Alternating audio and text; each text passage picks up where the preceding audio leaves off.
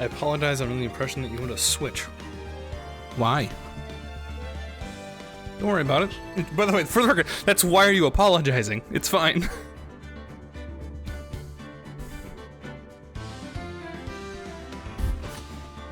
Hello, Eagle. Hello, Sylvie. Hello, Necro. Hello, Seiko. You are the console person? I don't own any consoles. Except for the ones that have appeared on my stream, and then I sold that console, and I may buy them back in the future. Was it said long enough? Now it's time to snooze. Fair enough, comrade. Enjoy your snooze. Good to see you. What console was it? I've played randomized Pokemon games on my very real 3DS. However, one time I did play Breath of the Wild on a Switch, and that's not of exception because I play without emulating constantly.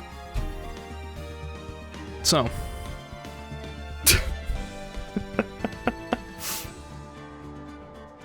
I would never emulate. Never. Don't pirate, kids. This is brought to you by the Twitch TOS. It's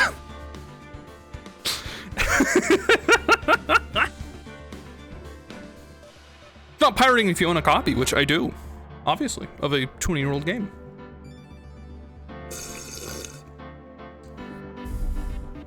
Hi, Risha.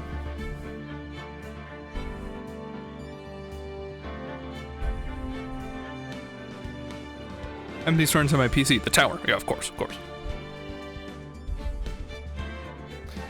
I feel like I was asleep during 3 to 4 streams. Have you had any more car adventures? Like, me personally?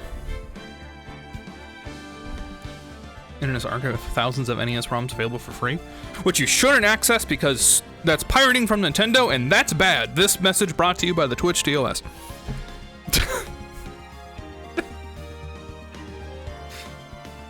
It doesn't count as a joke if I say it seriously. You had non-personal car adventures? Well, I'm currently like quote-unquote landlocked in my house in the middle of suburbia because of what happened with my grandpa. And we had to shuffle cars around in such a way that I am not available to have a vehicle.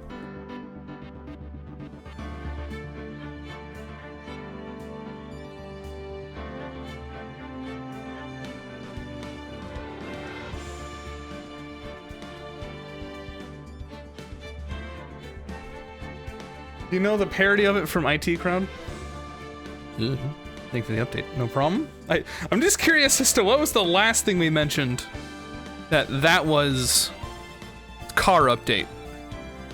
What was, like, of note 3 to 4 days ago about my car?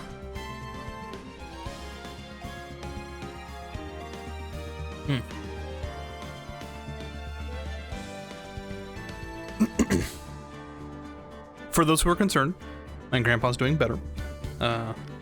My dad still has to be over there, but he's had clearance to do some things, so it's not as bad.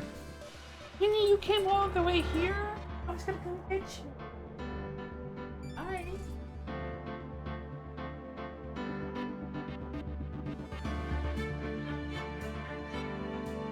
When you came all the way here?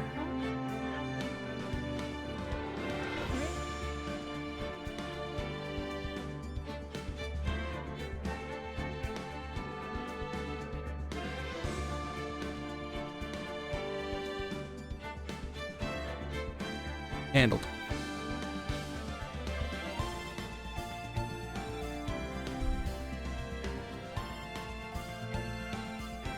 Winnie is now tucked in, just like Comrade. Anyway. Hi.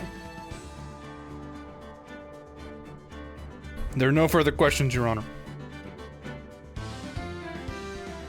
Nothing will happen yet. We have 2 more minutes.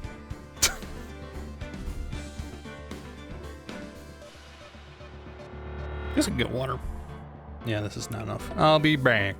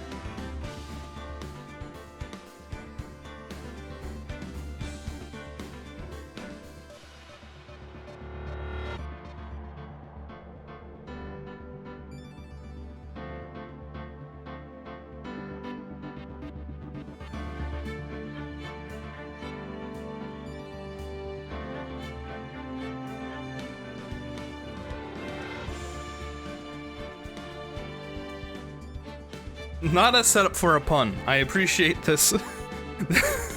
This amendum. Amendum.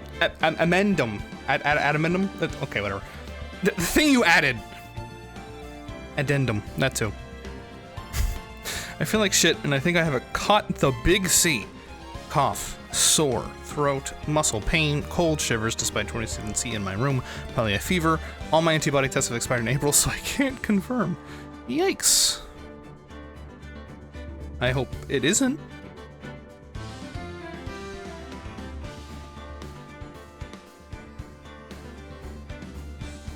If yours is anything like mine, and you don't have it, by the way, I will not be the one that, like, causes this premonition to pass. Why am I, like, trying vocabulary today? So, Mikey, I'm here gonna test you later. Huh? Oh, for addendum? Or for, exhibition? With hyper taste powers! Don't rely on that.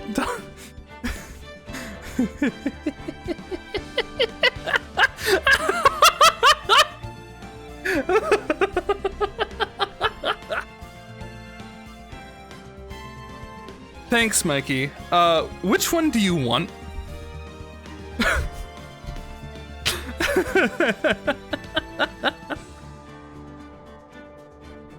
You caught me in the middle of laughing with more bullshit.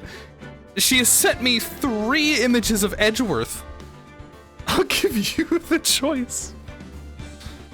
I can still taste, which sucks because I made a cake and screwed it up. You don't want to not taste, trust me. And here's the worst part. It's not even that you can't taste. It fucks with your taste. It, like, mutes flavors of your mind. Sweet things start to taste sickly, and, like, chicken starts to taste like rubber. It's bad. It's a bad time. It's like you got hexed. It isn't like you, like, lost your sense of flavor. It's like some bitch was like, "You will never enjoy food again!" Nah! And, like, everything sucks. Anyway, what's important is that COVID, which you do not have, I'm not going to be the one. At least with me, it was one night where it's the worst fever I've ever had in my fucking life. I'm, like, stumbling down the halls and shit. And then you're inconvenienced for 7 days. That's how it was with me.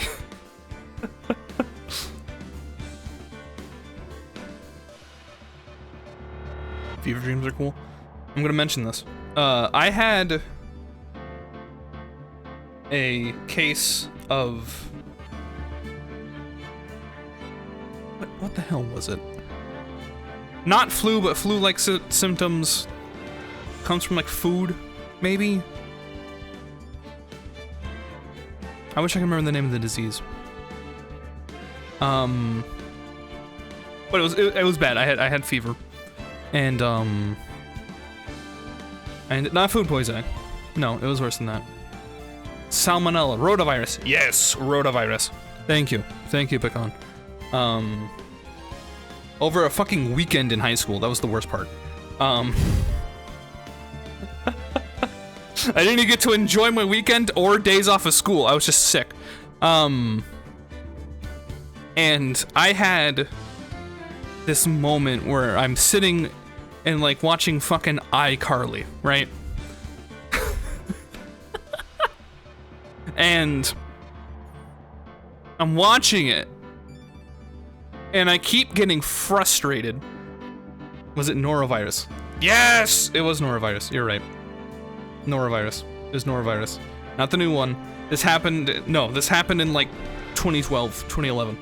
And I'm watching the show, and I'm getting frustrated, and my mind's like, I want to change the camera angle. This one sucks. And I'm like thinking it's like a Source game where I'm like, move the camera. Change the spectator camera. This sucks. Like, I don't want to watch this from this angle anymore. Change it. I remember getting more and more frustrated. Anyway. Here's the thing. Okay. I'm gonna give extremely vague descriptions. The Gen Z pioneer. I'm gonna give very vague descriptions of the images that Mikey has sent me. These are all Edgeworth. Keep that in mind. Okay.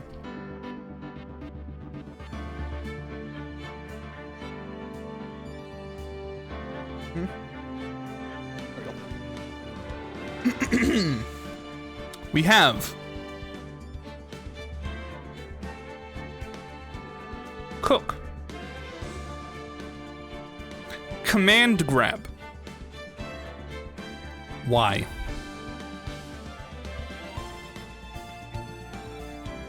Pick your favorite. 3 then? You like why?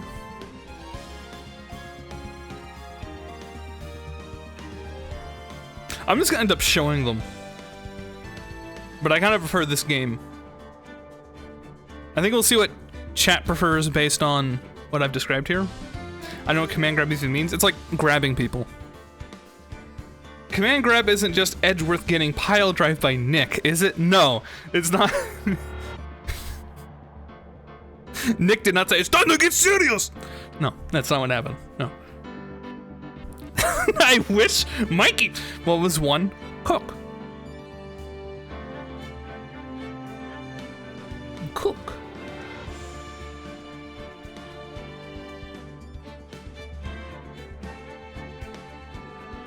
Cook. Okay. Alright. Cook. It's not cook! Alright. Alright. Alright. We're gonna go in reverse order, and when everybody screams that we picked the wrong one, let me know. Here's the old image. We're gonna start with just Y. This kind of just goes in reverse order. I'm curious about 2. Here is Y. Okay.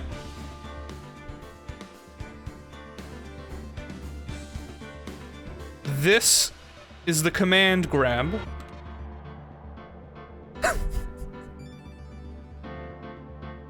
And finally, here is Cook.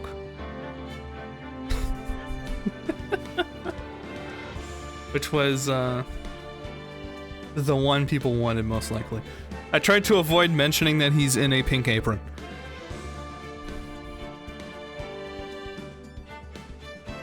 Rusha, what? The grab. I vote for the grab. People want grab? Well, might not fetch much. You'd be surprised. We're in a restaurant. And Edgeworth isn't even in this case, technically, but...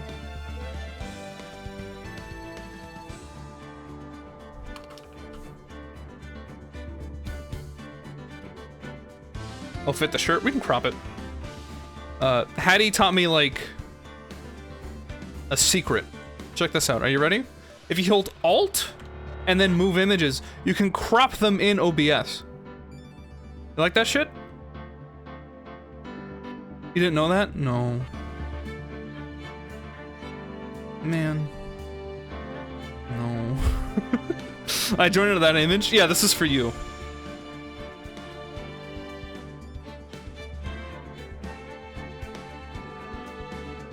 Anyway, hi Joe. And transform, I like doing it by pixel. When was Phoenix not a femboy? This could be hard to know. There we go. So, how do you think the trial went this morning? How do you think it went? You got a bit crazy in there. I just wonder if that killed our chances. Yeah, I guess it did get out of hand. Mr. Kudo's testimony did nothing to help us. Plus, now I don't even know the identity of the waitress who laced the coffee. All I know is what old Mr. Kudo saw. The apron straps and the ribbon. Did Maya finally kill someone? I was trying to guess that this whole time. But no. Carmet, are you ready for the synopsis of this case? It's gonna be crazy. And that the victim was wearing an earpiece when his eardrum was ruptured. Talk about a terrifying case of contradictionitis. Then play doctor and find ourselves a cure then, huh? Yeah, we gotta find one for Maggie, or she's gonna have a terminal case of guilty. Wow. Please wait till more people arrive. There's 12 people. These are popular streams, but I think 12 is the people that need to know. For here.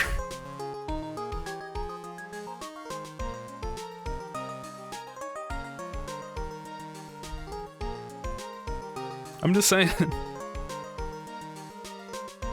I'm gonna run it over again. Let me grab food. Oh, okay. And when you're ready. Comrade is right. I'm not listening to anything you're saying. Hi, Brood. Welcome. That's probably the best way to enjoy the stream, is just mute it. Looks like Gumshoe's not here. Never mind that. What's going on? It feels different in here somehow. You think? Yeah, everyone seems to be on edge. Worth. What are you doing? Call in the offices for the briefing, quick! Can't you shut down the station server? Chief, quit playing on the internet! With my email pen pal, lead as in princes. Save her later. I'll turn it up now. Oh, lead as in princess. Everyone keep busy in here, huh? Yeah, busy? More like panicking, if you ask me. What's going on? Something big. Watch the VOD in 2x speed. I don't think it'll help, because I didn't even cover it. Got it. Guess Maggie's still in questioning. But we got questions to ask her too. Maggie! Maggie! Keep it down, Maya. This isn't a playground, you know. I'm not even going to the restaurant yet. I'm not even going until Comrade's here. He's not ready. I don't need him to come into the stream and be like, what the fuck is this? I need to prep him. It's gonna blow his mind.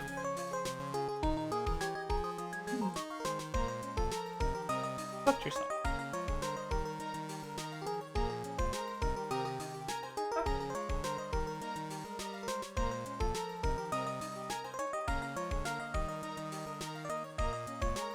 Play an ad. We aren't doing anything. God. You think this is funny? You like sending people to the ad realm? Huh?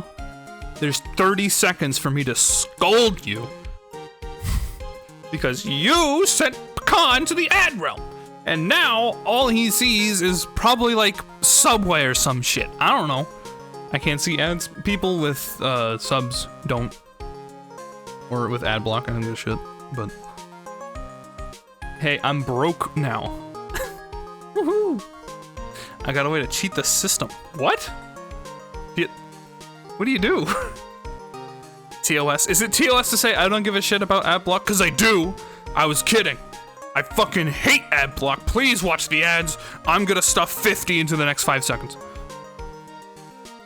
I can still see and hear you. Oh, wow. I wish that's how it was. That's how they should be. Like, they have that little preview. Like, just... I don't give a shit about an advertisement as long as I can still watch what the fuck I'm watching. But when it's like, no, and it like blocks everything, so I have to watch this shit. Opera GX brother, let's go.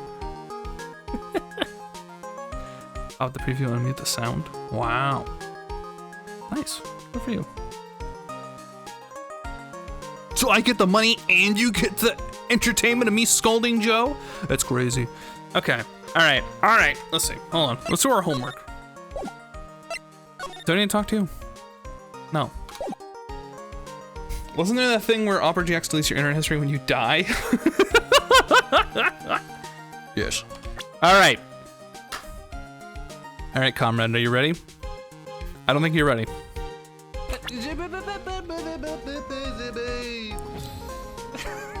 I forgot about this. Well, thank you for 3 months. Don't fret. Thank you though. So, Mr. Germa the programmer that's wearing a fucking scouter. from Dragon Ball Z shows up to this restaurant run by this gentleman. Now, his food canonically sucks. Like, I have evidence that the food sucks and is expensive. I don't know why. But I do. Now, this guy shows up and he drinks a cup of coffee and he dies of cyanide poisoning. People blame former defendant and now current defendant, Maggie Bird. You may recognize her from the first case of the last game, maybe.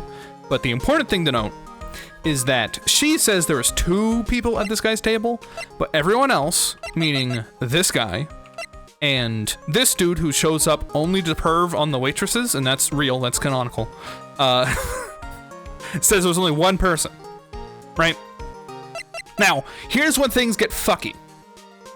She was already found guilty because there is a fake me who did the court ruling, and it was already decided that she's guilty.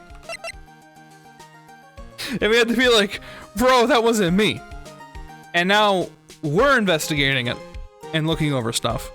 And we found out some things, such as this individual is I'm pretty sure fake you also killed the guy. Just a guess. I mean, yeah, but that's like in the cutscene. We can't we're skipping time there. We can't skip to the cutscene and know about the hair. Just wait. Anyway, this guy is an ex-con, and he stole our Magadamana. And part of the reason that she was convicted was that this dude won $500,000 and then died. And then his tickets disappeared between him and they were found on her. And so was the poison was also found on her. But this last case we proved this dude did not know who the waitress was. It could have not even been her. It could have been anybody. Magadamana. Yeah. Magadamana. Magatama. Any questions? Who was this oogling her butt? Basically.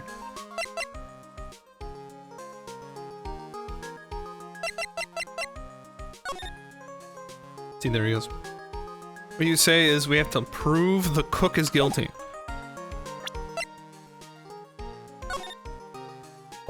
Possibly. But there's still the question of who the hell was impersonating us. Because he could be the one trying to make her take the rap for it, you know? I think it's between those 2. So now we're actually gonna go to the kitchen. Are you eating all the cakes yourself? Yes, Necro, are you? Empty, as usual. Wait, hold on. Did you say that the cake tasted bad this time? By the way, hold on, I gotta scroll back.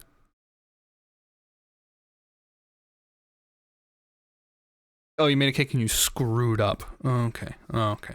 I was gonna say, if it tasted bad, uh-oh. But like if you screwed up, that's chemical. Anyway. Empty as usual. Yeah, and it's lunchtime too. That's it, come on, come on, come on! Hey, that sounds like... Now, just call an 8, pal. Come on, I know you can.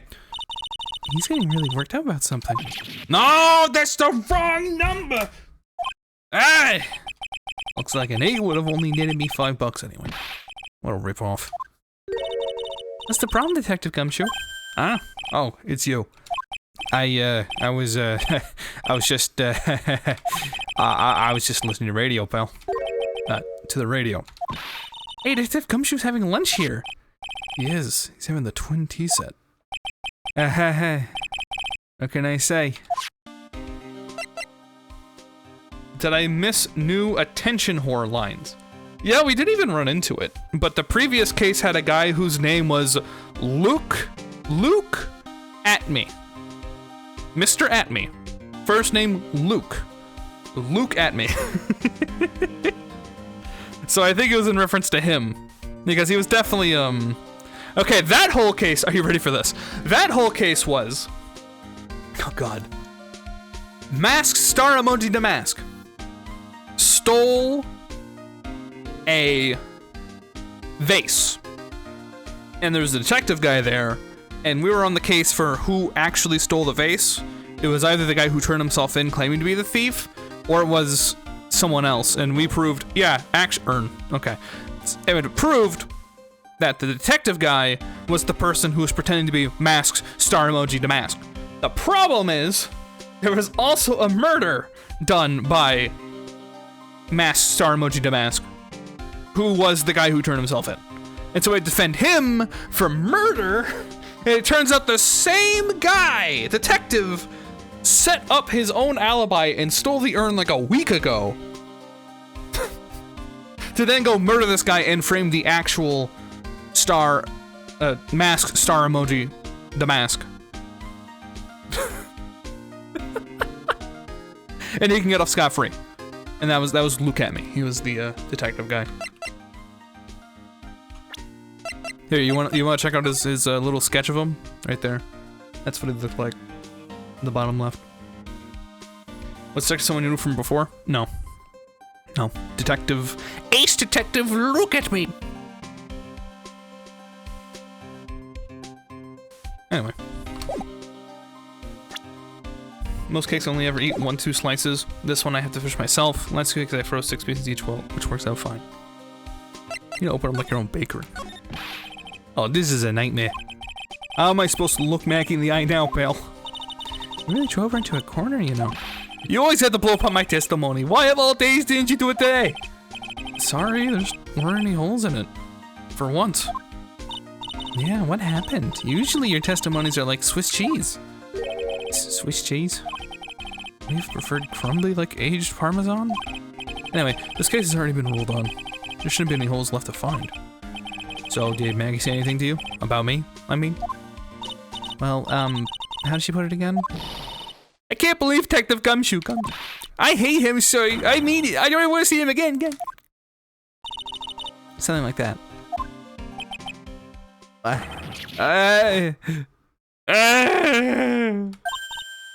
Please, Detective Gumshoe, I didn't mean... Why? Why is this happening? He's banging his head against the wall, Nick. Oh man, poor Gumshoe. So, did you like the twin tea set? I've never paid that much money for lunch before. I was so nervous, my hands were shaking. So, how did it taste? Well, for 20 bucks, I guess, I don't know how to describe it, really. It was... delicate? Delicate? You mean you liked it? I didn't taste bad. It didn't taste bad to you? What's the matter with him? Looks like he's thinking. Whoa, smoke! Woo! Does Edworth's suicide line count?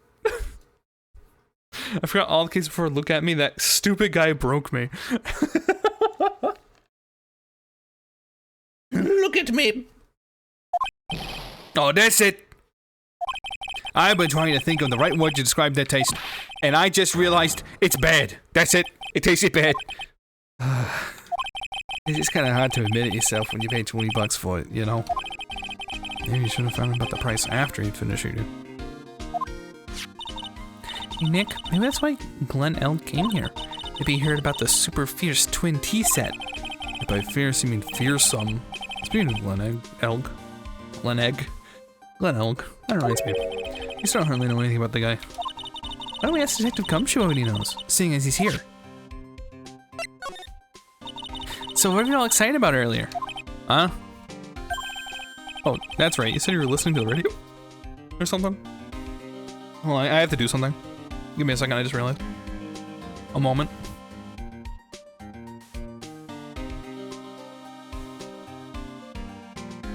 One second.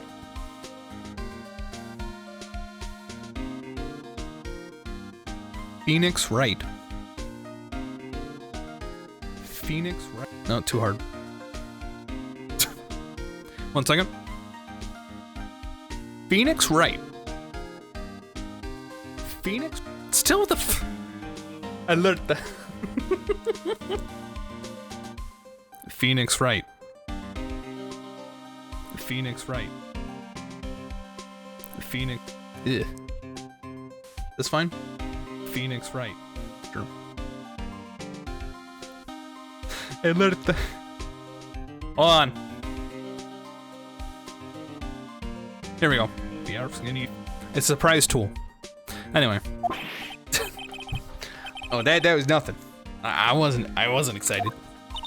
Oh, come on, Detective Gumshoe. You can tell little old me. What were you listening to? Nothing, really. It was just the daily exercise show.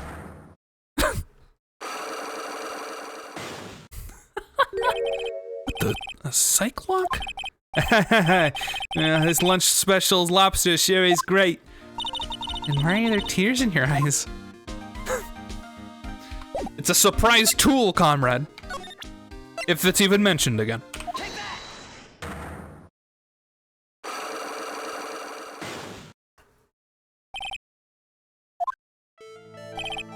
Alright, Detective Gumshoe, tell me the truth. What are you listening to? Oh, no white bell. Now that you've made a big thing out of it, I ain't gonna tell you. We'll see about that, pal. Considering all the noise you were making while you were listening, it's pretty clear what kind of radio program it was. I'd say it was related to... the lottery. I'm right, aren't I? You're listening to the lottery results, weren't you? You thought you would try to win big, just like Linelg did. It's like he can see right through me. Huh? I've cracked him already? Gumshoe's in love with her client. Oh yeah, by the way. See, pal? That's why I said it was nothing. I can see why. Damn. You a fan of the Boyd? Me too, pal. I'm really pretty lucky, so I figured I'd give it a try. What's with everyone in the lottery? So how'd it go? I won 50 cents. It'd be better to win nothing at all than half a lousy block. I'm so mad. Yeah, I know the feeling. I bought the same kind of ticket as Mr. L. See? And they got this special radio show where they announce the winning numbers. They even do the drawings live on the air. It's intense, pal. I bet that's what Mr. L was listening to the day he was killed. Yeah. Wait, what time is it now? It's after 1:30. Lottery results always broadcast at the same time? Yeah. Look, I got this flyer when I bought the ticket. Yo, more time shenanigans. Millionaire radio. That sounds cool. I want to try it, Nick. Then buy a ticket, Maya, with your own money. Skrrr. January 7th. Très bien. Huh? Mr. Armstrong's talking to someone.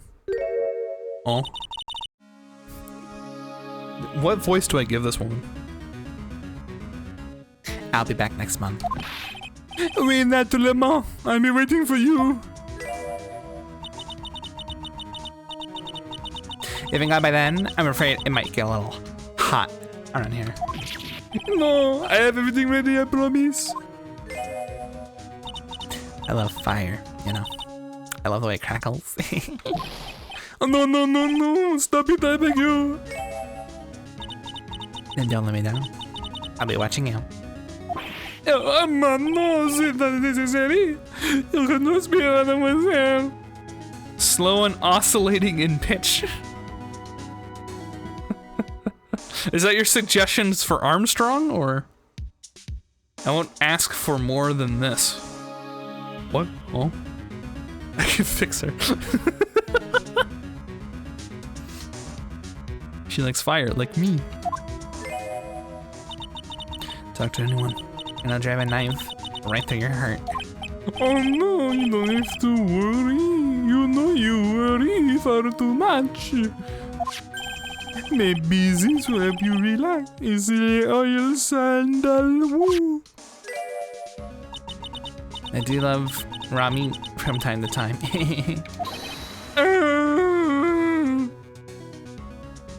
Chat, you can't fix her, she'll fix you. Yeah. I'll be taking my leave. Goodbye, for now.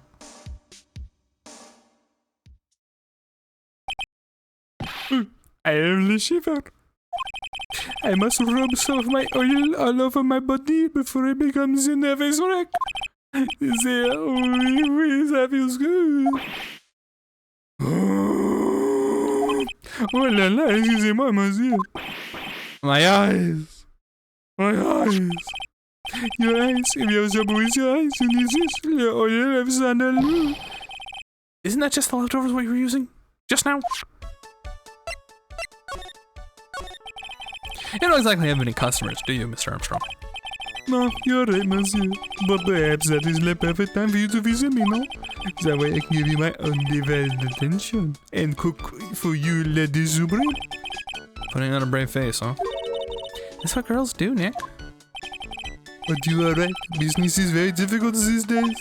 Perhaps the name is the problem. You do not understand it. They think it is try. I just wanted people to think that my restaurant was exclusive. They think you just serve fast food on cheap plastic trays. Nick, that's the kind of thing that can make a girl cry. Have you forgotten that Mr. Armstrong is a man, Maya? But the restaurant is my life. He's my everything to me. I would defend it to live in alley. No one will take it from me. Okay. So who was that woman you were just talking to? Oh la la, you saw that? Well, yeah. Sorry. So, who was she? She looks so polite and graceful. Polite? Graceful? And she likes raw meat and fires, right? Like me? I'll be back next month, Mom. Oui, not le moment. I'll be waiting for you, yeah. If you haven't got it by then, I'm afraid it might get a little hot around here. No, I'll have everything ready, I promise, miss. We could be besties. I don't really think about it. Hey, Maya, I think it's pretty clear what kind of conversation they were having. You think so? Well, let's show them that piece of evidence and see what happens. Okay.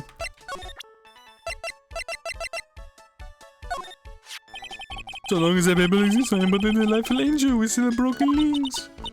An angel, huh? Doesn't bode well when you think about it. Both of these characters are some of the wildest designs I've ever seen in Phoenix Wright, by the way. They're like polar opposites. Yeah. Maya and Phoenix are definitely...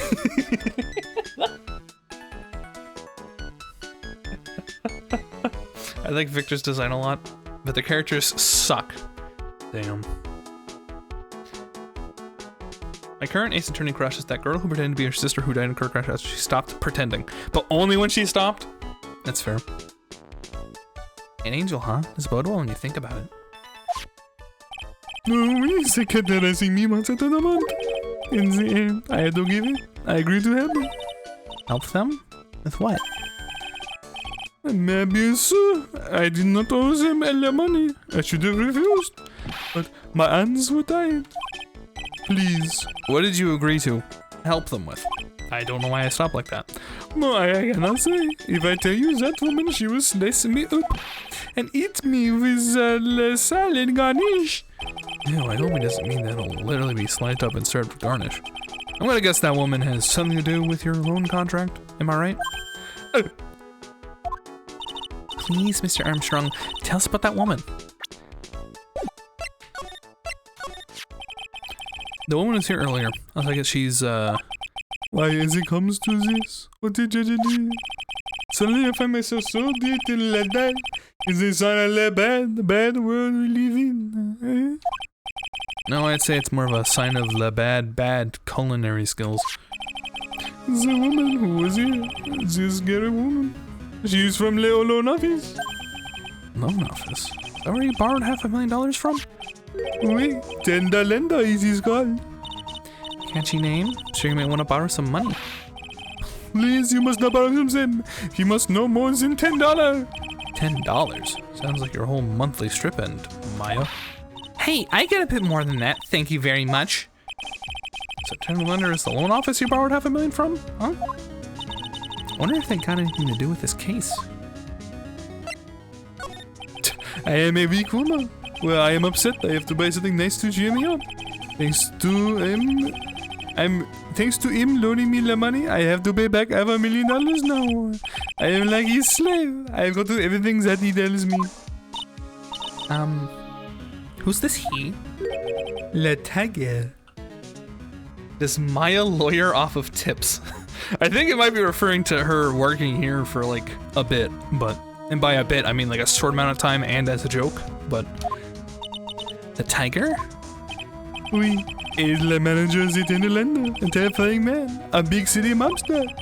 When he shouts at me, my knees are trembling and his voice is ringing in my ears for 3 days when he rips my shoulders and then twists my neck in a burst move. As soon as I hear the noises I bat an old scooter, he writes a little cry. Big city mobster who rides a battered old scooter? Does this guy resemble me by any chance? Oh, no. The man has a presence, a most formidable personality. Although... Oui, he does have less spaggy hair just like you.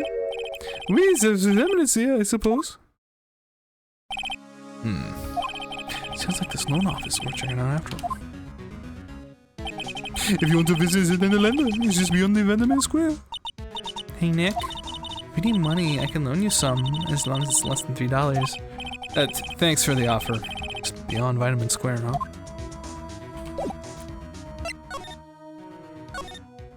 $3, yeah. This is something I wanted to show him.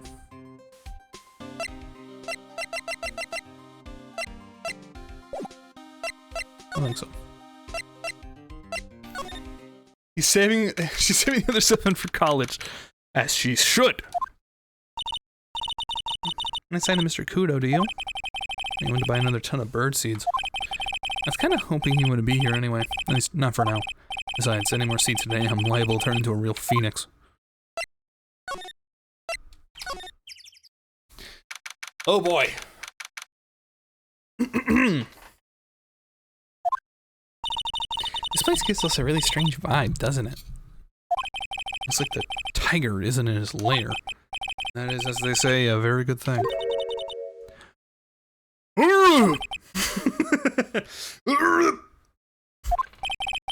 Like with a creepy voice makes your soul want to shrivel and die. Oh, it does not cure you. You're here to discuss a loan?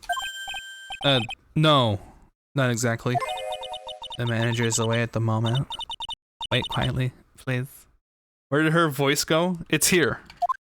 She does not cure you. I liked her first voice. Too bad! She's gone, just like that. Guess we'll just have to come back another time. But this is the perfect opportunity, Nick. This place reeks of suspicion. Come on, Nick. Let's take a look around, okay? Do you think it'd be okay? Of course. No one will ever know. Coffee. I'll leave it here for you then to enjoy. Quietly. Yes, thank you. Do not touch the desk, please.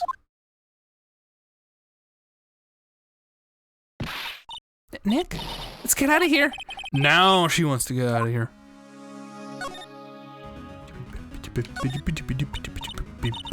Oh no, someone dropped the ashtray on the floor. That's gonna be a nightmare to clean up.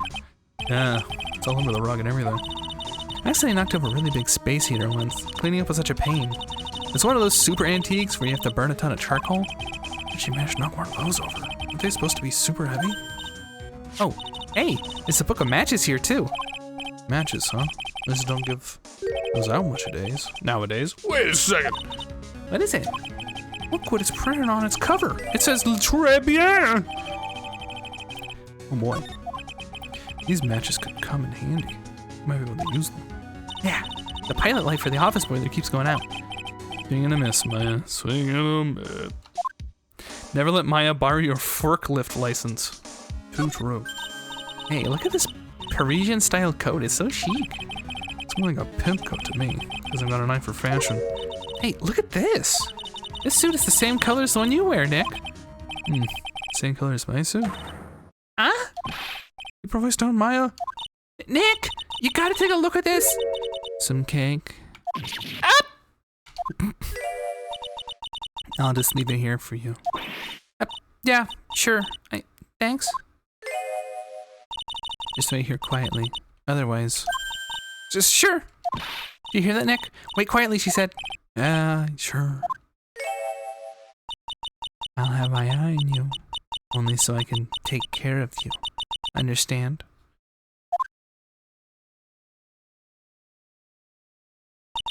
I'm scared, Nick. So? What were you getting so excited about before? Look on the lapel of this suit.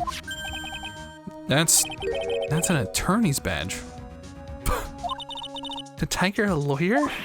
Oh wait, look at this thing. It's made of paper. USB badge. For some reason your badge something looks really cheap to me, Nick. Why does it recognize an obviously fake badge when they see one? I gotta show it more often.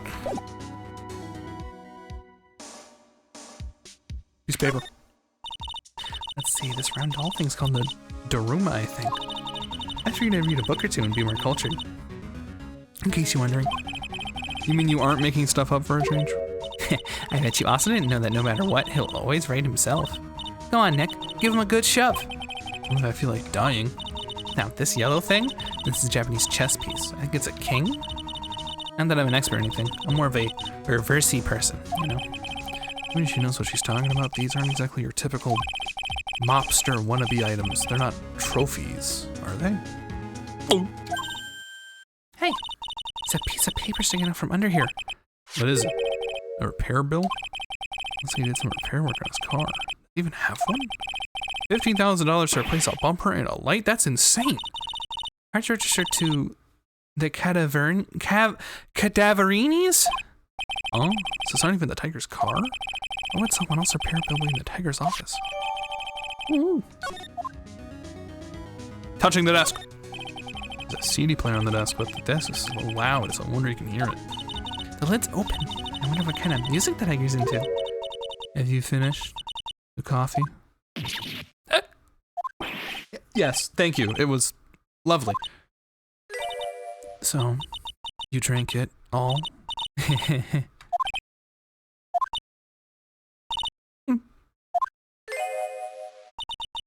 If you touch anything else that doesn't belong to you, there's always another cup.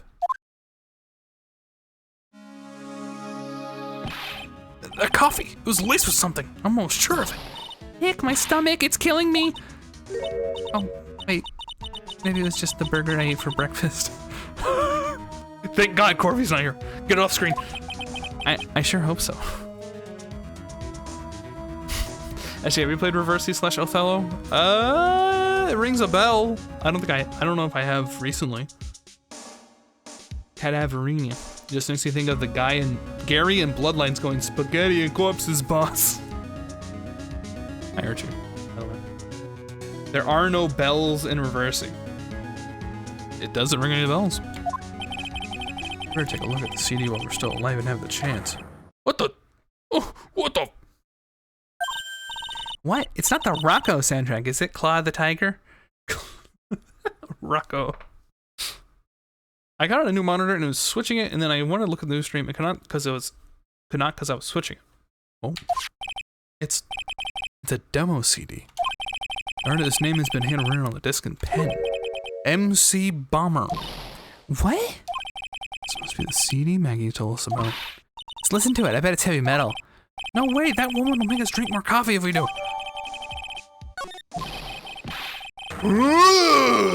There we go.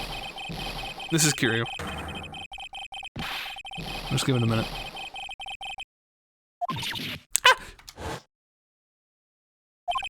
Come out from under the desk, Maya.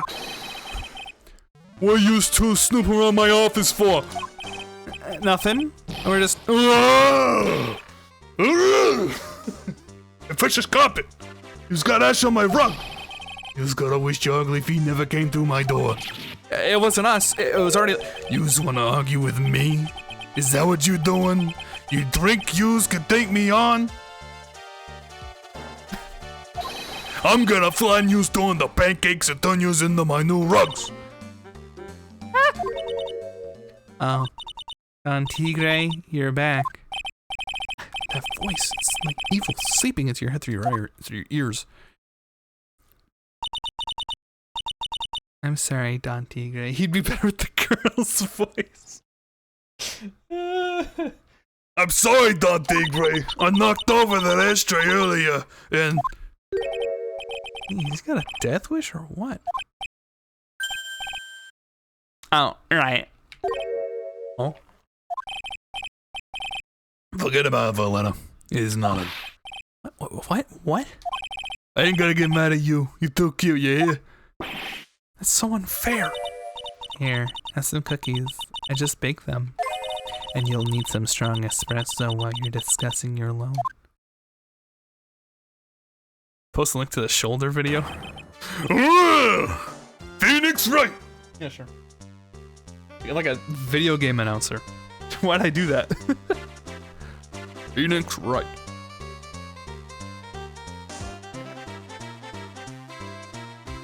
Let's see. Give me a second. Stop it! Stop! How did anyone fall for this knockoff Phoenix? I think Phoenix makes this face all the time. I think this is normal. Anyway. Stop! Bro. So he goes, Phoenix Wright!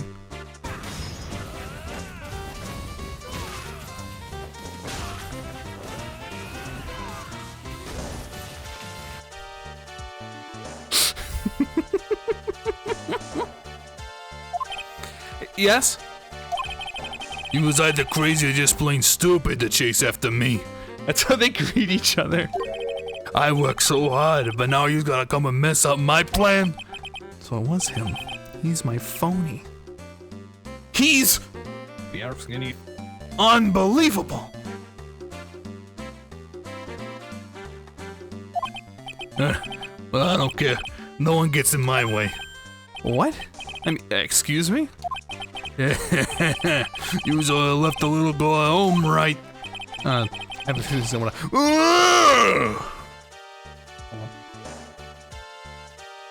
And anytime he yells.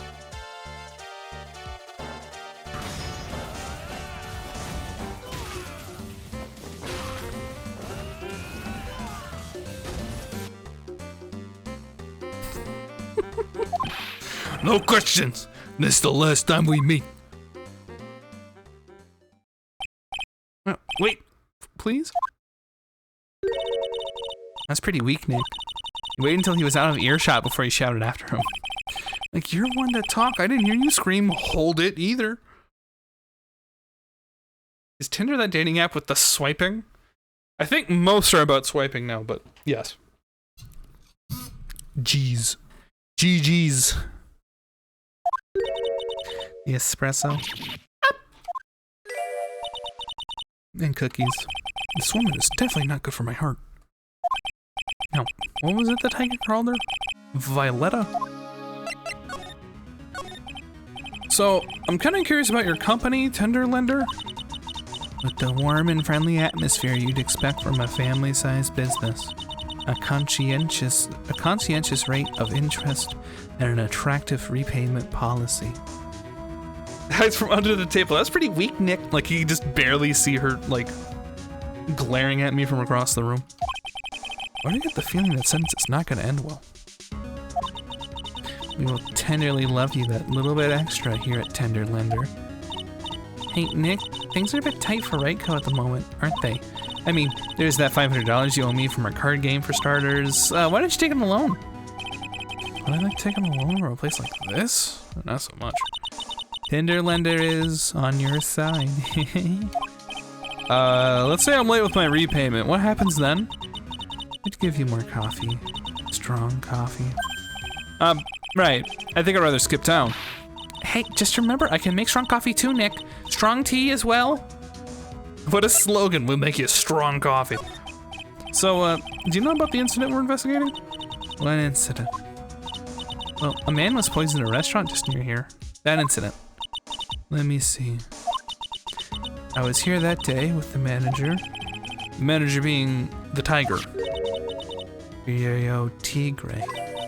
Furio?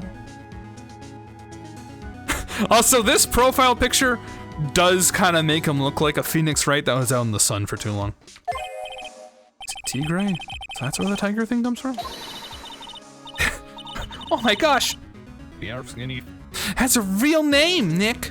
Hurry up and find out more about him!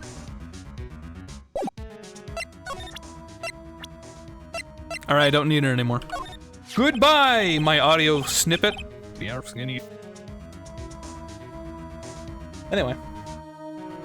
Can I sit with the tiger? I mean, Mr. Tigre? Cookie? Sure. Maybe Nick's real name is... Yuri. And my cookies baked them myself. Go ahead, Nick. The honor's all yours. Oh, no. Ladies first, Maya. I don't know how I look at this. I just don't get it. What kind of cookies? Laced. What are the tiger and the scary girl doing working together? We are lovers.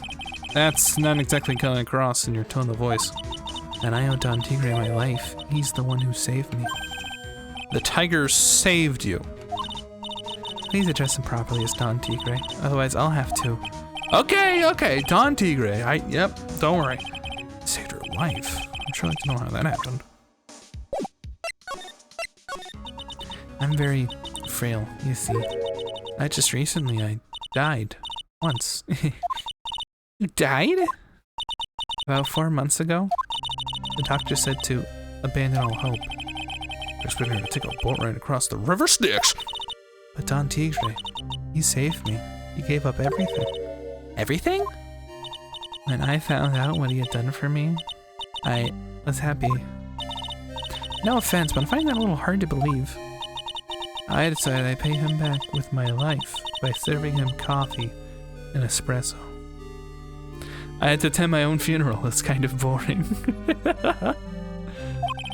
Still wonder what's in her coffee.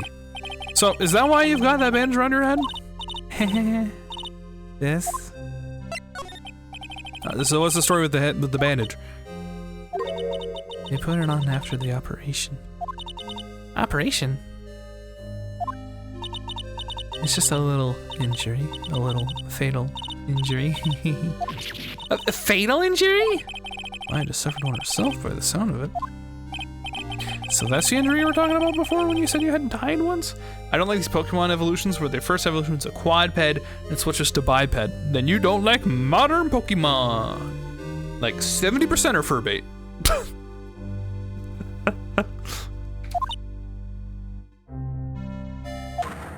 Oh. Whoa!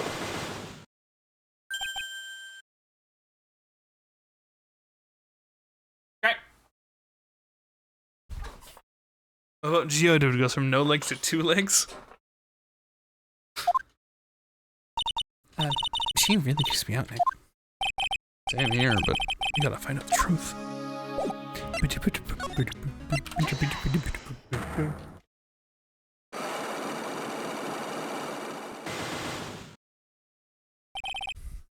Here we go. You said the bandage around your head was from an operation? I also said you suffered a fatal injury to the head, correct? Yeah, the operation was very difficult, apparently. Now, by fatal injury, you mean you were hurt very badly somehow, right? Did the injury in question have something to do with this? Well? Donuts? Huh? I baked them myself. Homemade donuts. I have one. What's inside? Jam and... I'm sorry, I didn't quite catch that. Thanks, but no thanks. I think I'll pass. Guess that was a flop. Look. What happened to this woman for her to have such a huge bandage around her head? Must be some piece of evidence that will prompt her to tell me what happened. A fatal injury! You were hurt? Or does that have to do with I got an achievement for the donuts? The car. I have here a car repair bill. From this, it seems pretty obvious that this car was involved in an accident. Let me see that. This bill is made up to the cadaverinis. Yes, it is. I don't think I ever introduced myself. Tell me, what do the cadaverinis have to do with me?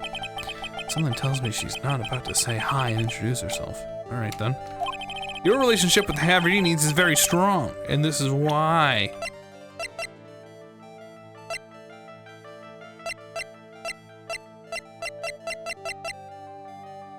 Well.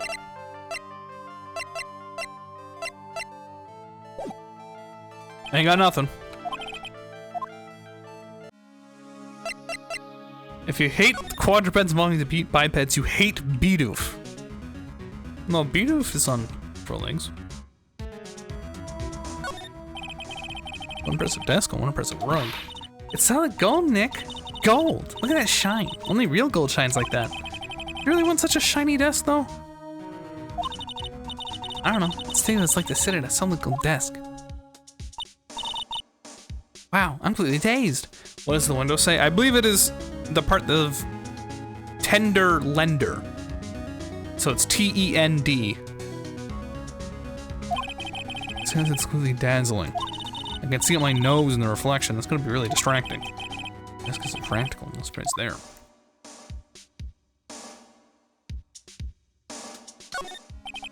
Went through compromise. I wonder what that's supposed to mean. It's only if they took the trouble to frame it like that. Yeah, well, it still doesn't make any sense to me.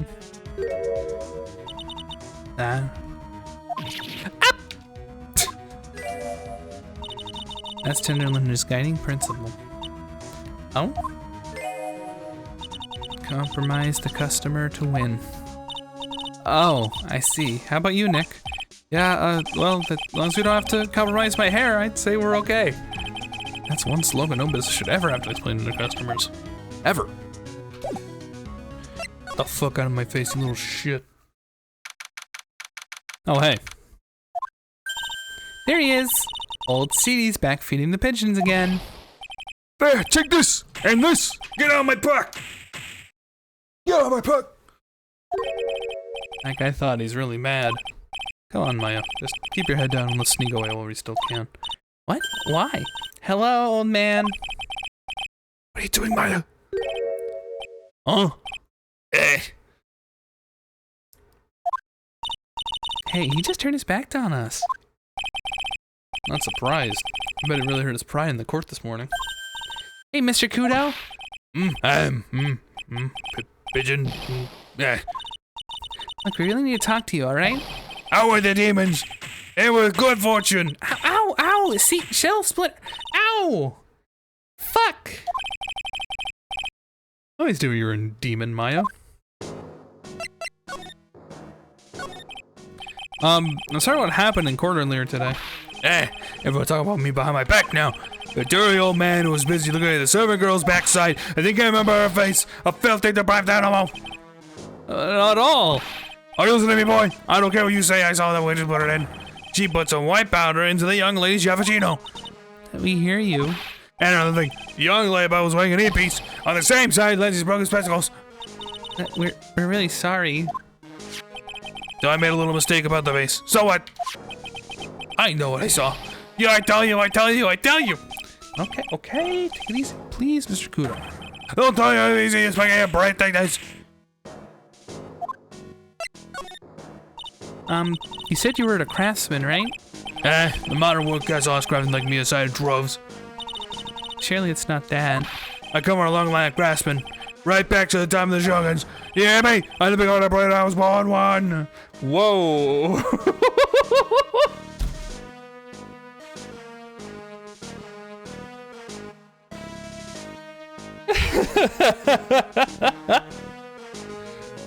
Yo, can we ban this bot in chat, guys?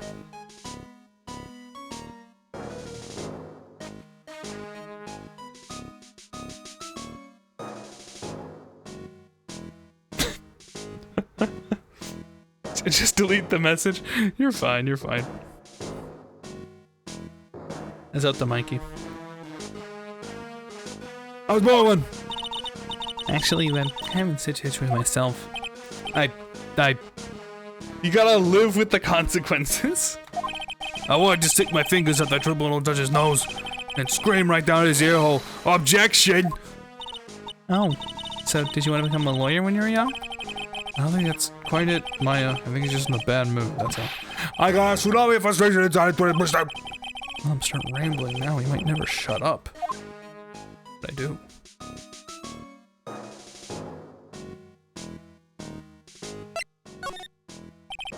I better let him talk.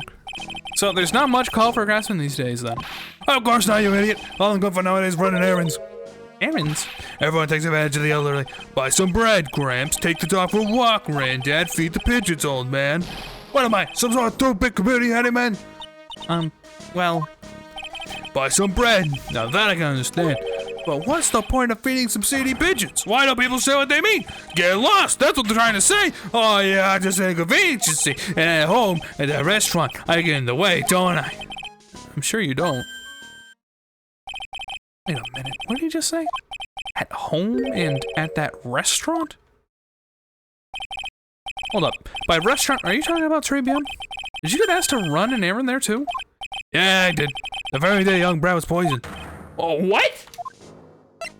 Fuck.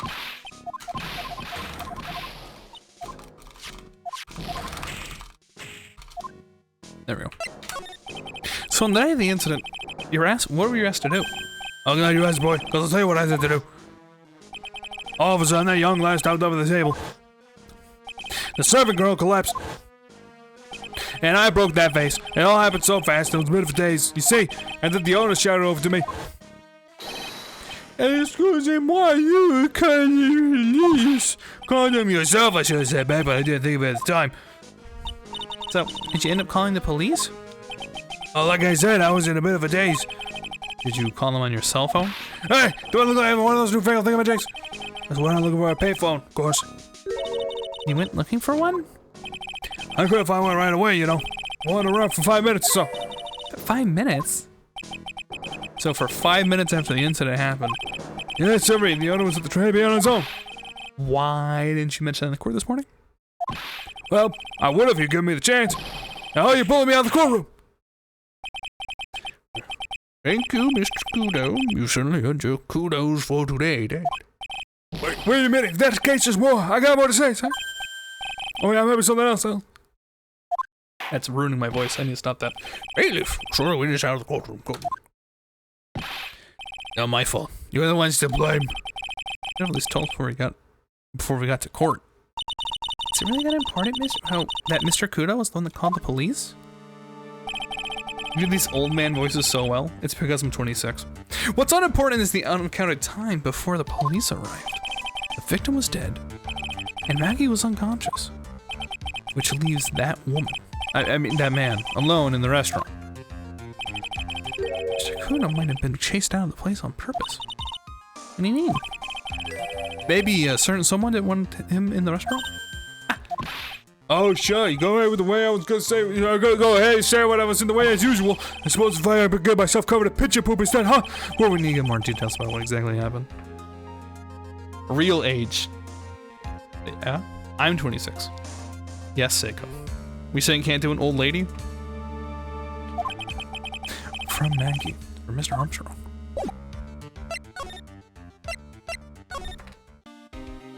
Hey, Bill.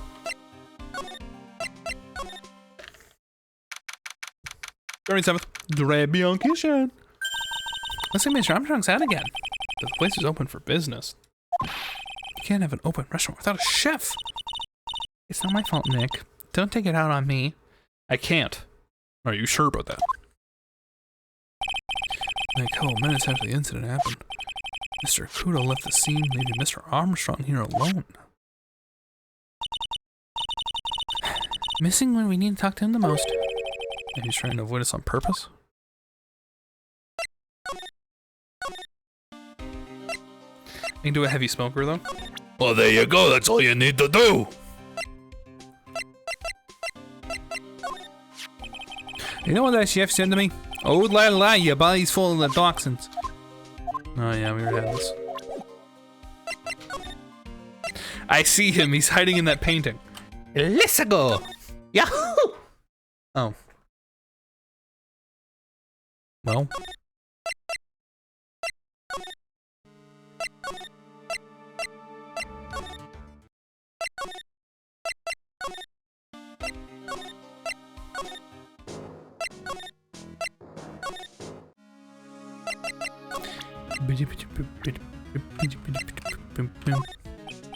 About this. More coffee. Let's have more. Oh, thanks. I had enough. Really, I'm so thirsty. I'll leave the office. Can't tell you anything except on tea, All right, weirdo. Eshe, who did it? That woman. That. Face fake. Not really from a hospital woman. It's all set up.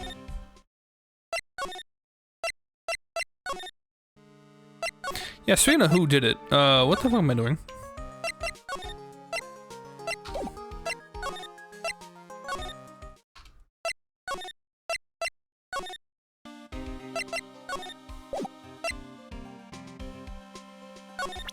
It's Pearl Imitation Room with the candlestick. Of course. What do you think about this, Detective Gumshoe? Oh, sorry, pal.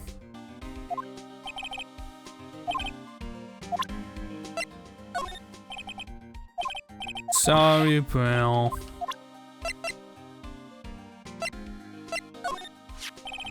Apparently, everyone's listening to the show now. That's because everyone wants money. What's up? Hi, Bruce. They say that the victim, Glenn Elg, was really into gambling. Yep, can't be gambling. I love it too. I won $500 last night playing cards with Nick. Huh? We were playing for money? Of course. So you better pay up. Now, you're a smart one, waiting for a cop to press before asking for the cash. Oh, Jesus. What do you make of this? All he could think about is Maggie. All he could think about.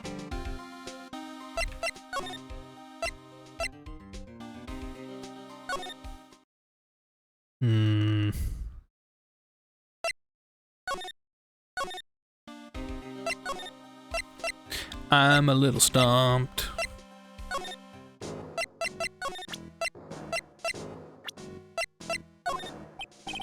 What do you want to take a look at this? Hey, let me get a million of my grubbles on my chest and look at a little wonky look. Got an earthquake of frustration side, it's ready to rumble. Look at that. Forget it.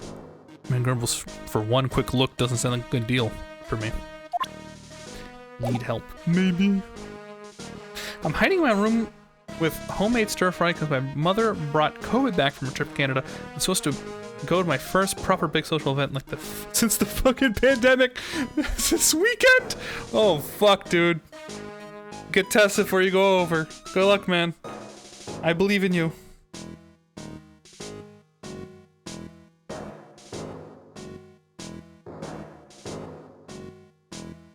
This is the chef or Gumshoe. Well, considering the chef is gone, guess I'll be just Gumshoe.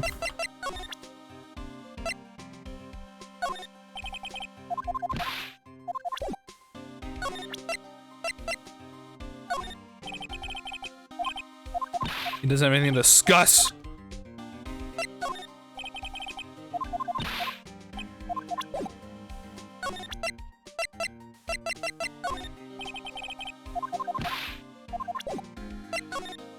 Bro. What are we supposed to discuss with him?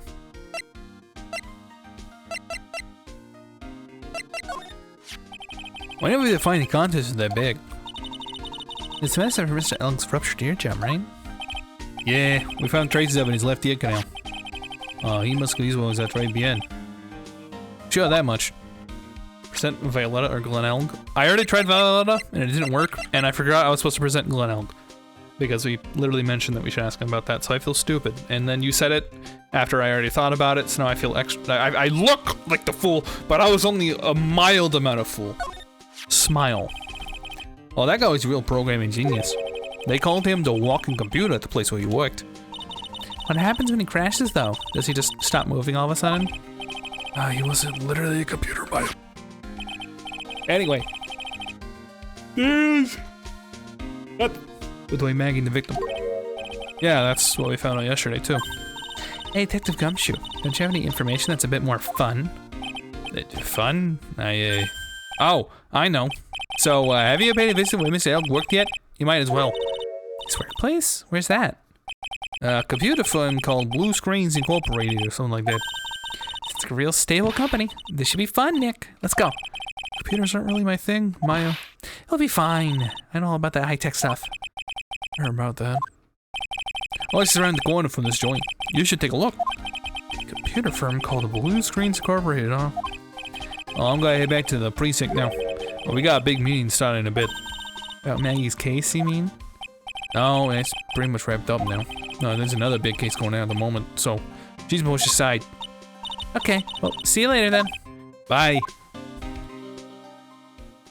Just making sure we're paying attention. Yeah. Hey, oh, wait, what? Hey kid, I'm a computer. Stop all the downloading. You better get going, detective, you'll be late. Well, actually, I got a favor to ask. It's a big one. A favor? Yeah, it's for, Maggie, actually. I was kinda hoping you'd give this to her for me. What is it? It's a lunchbox. I got up early so I could make it. I've been really worried about her. She looked like she lost a lot of weight. Detective Gumshoe, you're trying to make sure she's still thick with 2 C's?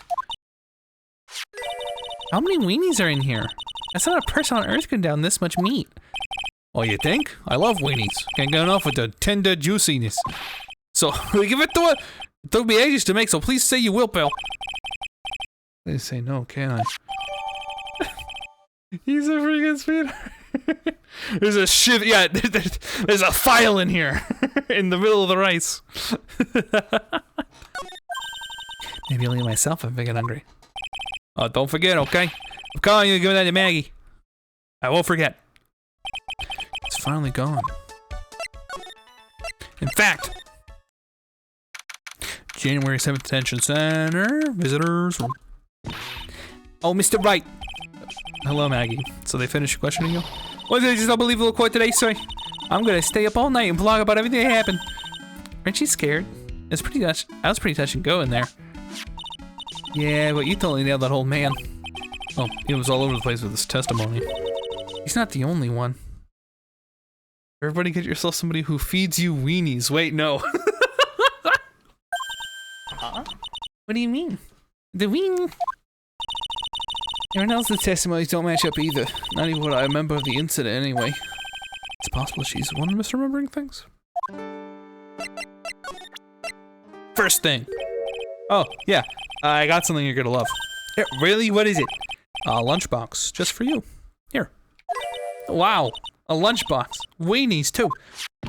I can't believe it. Thank you, sir. Did you make this just for me, Mr. Wright? Now it's Detective Gumshoe. Who else would make such a nice lunchbox for you? Detective Gumshoe. She's a real glizzy warrior. He's really worried about you.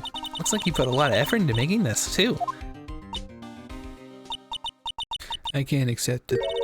Detention center rules. No gifts allowed, sir. Hey, come on, Maggie. Don't be like that. The rules are the rules. Lock you up if you break them. Somehow when ex-cop turned waitress says that, it seems a whole lot scarier. Anyway, I hate weenies. Oh, really? It's all yours, Maya. You can enjoy it with Mr. Wright. But... That's right. It's better than letting it go to waste. But... I guess so. Oh. Well, how was it? I hit the spot. I love weenies. Oh, good. I'm glad I gave it to you then. Sorry. Well, this sucks.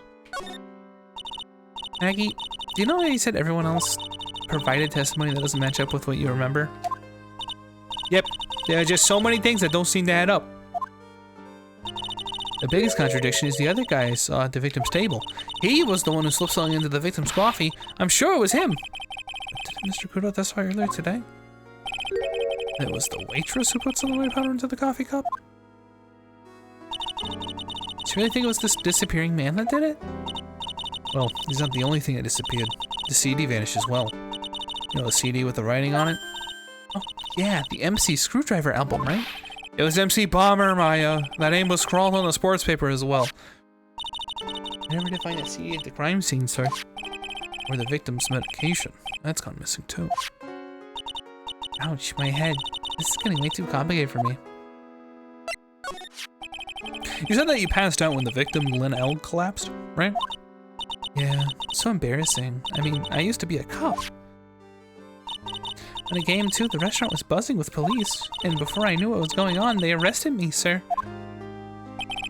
So between the time the victim collapsed and the time the police arrived on the scene, that's not Maggie? Yes, don't worry, we're on it. You have no idea what went on Tribune. No, no idea at all. Why? Is that important, Mr. Wright? The other witness, the old man from the park, was pretty much chased out of the picture. Chased out of the picture? What do you mean? Old C was inside the restaurant because he was told to go call the police. Exactly. And you, Maggie, were unconscious. That means Mr. Armstrong was alone in the restaurant for a brief period of time. No. You don't think Mr. Armstrong set me up, do you? When you consider the facts, it's hard to imagine that Mr. Armstrong isn't involved in this at all. It's like the master biting the paw of the dog that it feeds.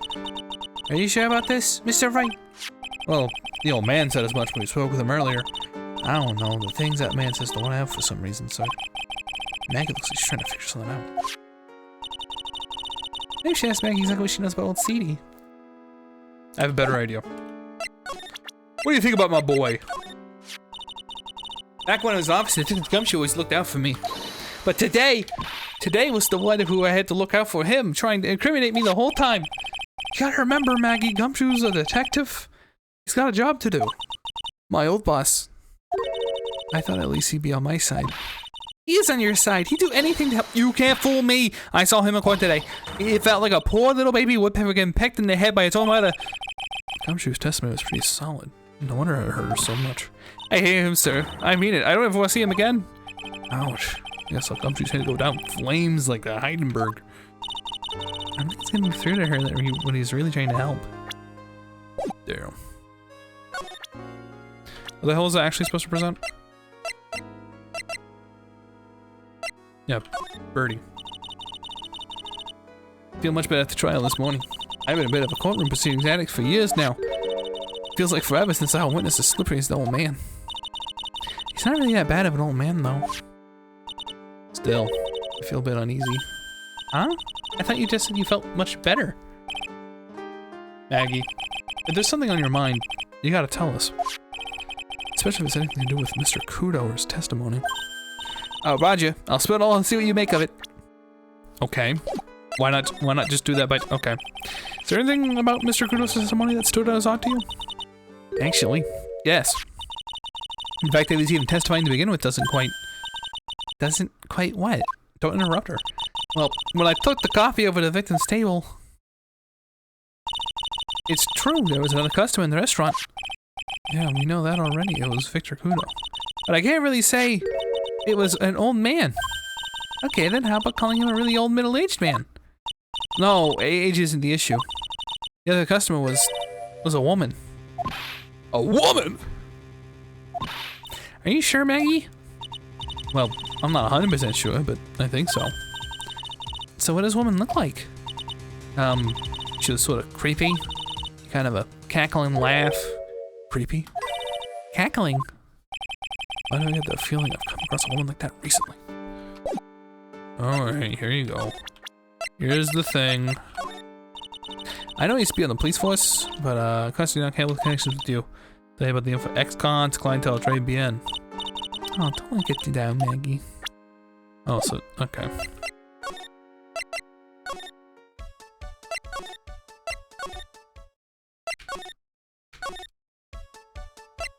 Let's try going out.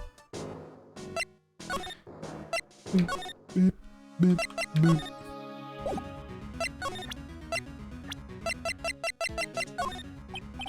How about this?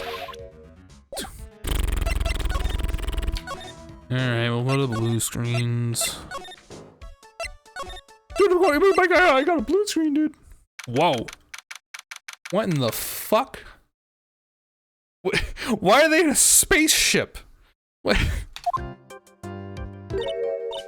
Alright, this place is so high tech. You can almost smell the electricity in the air. It's computer firm, Maya. They can't work without electricity, you know. Who are you? Oh, well.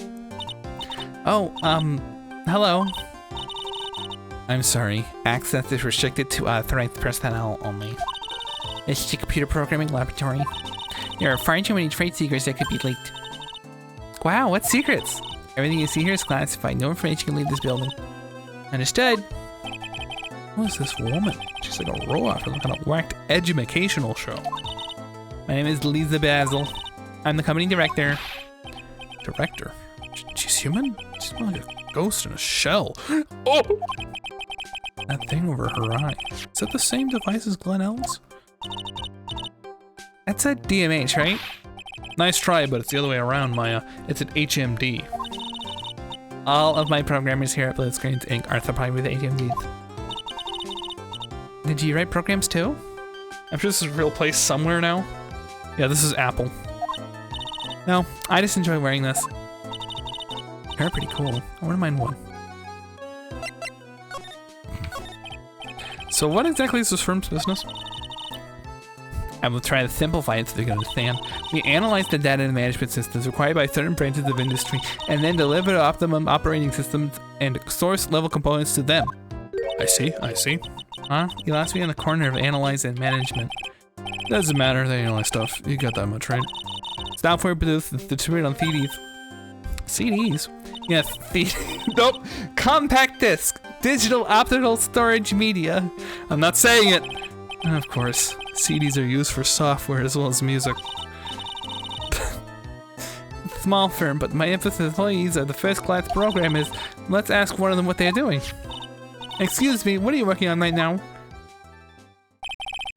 I'm researching the impact of time slicing electrical structure burials. Obviously, the program structure heavily influences response time performance. So the coded events of individual rails and vary overhead is commercially important to the success of the execution. Yeah, that's just normal programming information. I feel like that's a canon response. What are you up to? I'm working. He just named what he should be doing in general.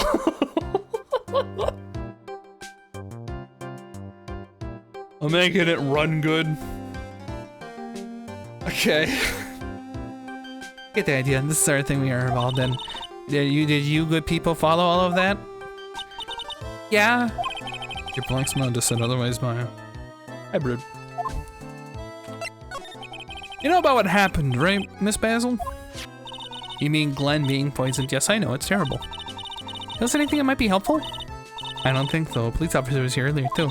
I'm not gonna tell him anything either because the waitress who committed the crime had nothing to do with Blitzscreens Inc. Oh. How about Mr. Elg's desk? Have you cleared out already? No, not yet. It's this one right in front of you. Anything that might be useful to you, you are welcome to take it. There might be a clue here somewhere. Such as him being a gambling man? Whoa, look at this desk, Nick. What a mess. Pretty average to me. But you can't get any work done with everything all over the place like this. You think? Real whiz kids can work on air conditioning, you know.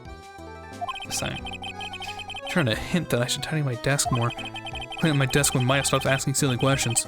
No hurry though. Hey, this calendar. What about it? If it's for another hint about tidying, forget it. Someone's marked December 3rd in red pen. The 3rd? Today Mr. Elk was murdered. Anything else? Yeah. It says, meet with the tiger. The tiger? Ooh.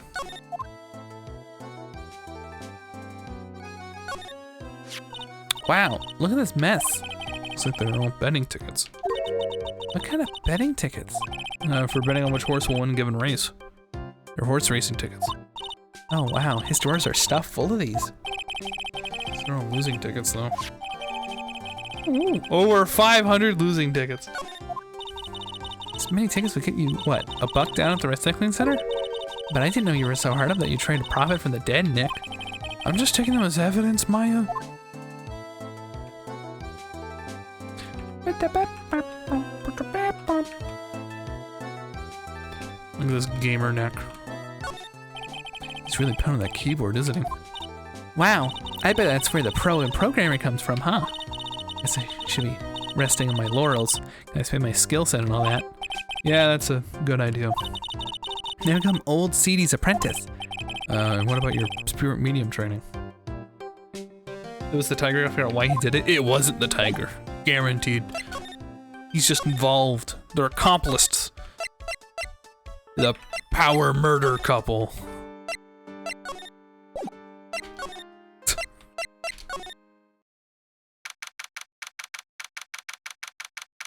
Jeremy's at the police station, criminal affairs department. The maid servants went up in smoke.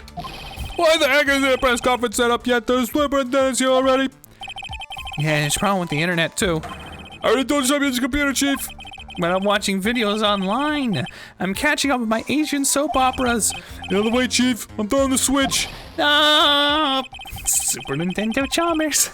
Just when some young guy was about to confess his son's hot to trot girlfriend. What? What to trot? What? Okay. Wow, this place is really buzzing.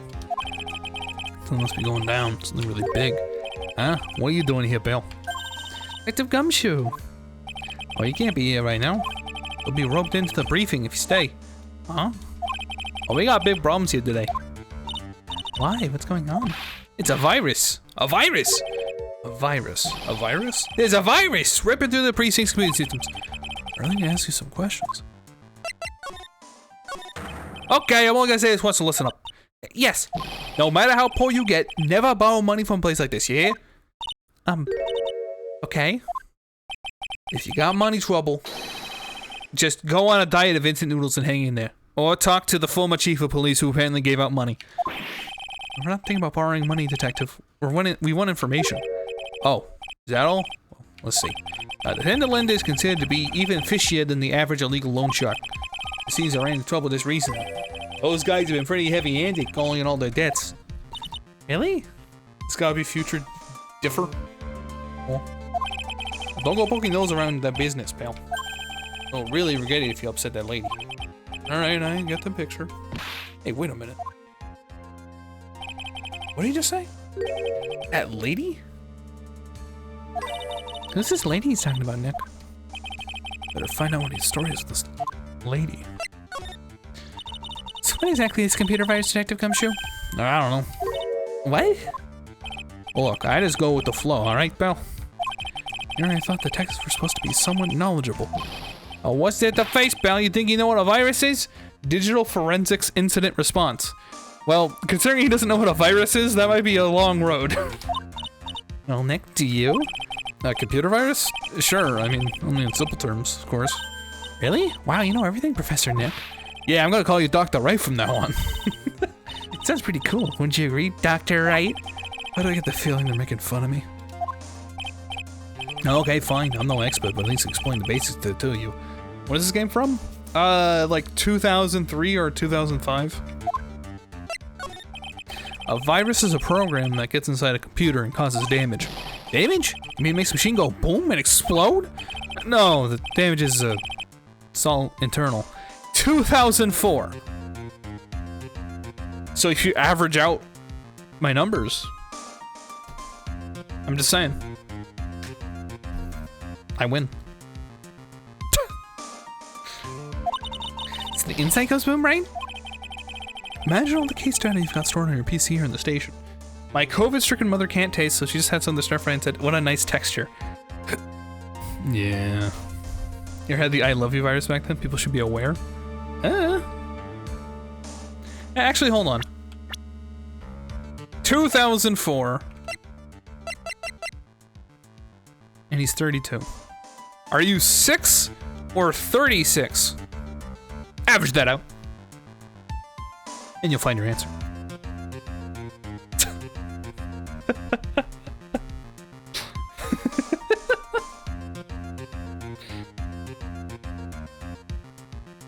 So I'm right. About what?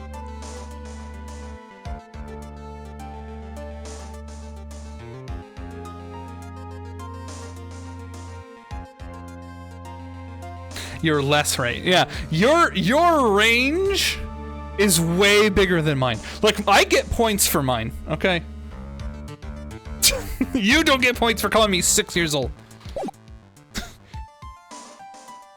Imagine all the case data you got and you're stored in your PCs here in the station. I bet it's gonna wipe out all that. That's the kind of damage I'm talking about. Whoa, that's scary. Yeah, what's even more scary is the viruses are infectious. Infectious?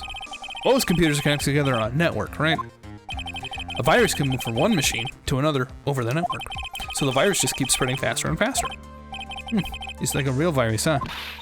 But Nick, why would anyone want to make a program like that? Yeah, it takes ages to type in all that data. Why would you want to destroy it, pal? No, people don't infect their own machines. They send the viruses to someone else. What? That's horrible. Oh, I get it. It's like you sneezing on Mr. Goddard so he catches a cold. Right, then he wouldn't be able to turn up in court because he'd be too sick. You really shouldn't do stuff like that, Nick. It's wrong. Ooh, hey, okay, why am I involved?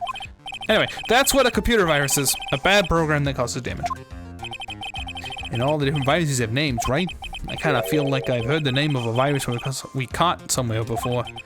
Name of the virus, huh? I heard of it before, too. What is the name of the virus? Could you tell me? Well, that's the girl who works over at Tender Linda. You want to stay away from her, okay? I mean it. She just kind of look unforgiving, doesn't she? Oh, that should be the least of your worries, pal. What's that supposed to mean? It could be worse.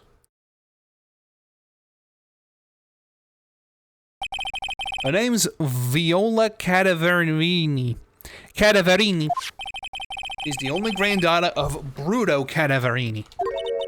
Bruto Cadaverini? Do you know who that is, Nick? I never heard of him. Wednesday Addams. Did I be able to count my dogs? Uh-oh. Bruto Cadaverini's the boss of the Cadaverini family. The Cadaverinis? That's one scary sounding name, and not at all Japanese. Oh, we can't touch them. They're way too powerful for the police. But you're thinking of taking them on, aren't you? No, I don't remember saying I was going to. Better get some more info. Gumshoe for his family.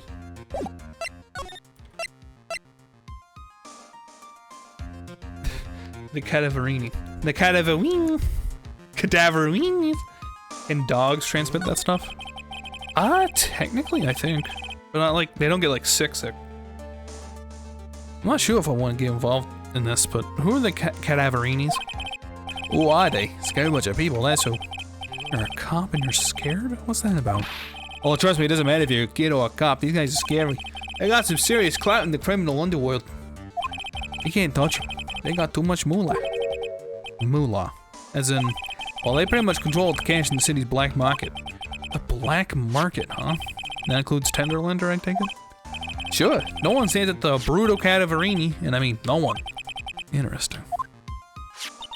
So Viola's the granddaughter of some mafia boss? Yeah, and everyone knows how much Bruto loves his little girl. She means everything to him. So, how did she end up at the Tenderlander?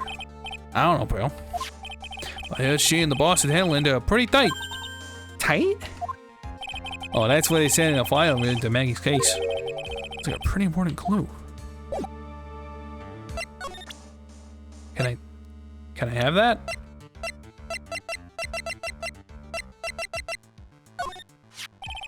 Maggie's probably crying all alone right now, huh? Yeah, thanks to you. Hey! I'm sorry! I'm so sorry. Maya, don't torch poor Gumshoe's feelings like they're cheap cups of cheap creme brulee. You're really sharing crazy about Maggie, aren't you? No, I'm not. It's not that You don't have to hide it, Gumshoe. Pretty obvious. Yeah, you're way too plain looking for Maggie, right? I'd arrest you right now if you weren't so right. Aww. I don't think you're plain looking, Gumshoe. Jesus. What the fuck?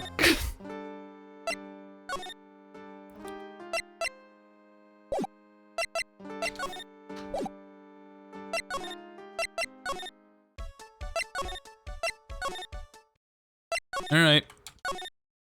Emotional damage.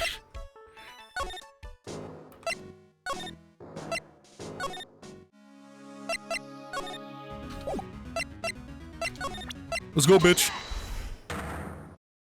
Nobody eats anything but plain white bread for a reason. Plain is in! Huh?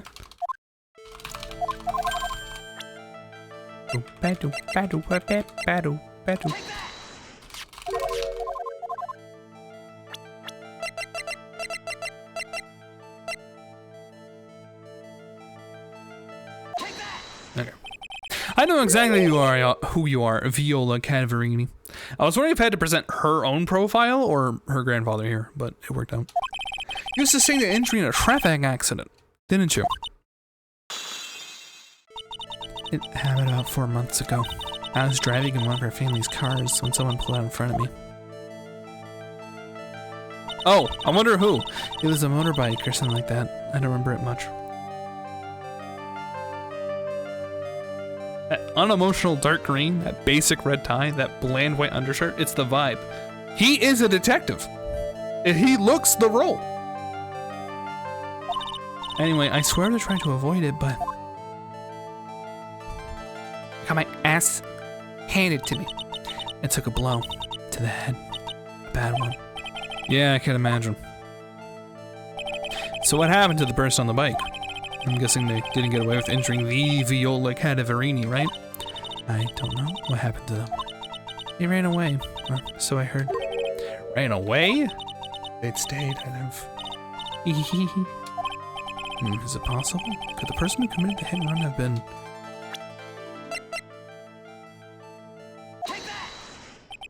It was this man, wasn't it? He was the cause of your accident.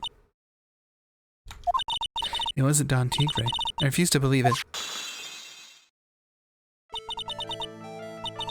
Cadverini is Italian for little corpses. The word in variation of the Italian cadavere, which is the English equivalent of cadaver, a synonym of corpse. Yeah. She thinks a person from One Piece.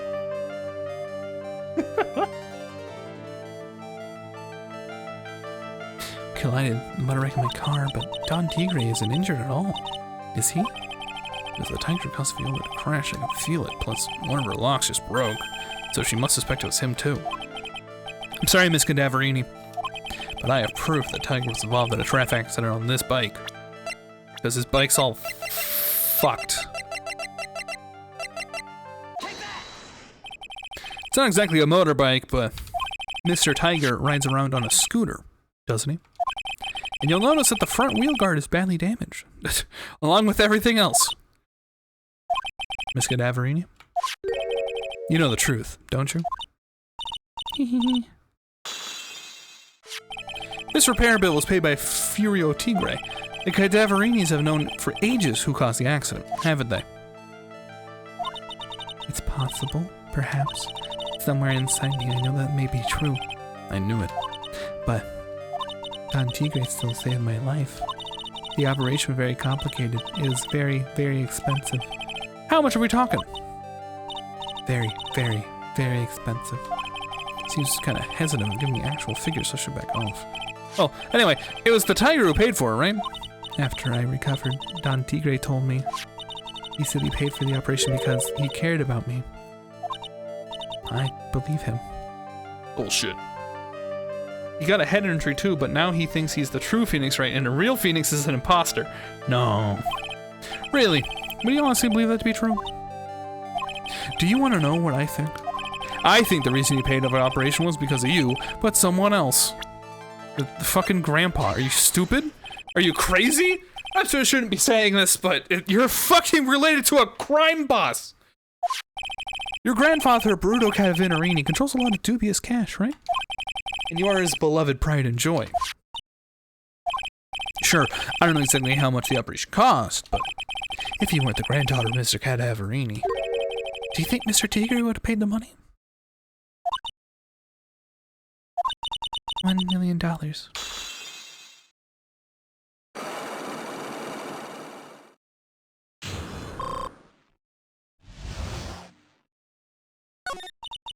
Four months ago, I was in a traffic accident.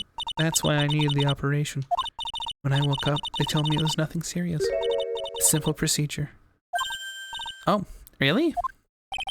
Well, I guess if she recovered in 4 months, it couldn't have been too big.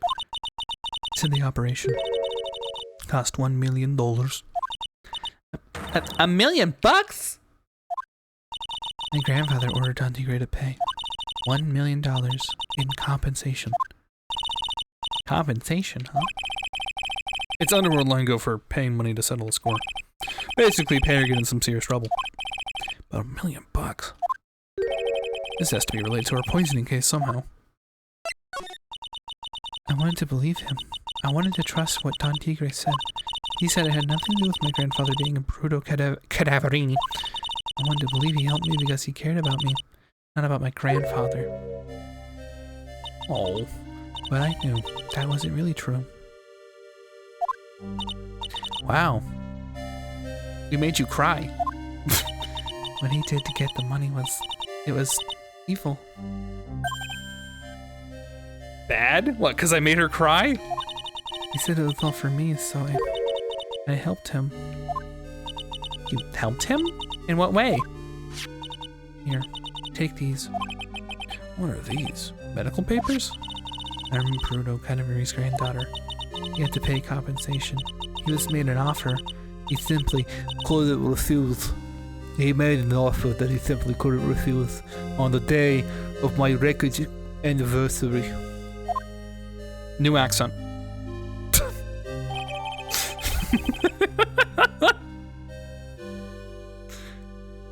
My grandfather.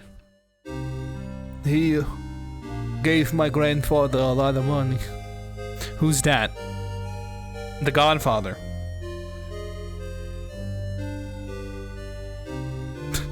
I'm getting worried about Nemo. And they're just living a busy life.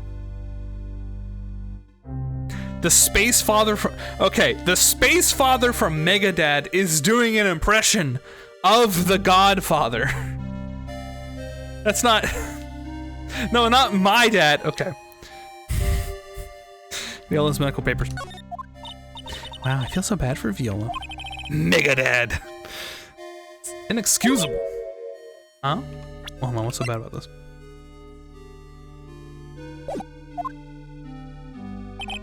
There are two things that I consider excusable. Poisoning and betrayal. I don't think The Godfather, it's boring. I do like Megamind. Is your dad constantly doing an impression of the dad from Megamind? No. Only a coward would hurt people using either of these tactics. Gotta beat him with your bare fists. You all right, Nick? We should get going. Right after we finish our espresso. Yeah. I won't need to convince Viola of anything else, so I guess I'll get rid of this.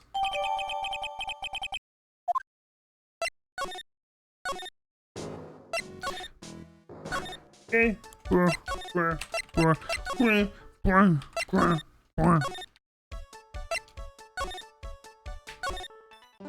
Hey, how you doing?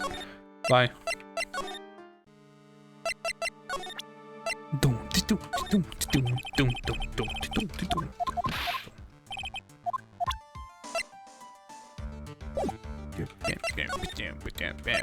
I understand I said Megadad. No! How much easier would these games be if Phoenix threw away things he didn't need? Well, that's what he's doing, isn't he? You would have died to fun karma.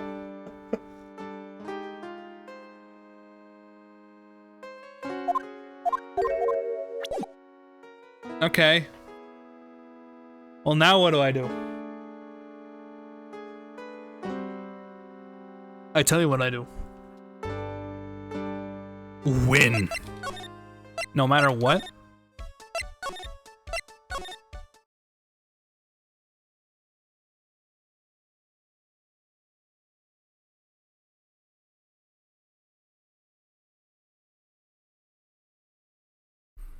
Words?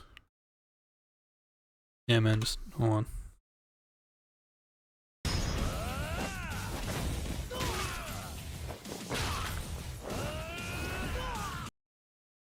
All right. Hi, Corby.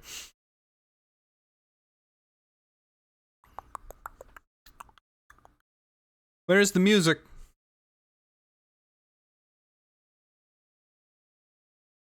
This one's easy. Oh, yeah? And what if I fuck it up? What if I say it's Ninja Gaiden instead of Contra?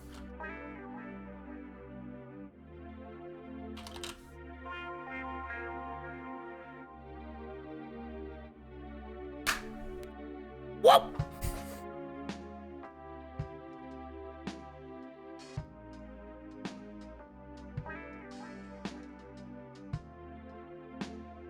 That would have been funny though, if I said it was Ninja Gaiden. I used to like Contra. I can't believe it was not Metroid. Metroid don't got pine trees. I saw this one was in France in 1996. Someone played it in the arcade. I see. Flashbang. Sorry. This is Wordle for September 14th, 2023. Should not be spoiled. Please just Alt-Tab. It's Wordle time. Did you know that the Minecraft Halloween approaches? Did you know that? It's ever closer. I don't want to guess that word. I'm sorry. I feel like I say that like every day. That's a good one. I want more vowels. I want to do like that. See?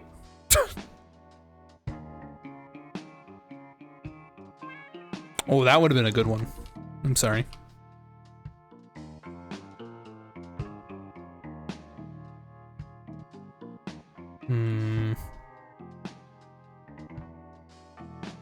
Would be a good guess. Obviously, it's wrong. That's pretty good. Okay. Okay.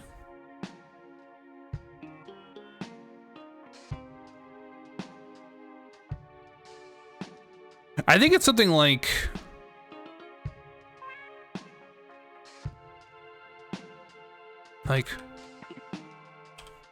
Like that.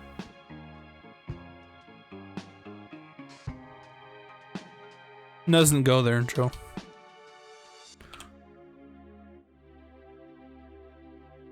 That would have been a good guess too.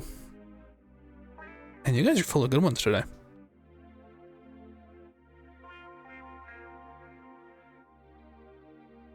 Nope.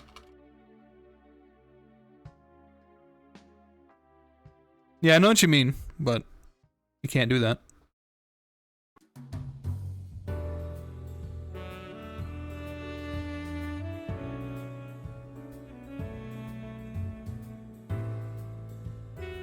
Ooh. Good try. Necro will be happy.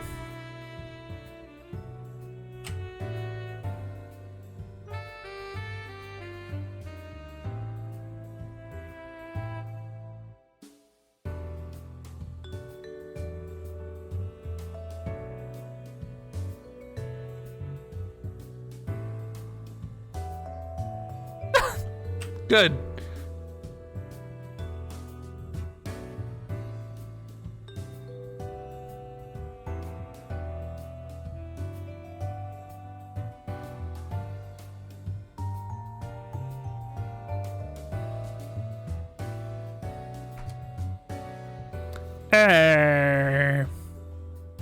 Is that a word?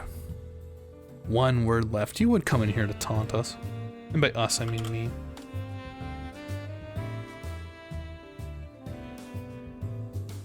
Sorry for like all the flashes. I'm now going to look this up.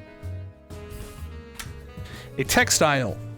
A fiber from regenerated cellulose, generally derived from wood pulp. Last flash. Don't even. Don't even. You're not allowed to guess that word anymore. Nope. Nope, that might be the high score. About wood pulp? Yeah, that's this word. I'm not gonna say it out loud. It's a textile.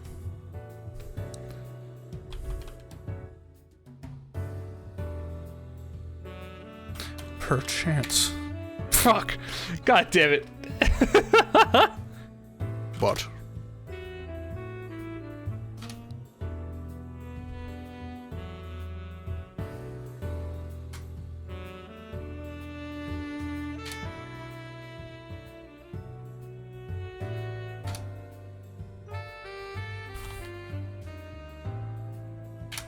Nope.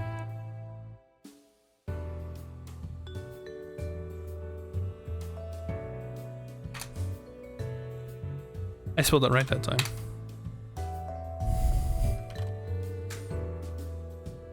Okay. Nope.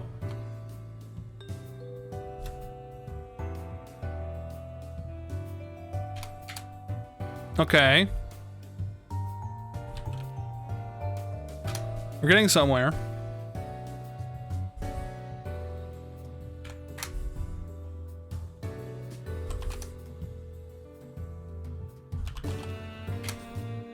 Ooh.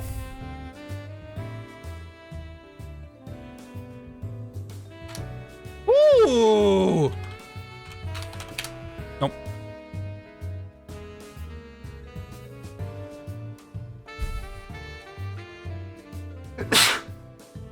For the record, I think this is sale, as in like a discount.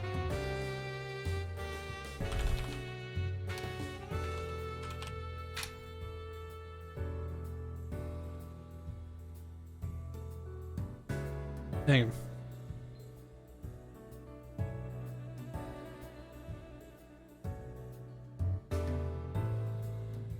Oh, there you go. Oh. The money. Like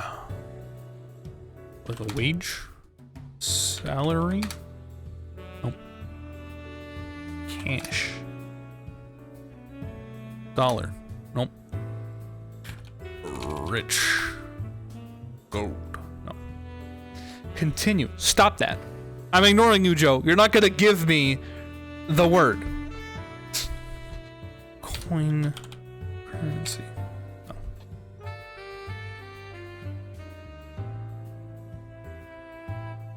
A money. Penny.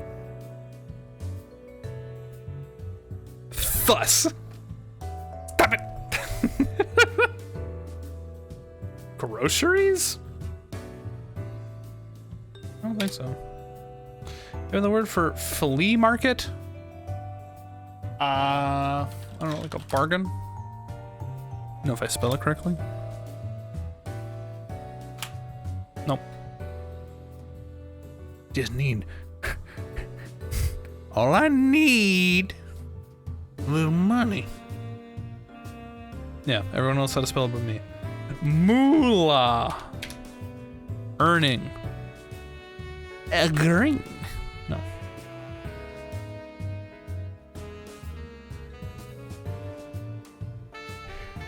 Green is a good. A bet? Ooh, credit is a great one. Damn it.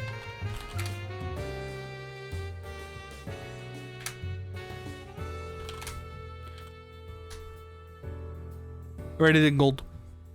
Thank you, though. I think I know where it is. Trade. Trader. Nope. NASDAQ. Crypto. Profit. I think Mikey just got the high score before we move on.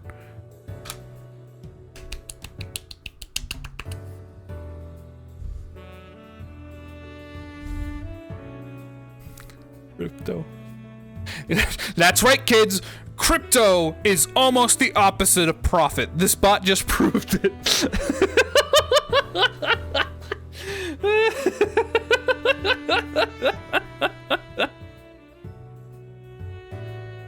Oh God.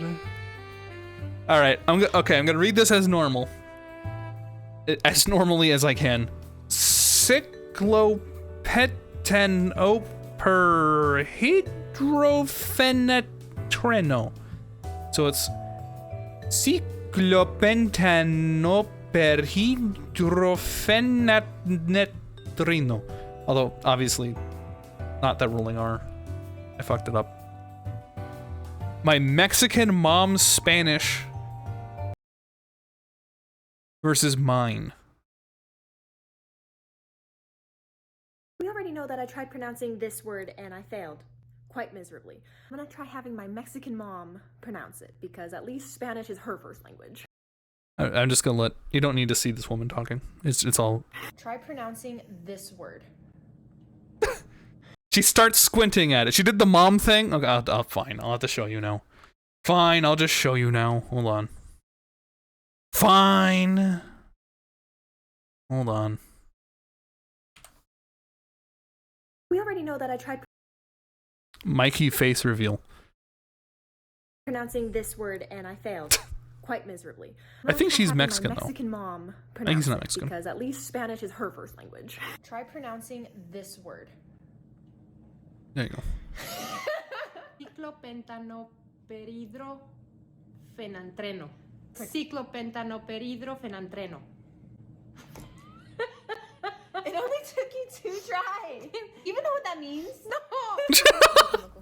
Ah, pues no. Ciclopentanoperidrofenantreno. Ciclopentanoperidrofenantreno. Okay.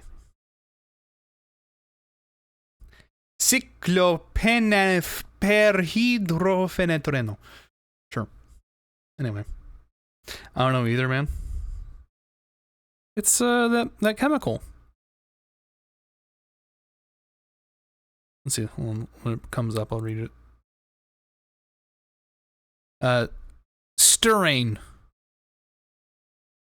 That's it, isn't it? Styrane.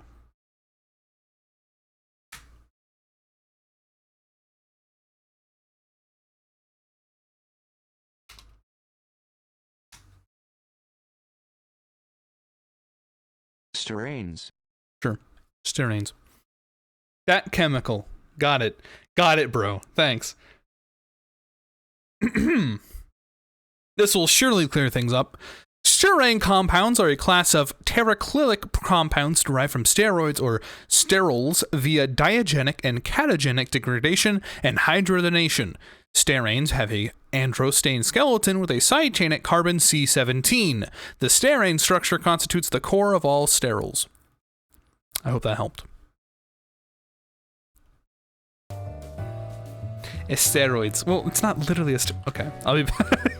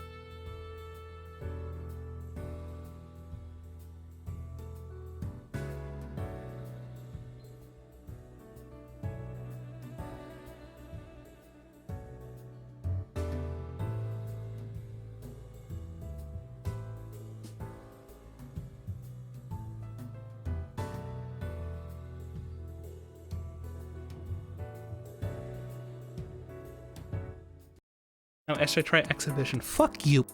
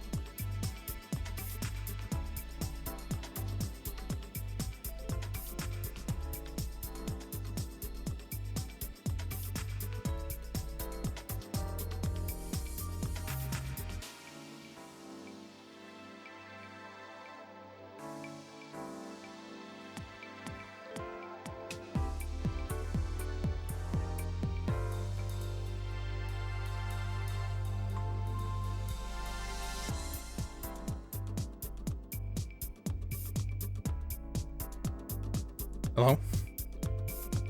We're gonna talk about the alligator stream. Why not?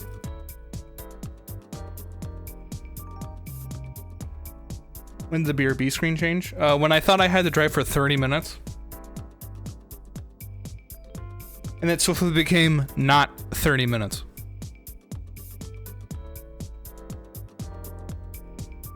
You thought exhibition wasn't challenging enough, so Mikey wanted you to make it a bit harder. Oh my god.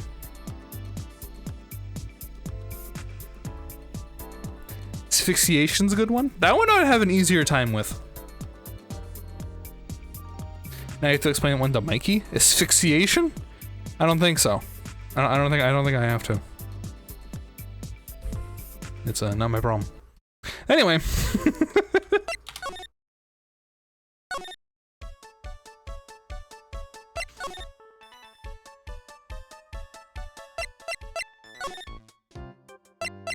Hello.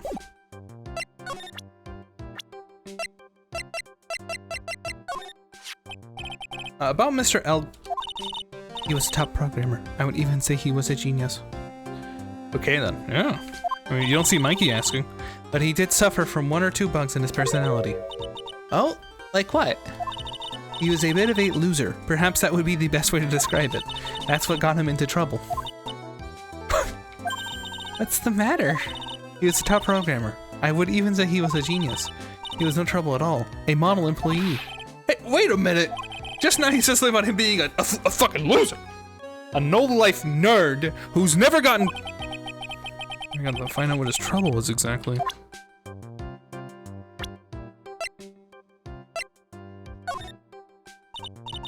Would you mind taking a look at this?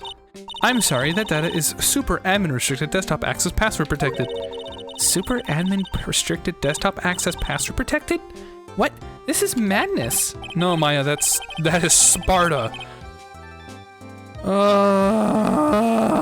She won't tell us unless we say the right code word.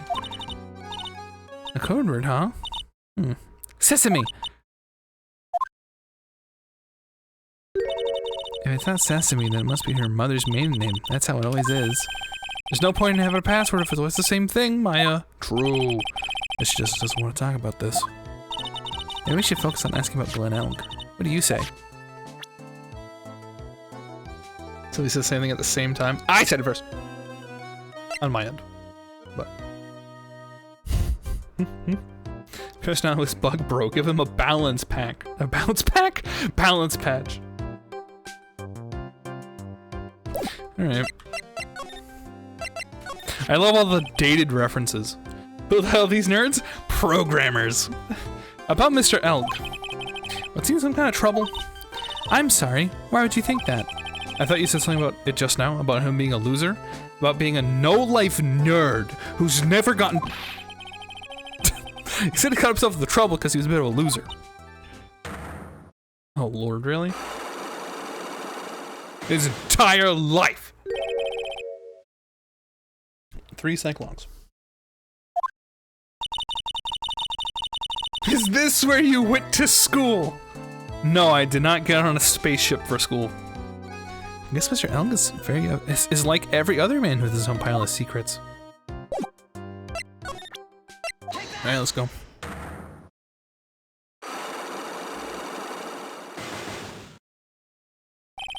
Alright. So, how about you tell me what kind of trouble Mr. Elk was in? I'm sorry, sir, but we don't have to deal with troubleshooting here. Perhaps you'd like to speak with someone in customer service. What is she talking about? I guess I better just take a shot and see where it brings me. Fuck. Miss Basil, you didn't go to blue screen school. No. Let me ask you something. Did Mr. Elk's troubles have something to do with this? No, he doesn't know what was money. It's just this. What is that? A bunch of horse racing tickets. All losing ones. With that many tickets, you could get $1 at the recycling center. You good people are very, very bad. Cashing in on others' misfortunes is immoral. Is that a whiff of hypocrisy I smell? But what is the relevance of these tickets? The victim, Mr. Glen Elk. He had a gambling habit, didn't he? I don't think that's a logical conclusion based on the facts. Everyone likes to go to the races from time to time. Yeah, but not everyone buys this many tickets. Anyway, I don't believe that proves anything on its own. You're right, but I'm not through yet. Mr. Elg's gambling habit was restricted to horse races. Was it?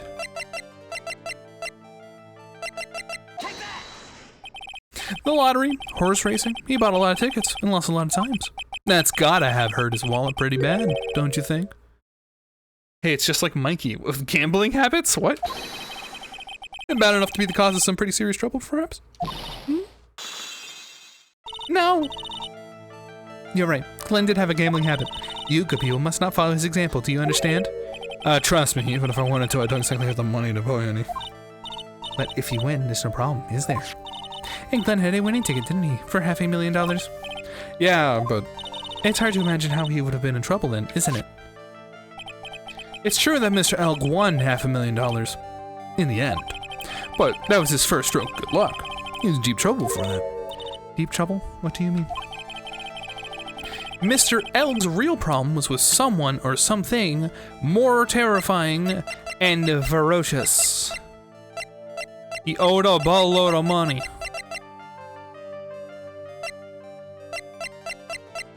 Oh, I can't. Can I prove that? Do I have the, like, meeting thing?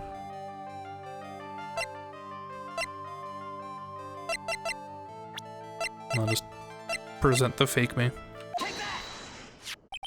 Furio Tigre, the boss of a loan office called Tender Lender. Tender Lender? People with businesses should think harder before naming their offices. Like, you want to talk. Well, what do you think? Our firm is doing very well at the moment. I don't think we need to borrow money. No. I mean about Mr. Elg. You think Glenn had something to do with this Furio Tigre? Yes. I'm sorry, I don't know of any connection between the two of them. Really? Because I got proof that Mr. Elg and the Tigre knew each other. Do I?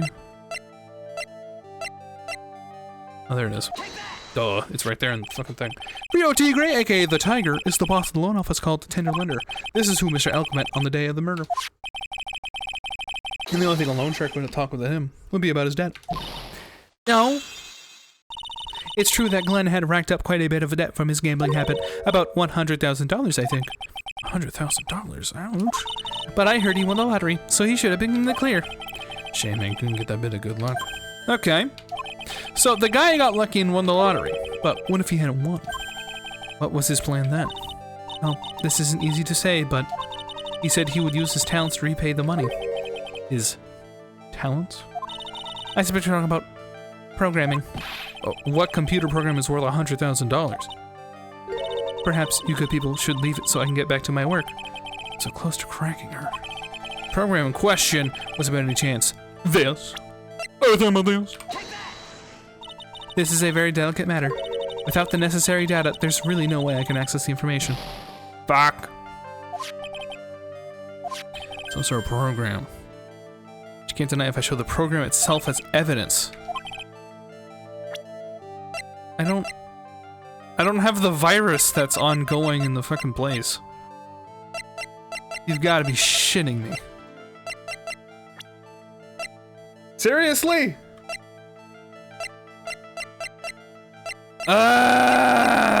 God damn it, right at the very end. Fuck! Fuck you. I'll be back. Shit. You don't? I mean, I have the CD, but I don't know the CD's the fucking virus.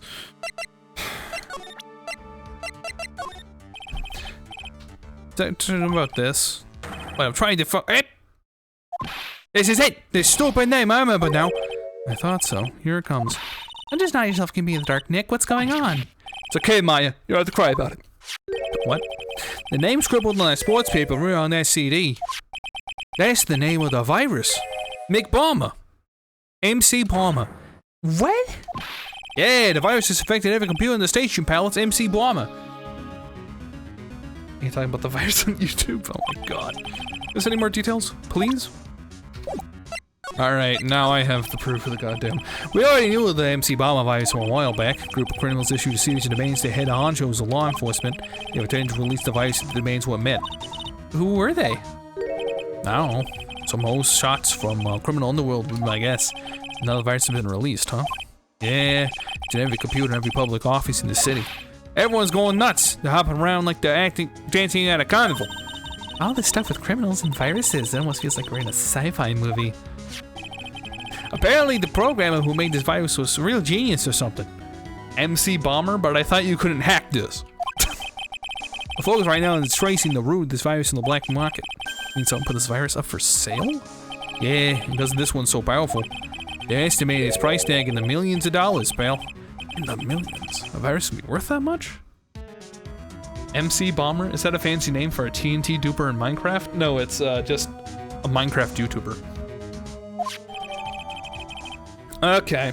And now I have the proof to say that it's the I knew it was! I can't believe it. I almost forgot the most important thing.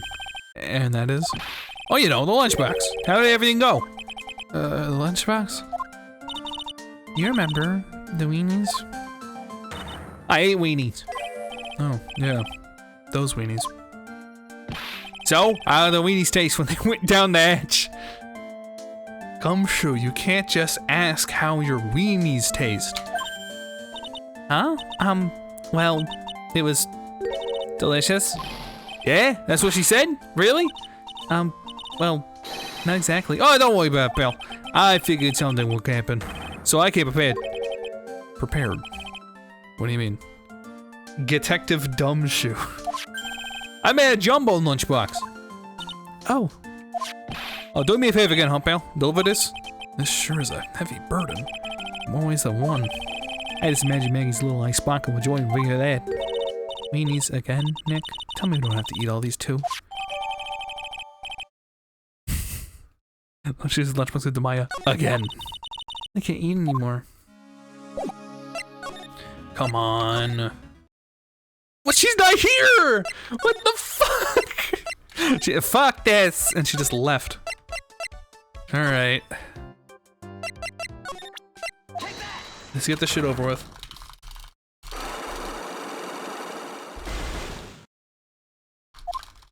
He saw this coming. I'll try to do someone. One little someone with this. I'm glad it saved halfway. Or after the first box. No, it didn't. This is the whole thing! No. Wrong. Fuck. That's this. And then it's Kiryu.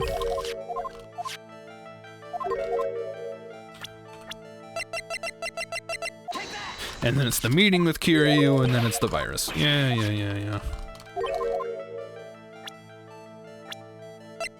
God damn it.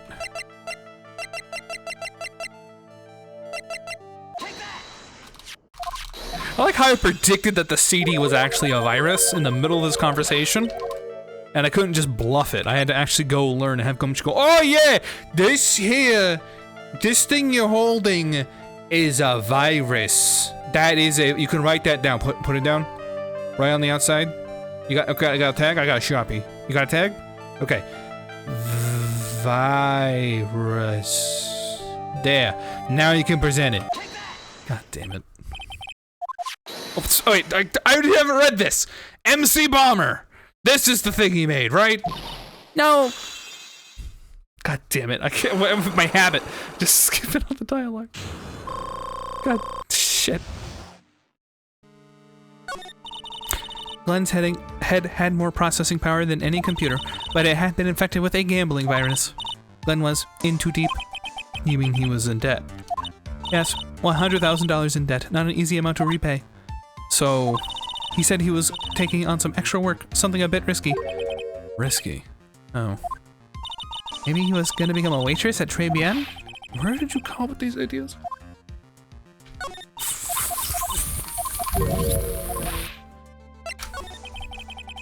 So it's safe to say Mr. Elg was the creator of the virus, huh? That's a fortunate debt? Yeah, the guy was in deep. The MC Bomber virus, yes. It was a work of genius. I bet it, in a bad sort of way, of course. Still genius.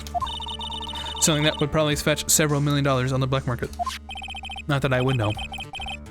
Inconceivable. Gumshoe was right for a change. This date, December 3rd, that is marked on his calendar. That was his deadline for repaying his debts.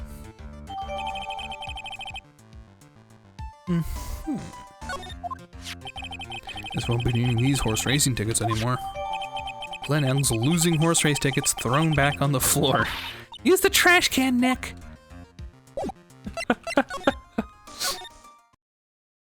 Oh boy. Bonjour. I've been waiting for you to return. Mr. Armstrong. Good timing. I was hoping to find you here. We'd like to ask you a few questions. What's anything to say to you fellas? It's... God damn it, I deleted it. Why are you still calling him that? Son of a bitch, we know his name! Phoenix Wright. Phoenix Wright. Good enough.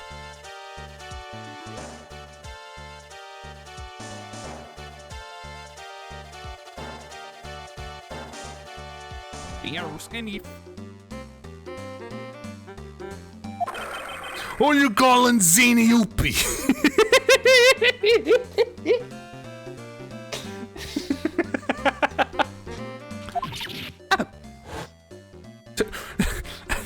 A peace sign. Just vanish. Oh my god.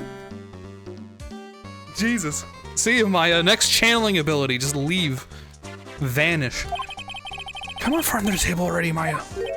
Okay, hand it over. What? You wanna play games with me? I recommend that. The medical papers, now! Uh-oh. I think he wants Viola Cadaverini's papers back. You mean this? The $1 million medical papers? Miss Cadaverini must have trusted you. That's why she said that she helped you. Forget about it. That girl's dumber than an eggplant. You wanna know what's said? I'll tell you what's said, and it ain't only her face. She thinks she's got power because she's Bruno's little girl. Now that's sad. I can't let you have these papers. Tomorrow in court, I'm gonna expose what you did to get those $1 million you used to pay this off. Are you crazy or something? I don't care if you want to give it to me or not. There's 2 of us here. You got that? 2. Oui. Mr. Armstrong? Forgive me, désolé. I cannot argue with him.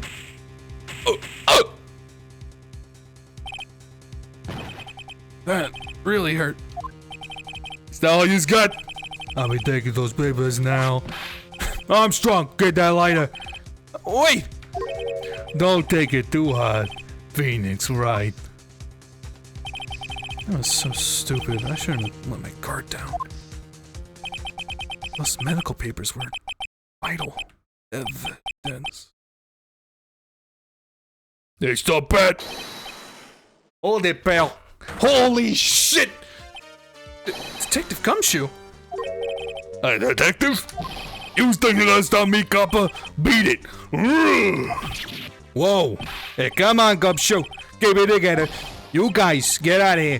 Lead this guy to me. But... Go, pal. Hey, take this! If you get hurt, who's gonna look after Maggie, huh? Alright. Thanks, Gumshoe.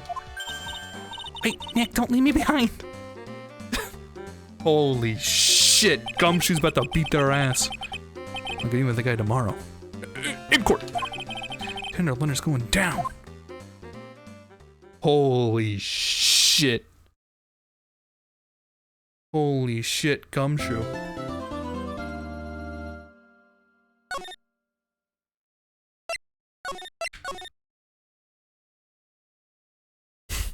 You know what Gumshoe's gonna do to that guy?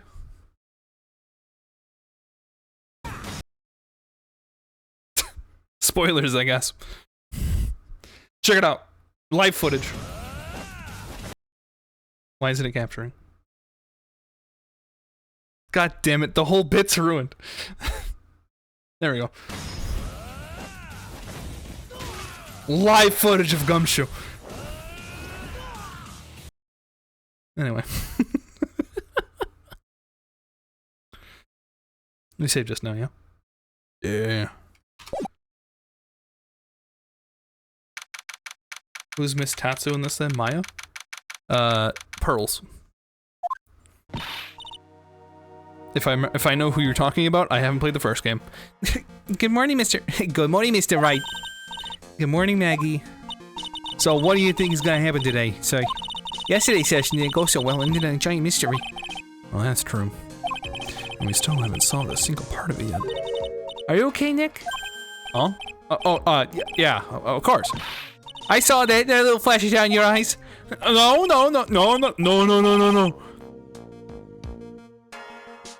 Fuck. It's not particularly spoiler. The guy who teaches him that move. Oh, yeah, that's right. I forgot. No, I'm gonna go with Mia.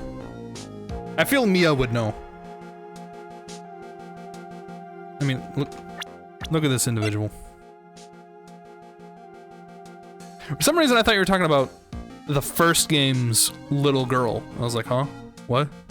Oh? Because I know that much.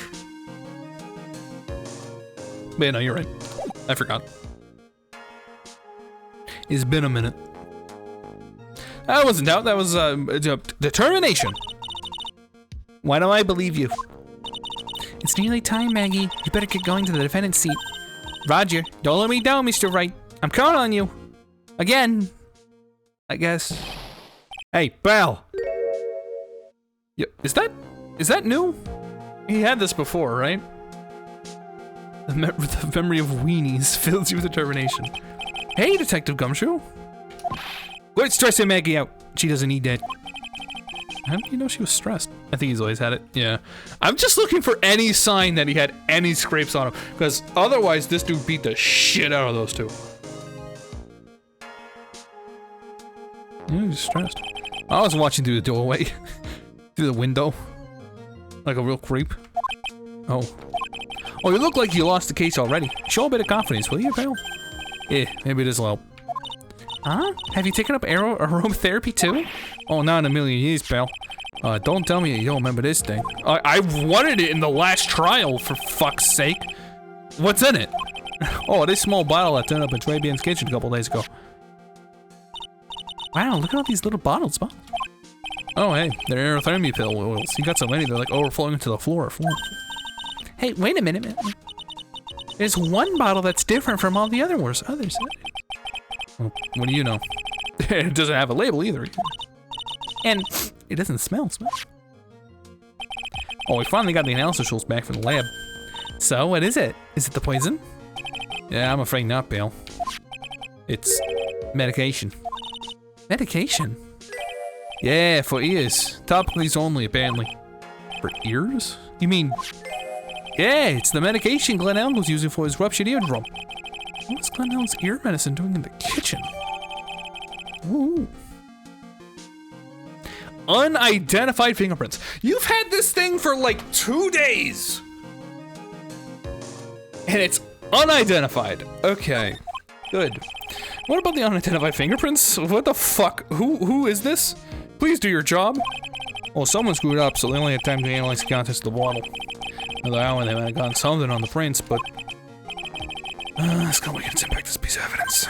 Okay, pal, this is it. Make sure your defense is impregnable today. Got it?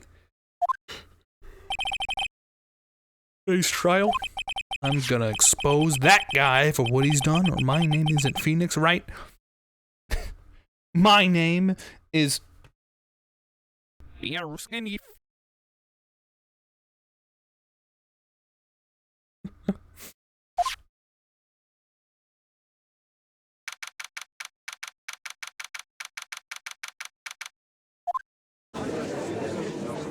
we go. Court announced session for the trial of Maggie Bird. The defense is ready, Your Honor. Ready and waiting as always, Your Honor. Oh, very good. We'll get into it at once. Yesterday we heard the testimony of Mr. Victor Kudo. He claims to witness the defendant putting the powder in the victim's coffee. However, the witness's testimony was plagued with a number of problems. A mark on the rim of the cup shows the victim drinking with his right hand. But according to the old man's testimony, he picks it up with his left hand.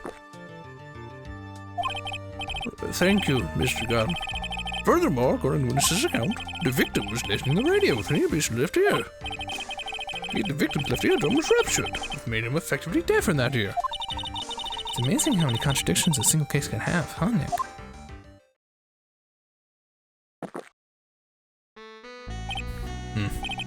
Allow me to enlighten you, Your Honor.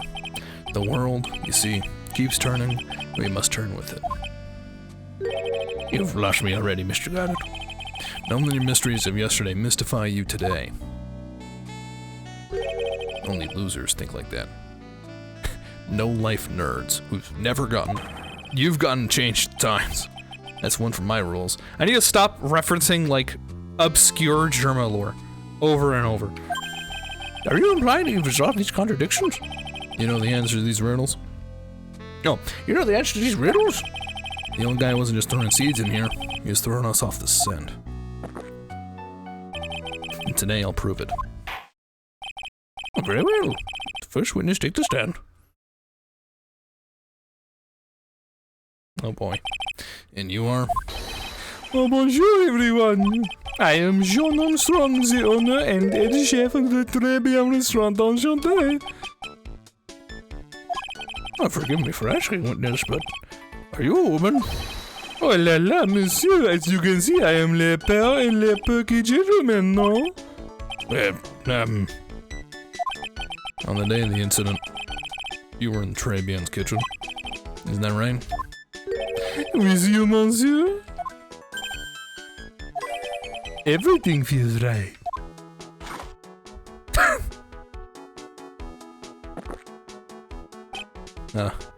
Oh damn, he's into that. He's a pastry chef because he brought the cake. Oh, he's totally unfazed. Doesn't anything intimidate this guy? Oh, very well. Just money, please, witness. Please tell the court what happened that day at Très Bien. Oui, volontiers.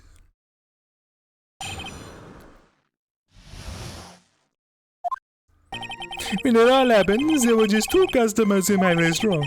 One, I remember, was experimenting with the new art deco that day, like having a large mirror between the tables, for example. Oui, perhaps that is what the old man was looking at. Precisely. Look, les épices and les glasses, he would have seen everything in reverse, no? Mirror? Oui, un grand mirror, almost as enormous as a mirror.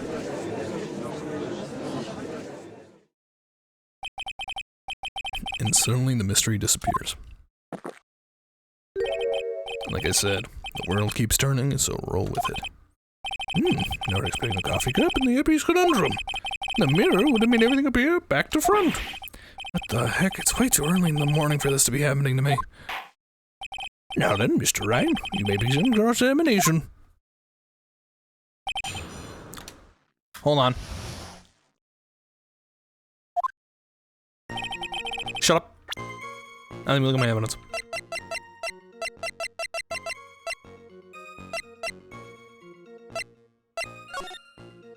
How would a mirror see anything?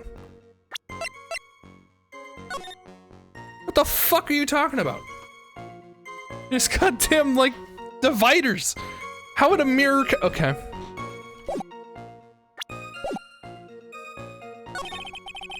I can explain, okay? And who were the two customers exactly?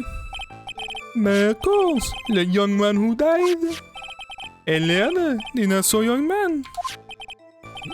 You were referring to yesterday's witness, I presume. Not the other, and Maggie says she saw at the table. Something tells me Mr. Armstrong is planning to disclose his existence. We need some hard evidence first we can bring him up, don't we? So I'll just have to try a different approach for the time being.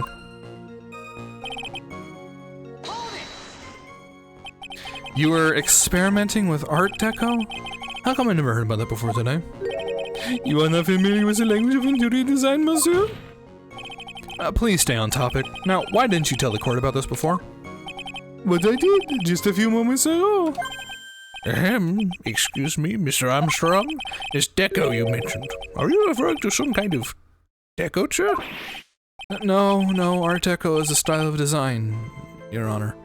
There's seats on both sides. In the past, people used to go to the kitchen, there'd be a mirror if people can have more privacy.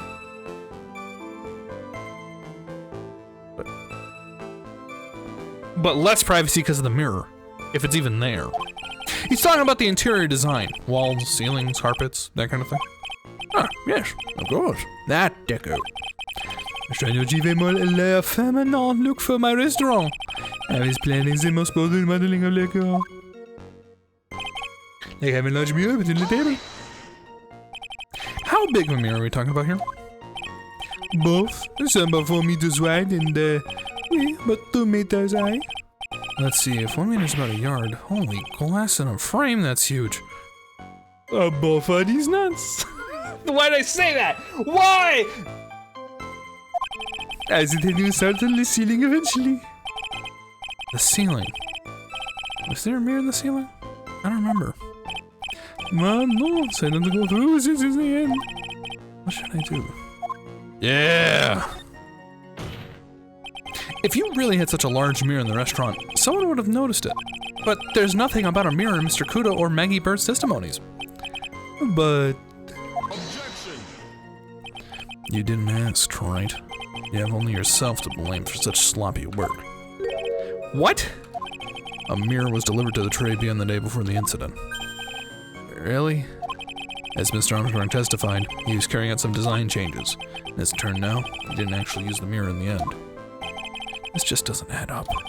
Even if a mirror was delivered to Tray BM, it doesn't prove it was in the restaurant the day of the crime. If you want to doubt someone, it's right. Look in the mirror. I'm sure that person looking back at you will be as dubious enough. What a burn. I'm sure the witness yesterday had seen the victim reflected in the mirror. Normally, I'd expect people to know the difference between a reflection and a real object. Objection! Normally? How does normality come into this? That's lame, right, even for you. Huh? Are you trying to say that if something isn't normal, it isn't possible? Is that it? Where does that leave the porky-headed lawyer and the top-knot chick over there, and the ungodly cool guy with the mask over here? Well, Trey? Not the hair! I don't have a top knot. Oh, Mr. Goddard's correct. He's looking pretty fly, and you guys are kind of lacking in that department. And lack of normality is no basis for discounting an argument, however. Yeah, logic has one little day. Because it's no. Everything? He would have seen everything in reverse. Oui. Hey, Nick, we should take a second think about what old CD said in his testimony. Can you phrase it again? Well, the boy's wearing the earpiece on the same side of green lights with his specs. No question. You got me if I'm wrong. His left ear without a doubt. And he used the same hand to pick up the cup. His left hand. So everything described and reflected in a mirror. And everything he said he saw on the left was actually on the right, huh? There's all the problems with this testimony, I guess. Or does it? Because this guy has it over his left eye. Kind of hard to believe everything the fault of the mirror, but think old CD saw everything through a reflection? If he did, it would explain all the contradiction in his testimony. That just makes the situation worse for Maggie. There's gotta be something in that old man's testimony. Gotta dig deeper.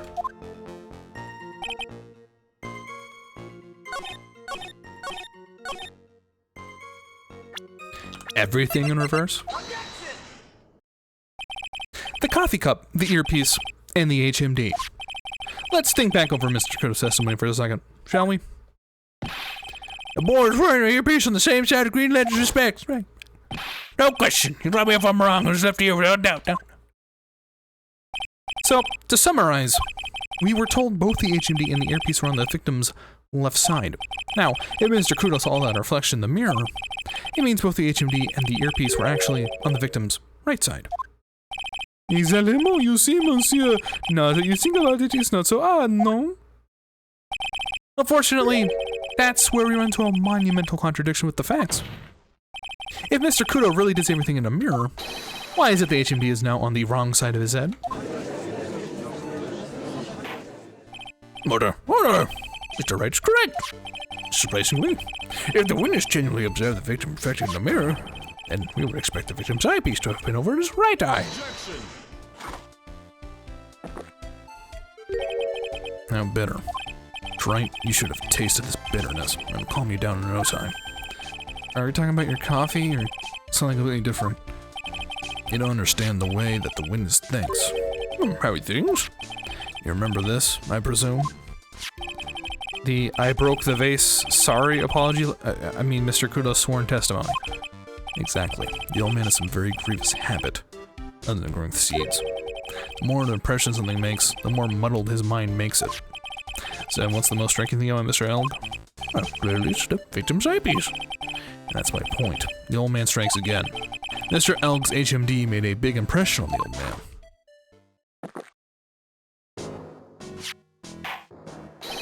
I saw the earpiece and those newfangled spectacles he was wearing. Oh yes, they were both on his left ear. Do you hear? His left ear.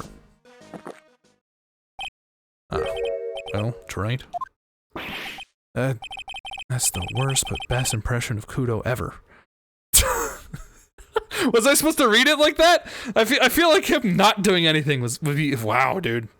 Worst but best. Wow, I really thought he was old CD for a minute there. God, it's good. Okay, from now on, God, it's a perfect. All right. Enough. I must agree that yesterday's witness was irresponsibly rash, most of his testimony, and God's impression was pretty impressive. Bad luck, Nick. Looks like the boil of contradictory you just found is a rash. What? A mirror can't be beaten by a handful of seeds, nor can it lie. So, what exactly was the old man looking at? Fill us in, Mr. Armstrong. Go on, tell the court. We're all ears. Oui, I can explain. Please, if you look at le plan on le restaurant.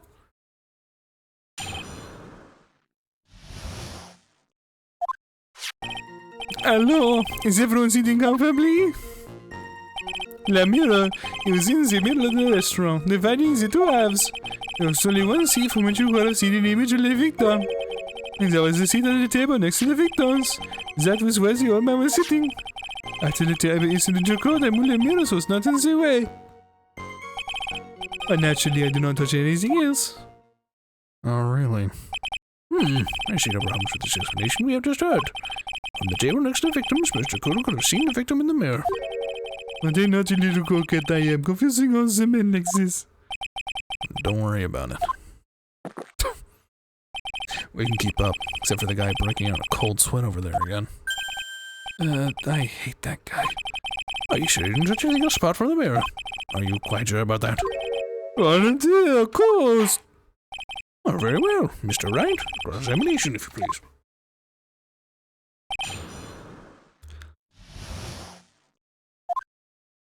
Shut up! So, run this by me again. The mirror was here, correct? Oui. We. Really? Because if I were you, I wouldn't have put a mirror there. It would be in the way. Objection. Look who's talking, Wright. Huh? You're obstructing my view, among other things. But this is my seat in the courtroom. Travian's charm is that it gives you the impression that you're the only customer. Temporarily placing a mirror in that spot would hardly be in the way. Unlike you, Wright. I tell you, monsieur, the mirror was there in the middle of the restaurant. This is only one seat to which you have seen the image of the victim. And where would that be? Oh la la, look how you lean towards me. I always attract the younger boys. Maybe I should keep you suspicious a little longer. Mr. Armstrong, to the court, would you know at once? Magic's the other ones too, you know, handsome. Shall I tease you too? I'm already seeing a very hot someone, so I'm afraid you'll have to be waiting for a long time. She has mocha cream skin and cappuccino perfume. Bien, I will tell you. There's only one seat from which you could have seen. Big L for chat? God, it is taken. Oh, true. Or perhaps a W. Considering no one seemed to like him other than he's attractive. So, why can you only see the victim from that particular seat? But, monsieur, it's not obvious, no? If you look at the plant, you understand. The victim would have reflected in the mirror like so. If you were sitting at the table next to him, you would see everything, no? Was the seat he was sitting on that day? When the poisoning happened? The old man was sitting at the table next to the victim. Why does that seem kind of odd? The table instead of cut, I moved the mirror so it's not in the way. Did you move the mirror while Mr. Kudo was off calling the police? Oui, exactement. I carried it out of the restaurant and... Exactement. I'll take personality over looks, thank you very much. Although he does look good. You moved a huge mirror like that all by yourself. What can I say? I know how to fix things up. And some. God, it actually laughed at something. Well, given the witness's physique, I suppose it is possible he could just princess carrot me away from here. Did you move anything else from the crime scene, Mr. Armstrong? I look like the obliging type, no?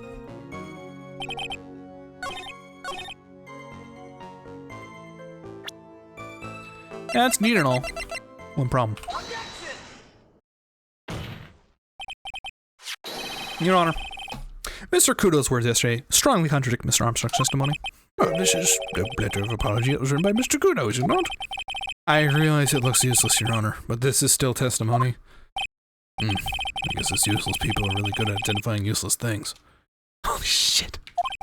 What rubbish does the scrap paper have to do with the trial, Mr. Wright? Mr. Kudo's testimony is actually very relevant to the question at hand, Your Honor, because it's very clearly contradicts with this piece of evidence. Huh? Yes. Okay, thank God it's in the image. Woo! That's close. This piece of evidence contradicts with the testimony we have at hand, Your Honor. Oh, crime photo? Yes. This photo clearly shows something that theoretically should not exist. Oh, what do you mean by that, Mr. Wright? Should not exist? Sounds like describing yourself, Wright. What the fuck? Our infant would please clarify its statement. What is something that should not exist in this photo? Yeah. Gotta line it up.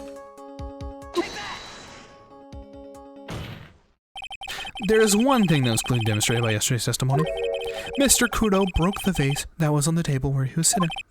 And yet, as the court can see, there is an unbroken vase on the table next to the victim. Why? Because Mr. Kudo was not, in fact, sitting at the table next to the victim at all. Objection. Don't be an idiot, Wright. That's impossible. That seat's the only one Kudo has seen the victim's reflection from. Exactly. There is only one conclusion we can draw from this contradiction. There was no mirror in Trabian that day. Your testimony, Mr. Armstrong, is an elaborate lie. Oh no! Don't try to confuse the court, Wright. Obviously, the witness cleaned up the vase, while the police were taking their time getting to the crime scene. Unfortunately, Mr. Goddard, that doesn't quite work for me. Mr. Armstrong already testified to the contrary. In his own words, I did not touch anything else, except the mirror. Your impressions suck. Well, witness, where to say for yourself? That's right. There's no mirror in the restaurant that day. In light of this revelation, we turn back to the original problem. Why did the victim have an earpiece earlier which he couldn't hear? In an ear that he couldn't hear? You only get one shot in life. There's no turning back. You want to claim then the mirror wasn't there, Wright? Then this problem's all yours. How do you explain what the old man saw? If I can answer this, then I'll be much closer to the truth. I can feel it. You gonna be okay? Can you really solve this contradiction, Nick? There's more than just this one contradiction, Maya. What do you mean? Remember what Maggie told us? There was another man at the victim's table, and there was a sample CD on the victim's table. All flies in the face of Mr. Kudo's testimony. And I think I know the reason why nothing in this case is adding up. Well, Mr. Wright, let's hear your answer. Yes, Your Honor. The reason behind all the contradictions in Mr. Kudo's testimony is simple.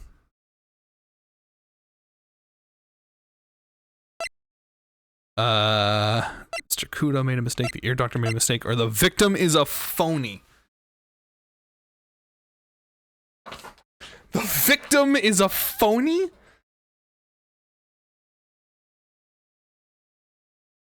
He's pretending to have his ear ruptured?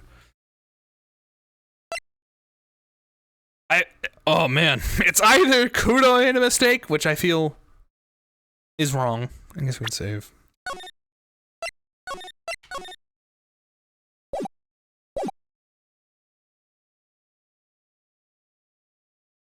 Maya misspelling of pony.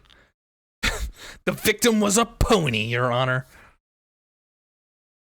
The ear doctor made a mistake. Is definitely not it. I feel Mr. Kudo made a mistake gets us back to where we were with the mirror thing, so I guess it's the phony? This case is riddled with contradictions. Yet, there is one very simple answer that clears them all up. And what is that? The incident Mr. Crow witnessed and the incident the victim experienced were two completely different events. What? Yes, the victim that Mr. Kudo saw wasn't Mr. Glenn Elg at all. It was an imposter, a phony pretending to be Mr. Elg. Obviously, unlike the victim, there is nothing wrong with the imposter's left eardrum. That's how he ended up wearing this earpiece in his left ear by mistake.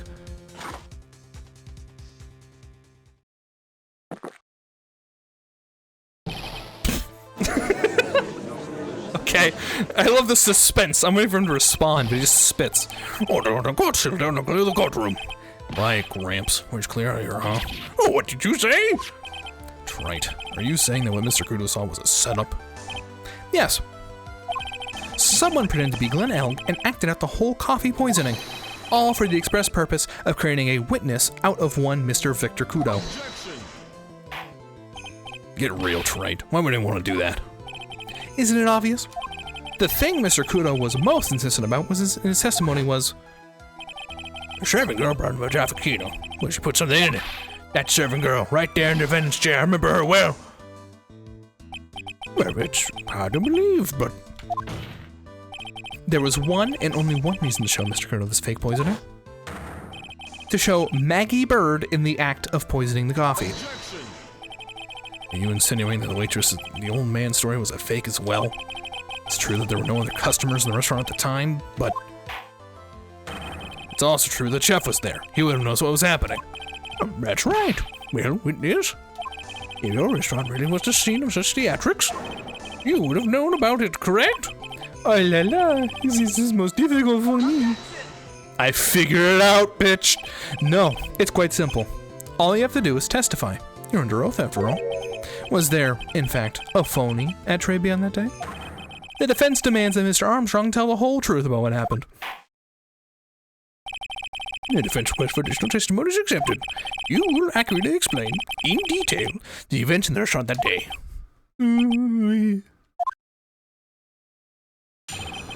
I figured it out. La victime, Monsieur Egg, he came to my restaurant alone. I remember the old man arrived not long after him. There were no other customers. When he got word he won the lottery, bon, Elle became very excited.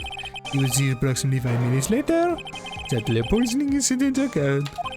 No, there was no time for phony to do the acting.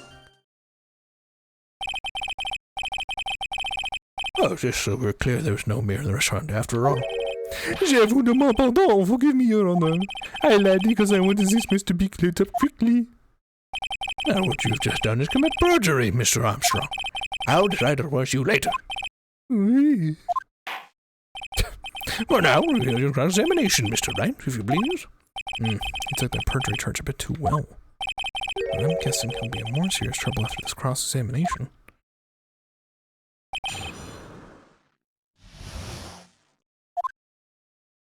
Look. Was he alone at this table as well? Oui, I saw him in the kitchen. Yet the defendant, Miss Bird, remembers it differently.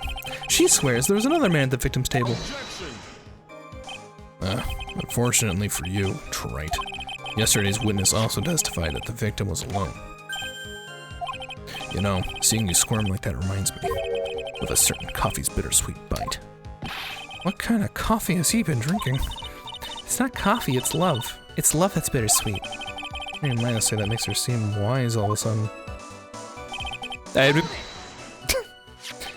By old man, you mean Victor Kudo, correct? Oui, it comes out of my special coffee. I drink your coffee once, Mr. Armstrong. It's special, I'll give you that. It's worth a sip just for the experience. Oh, you made me so happy, monsieur. You are most welcome anytime. I said it was worth one sip, and nothing more. So old Mr. Kudo arrived at the restaurant at the same time as the victim. Maybe I should ask about his arrival in more detail. Out of curiosity, about what time was it Mr. Kudo arrived? Oh no, I cannot remember, monsieur. I believe you were told by a witness yesterday.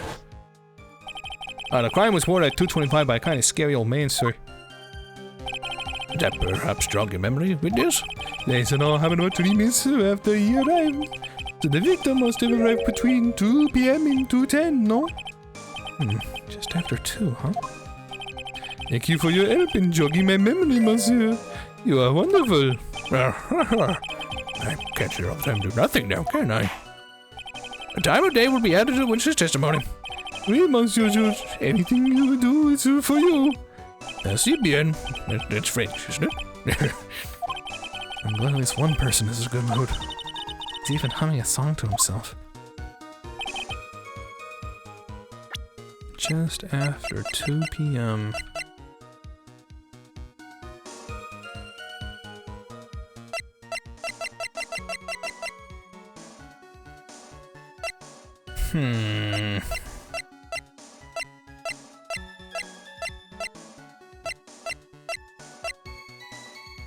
Aha! I'm afraid I finally got you, Mr. Armstrong. Quoi? What do you mean? At the time in question, the victim was listening to the radio in his earpiece.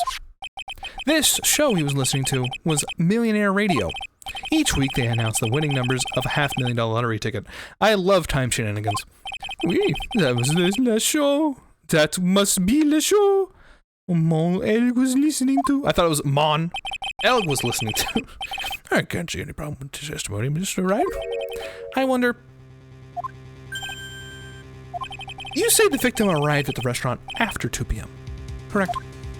Oui, I am sure of it. I remember perfectly now. I know it's at that time because I just finished having a lasagne. Get to the point, right? If you have one.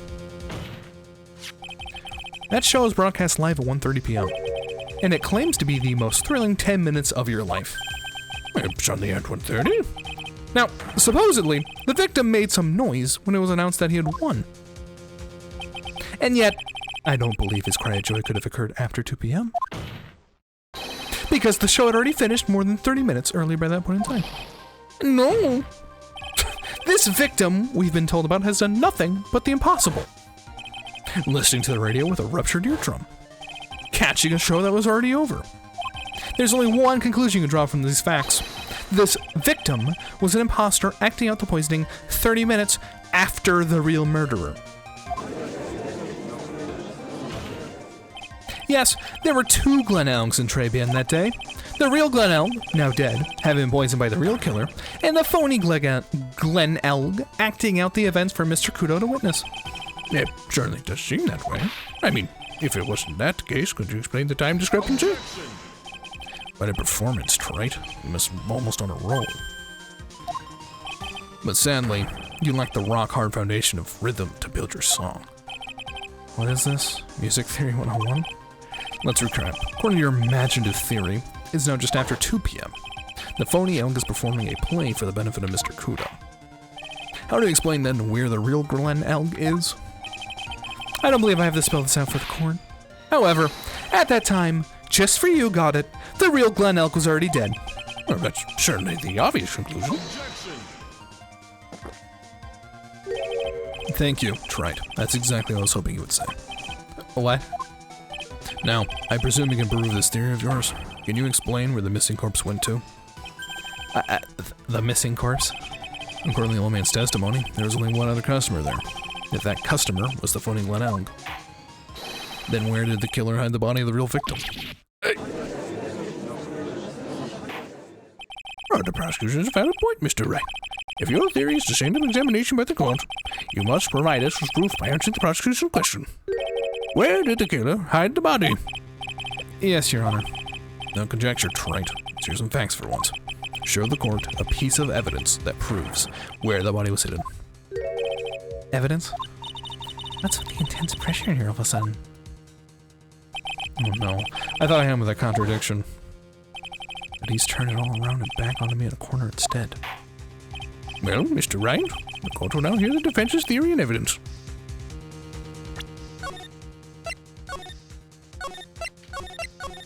I have a theory. First, where did the body of the real Mr. L concealed? I have a theory! It would have been too dangerous to take the body outside. Obviously, the body must have been hidden somewhere inside Trebian. Interesting. But where could a body have been hidden inside a restaurant? Perhaps you would care to show the court on these plans, Mr. Wright? Yes, Your Honor. I have a theory. The exact location where he was hidden is the fucking kitchen. I see. Nice supposition. But the real question is, can you back it up? Where's the evidence that proves the body was hidden in that location? The awful food.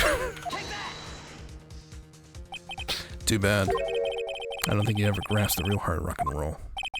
What are you talking about? Or he means that your evidence is irrelevant, Mr. Wright. Fuck! That was my theory. Come on, Nick, you gotta think it through.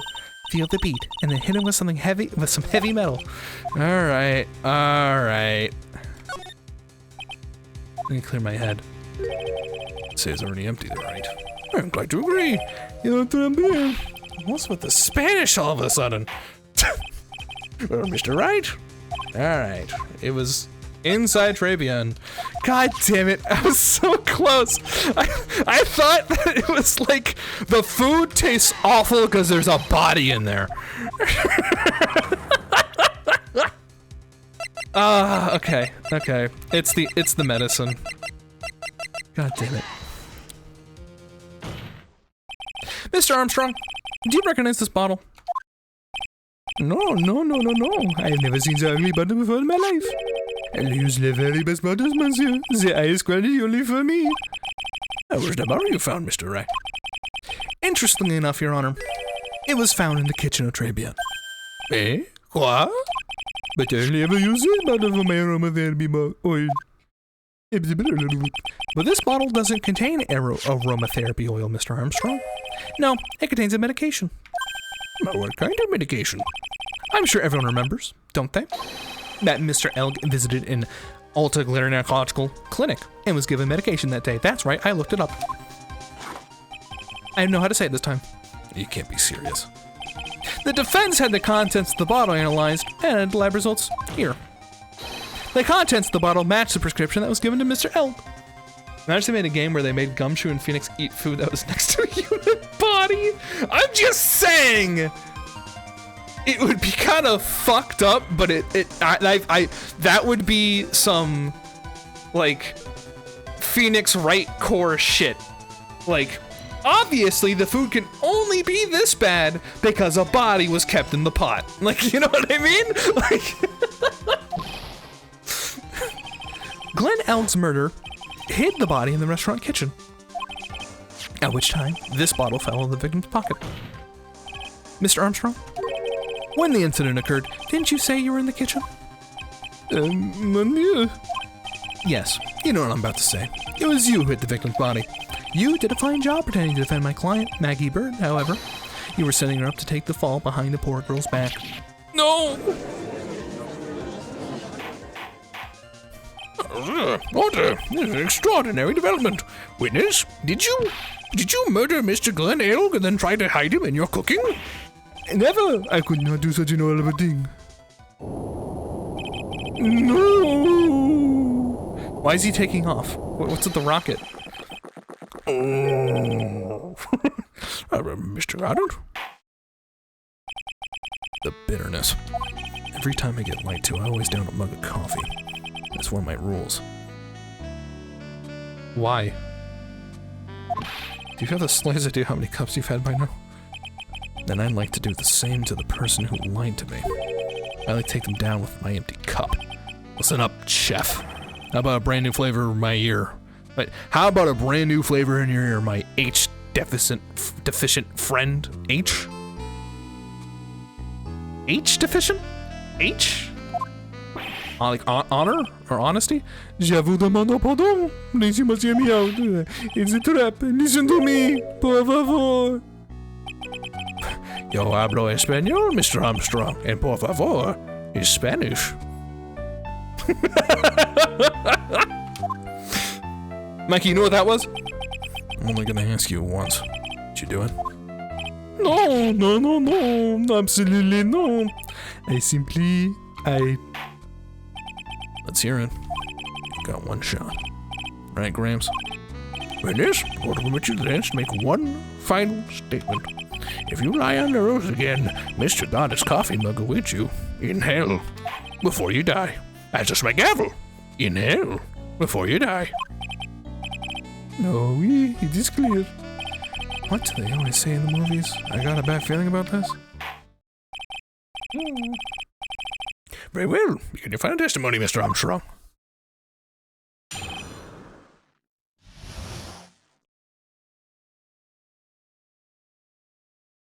He's rolling around. On her belly.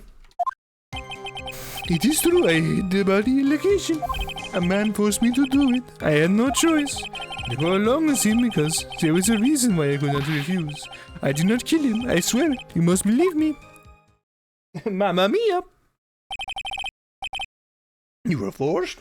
By who? I cannot say, or I will be erased. Let's try a different question, then.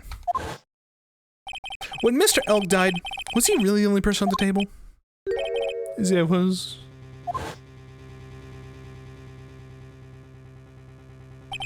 There was another man. I knew it. Maggie was telling the truth. Are you being cross-examined this now, Mr. Wright? There's just one more thing I need to do. Gotta break this guy. Get him to tell us the name of the real killer.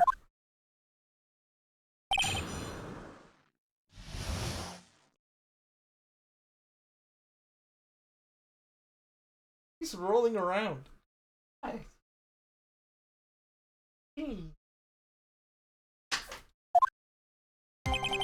This is true. Whoop. Did you carry the body by yourself? Oui, I carried him, and I carried Maggie too. Maggie, too?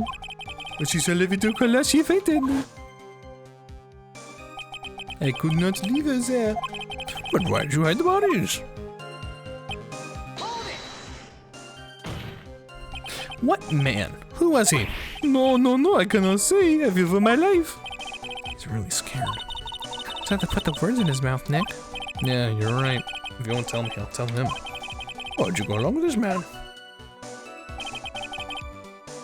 There's a reason I could not refuse. And what reason would that be, Mr. Armstrong? You know, monsieur. Yes. Surely you cannot expect a young maiden to talk about such an embarrassment. A maiden? Never been able to get away with that. A bit too male. If it's trying to image on establishing his reason, We'll just have to prove it. Evidence.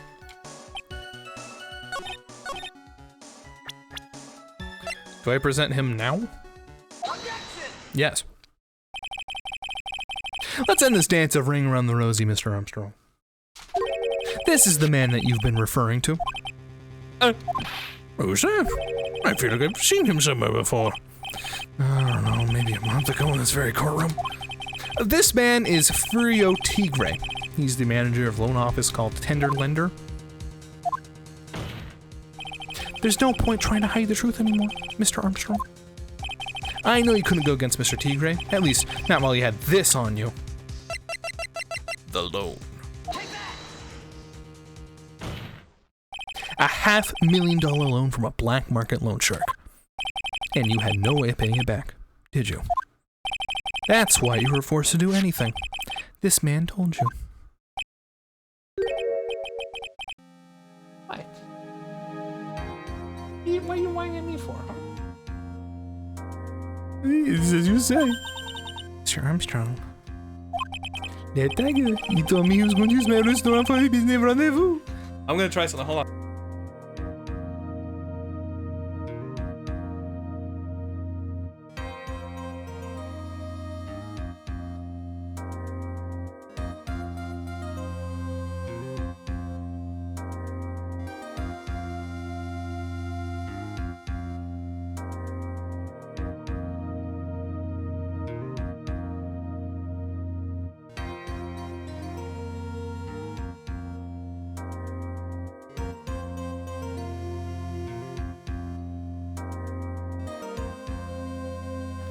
Hi. She was thirsty. Anyway, On the day in question, he was meeting the victim to demand to repay his loan. I don't know why it happened like that. I just did what he told me to do. I had no choice. I carried the body, the inconscient Maggie out of the dining area and into the kitchen. As I said, I just tried to forget what I had seen. I think we can now safely say that the man who forced her hand was Mr. Furio Tigre. I do have one further question for you, Mr. Armstrong. The poison and the lottery ticket were found in the defendant's apron pocket. Was that your doing as well? No, I knew nothing about that. Make it look like it was Maggie who had done it, so I was not. It is this big ML. Mr. Grounded, you will summon this Furio Tigre as a witness. I doubt that he can be arranged today. We're done for now. Proceedings will continue tomorrow.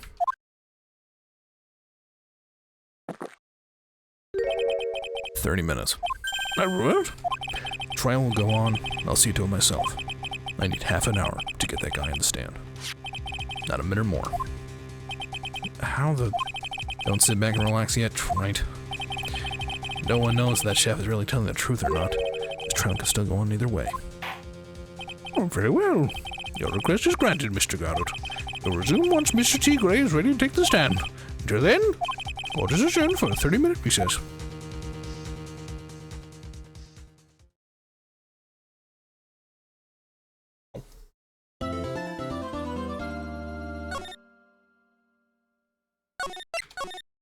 So why is it saving and I'm saving? What's with that?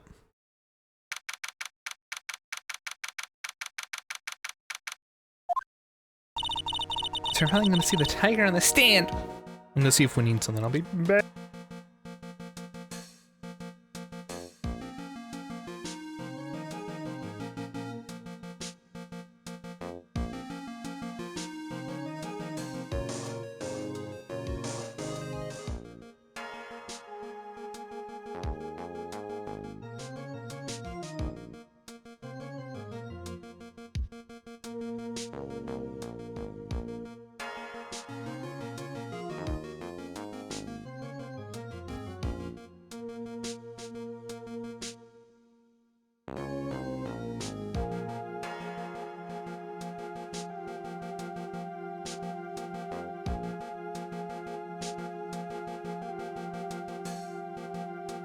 I never thought about it. What is it saving? Saving my soul. SMH. Saving my heart.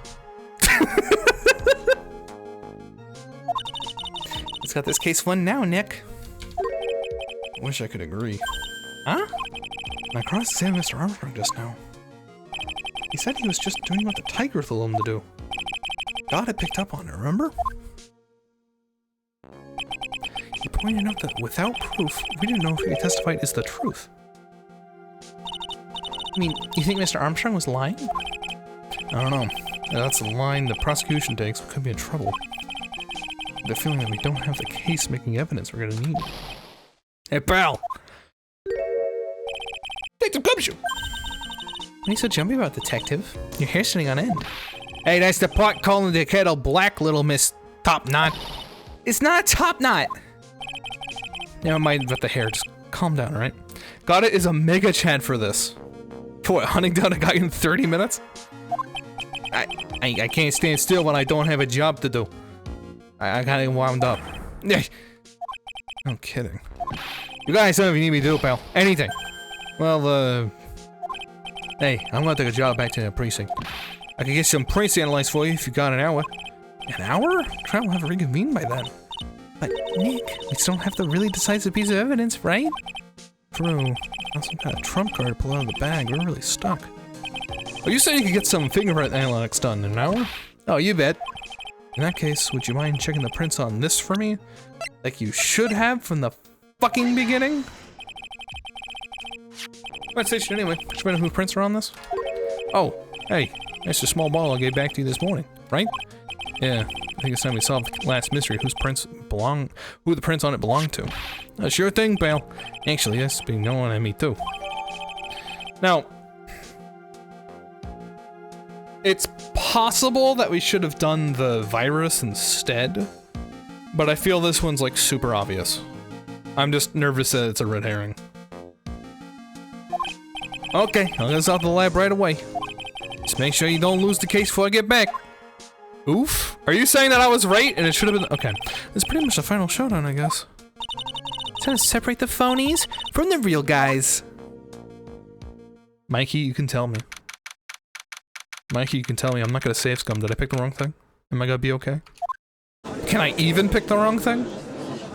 That's like the most in-your-face one. Oh, court will now reconvene. Mr. Goddard, did you find this Furio Tigre? I even tamed him for you. It's a 3-cup job. No problem. Tamed? Yeah, tamed him? Guy may be Furio Tigre, but come on. He's pretty lively.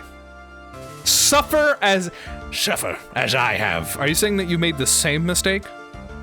What? Be careful. He still bites. Oh, very well. You show Mr. Tigre to the stand.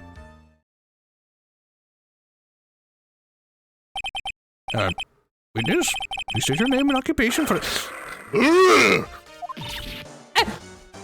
Maya, stop vanishing! There's room for me down there too. Oh yeah, would you mind— What'd you say to me? Nothing. I didn't say nothing. Honest. Who could have guessed that fear would induce a bad Brooklyn accent in the judge? I got bitch to take care of, you hear me? So what the hell called me into this hole? Was it you, Spiky? No, of course not. It was— Judge. Your Honor?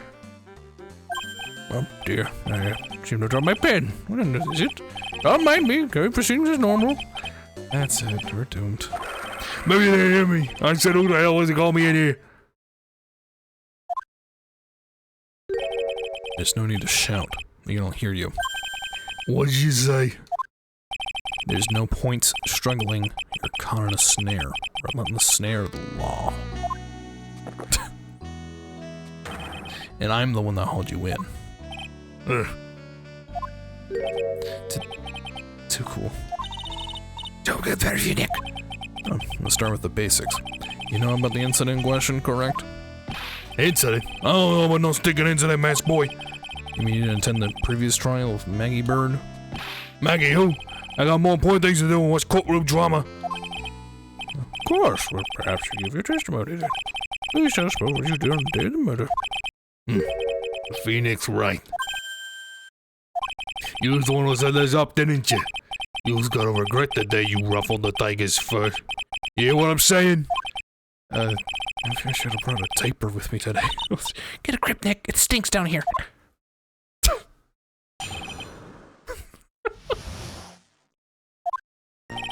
I don't know about no murder. I started with business in December last year. Spent my time in my office. I got wheels lined up to borrow cash from the tender lender every single day. You was gonna check my alibi? Just ask for a letter. He's threatening you in court, literal contempt, and the judge is too scared. I passed on my brain. Hey, well then, Mr. Wright, cross-examination. What is it? You shouldn't shouting like that. I know the guy gives the guy in the blue place. That lowlife ain't no lawyer. He punches away at stupid details till he wins. Lowlife? Me. Listen up, smarty. Every time you ask me some ding-dang, if you ask me something that doesn't relate to this case, I'm gonna bill you $50,000 and you's gonna borrow the cash from me. That's one loan contract I refuse to sign. I don't think I ain't gonna hurt you when you hang with the tiger. Yeah, he keeps doing it. I love a good spectator sport. It's a minute. It's really not. This witness is— how can I put it? A hungry tiger roaming the urban jungle. You can't do your job against this guy. Talk to him, penalty. Get on his bad side and he'll bite everyone's heads off. Yours too. Oh, very well. I have no choice but to put some penalty system here. You better be listening. I said I got business to take care of. Big business. And if I don't spit now, I ain't gonna catch my bus. Oh, the courtroom knows a penalty for any relevant pressing witness testimony. Keep that in mind as you begin your cross-examination, Mr. Wright. Yes, Your Honor. You can do it, Nick. come out from under there already, wouldn't you? What a scam! The bailiff would tackle or shoot this guy. Yeah, at this point... Okay, yeah, seriously, with this angle, he literally... Like, I can see it. I can see why people would think this guy is Phoenix. But only this angle. I don't know about no more than... I was out with business double last year. Spent all my time in the office. So if I press anything, I'm fucked.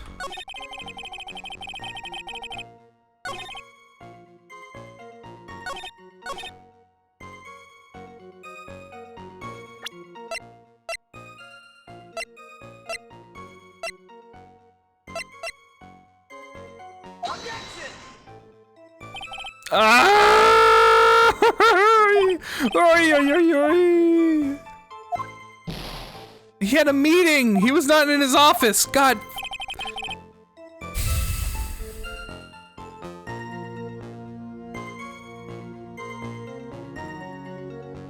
Great. Is he Voltorb? He's gonna blow up, alright.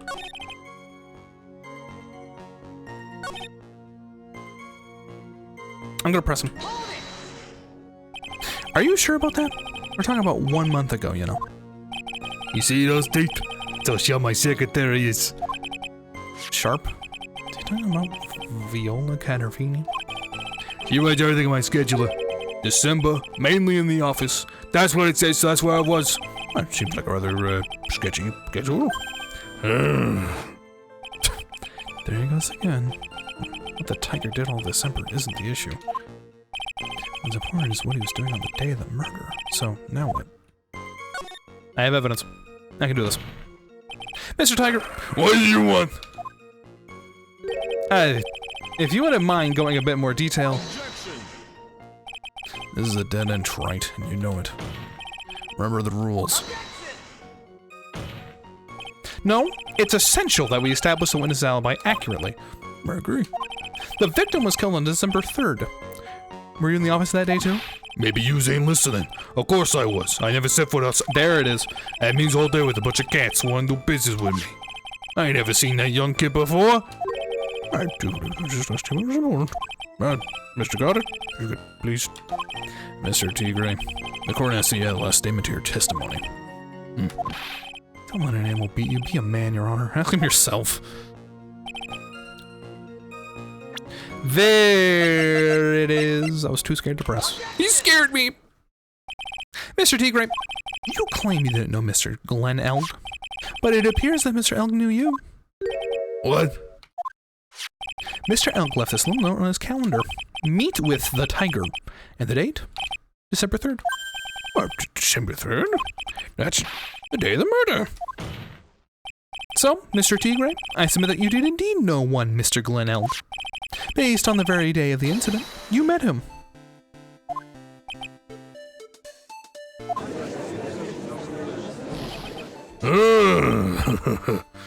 Not bad. It was actually not bad. Sorry? I was just messing with yous to see how good you were. Did you hear that, Nick? He said you're not bad. That's one compliment I could do without, plus he's lying through his teeth. Witness, please remember that you're under oath. Lies will not be tolerated. You call me a liar? Is that what you're doing? Ruh-roh. Ruh-roh? Why do you turn to Scooby? So you're saying that your claim to have never seen that kid before is the truth? Never seen that kid before. Is the truth? I said I'm dead serious. You better believe that's the truth. No, I mean, he does perfect impressions. I'm gonna do it like him, but then he's doing it, but like, it's basically exactly this, but it's lower, so instead of being like, I never seen that kid before. I never seen that kid before. Is that what you're saying? Hey, you, big Batman. Family. That's all it is, goddammit. Anyway. Then I'd say that gives me time to enjoy undercut pure black magic. That is, while you testify for the court again, Mr. Tigre. Oh, yes, sir. Would you mind indulging the court, witness? Never actually met the victim? That's gotta be a lie right there. It's time I nailed this guy. It's time I nailed him.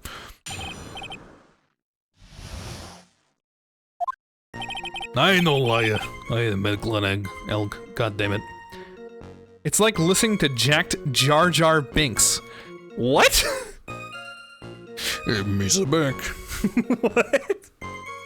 What are you talking about? Hey, me's a no liar. Me's a never met Glen Elk. Oh, there was some lame guy with that name, though. Wanted to borrow cash from me. Said I'm meeting with the guy in my office, then the lender.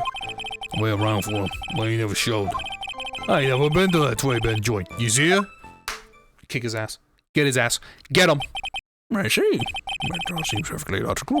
You had arranged to meet with the victim, but he didn't show up. I've heard it's pretty hard to keep appointments when you're dead. Oh, very well. Begin cross-examination, Mr. Wright. Yes, Your Honor. Didn't I tell you got a big deal going down today? I ain't gonna make my bus now. I'm gonna take the express train. That bill's going straight to you, right?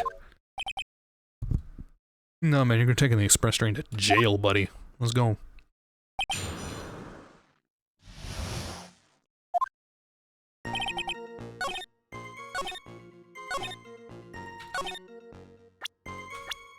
Oopsie. Too easy. Mr. Tigre, is there something you'd like to tell the court about these matches? Matches? What you was talking about? I hope this trial just ends with Phoenix and Furio just having a roar fight. Roar. Grr.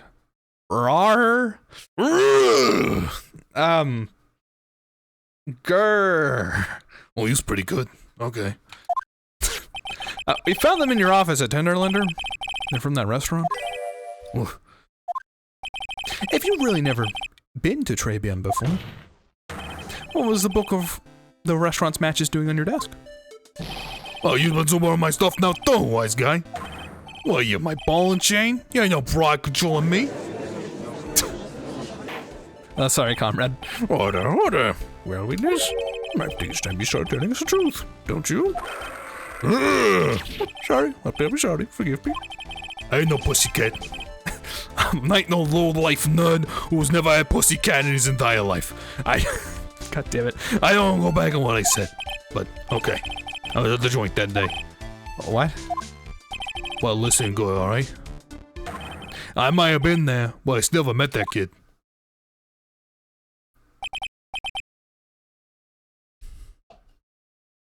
Well. Listen, an just came in for another testimony.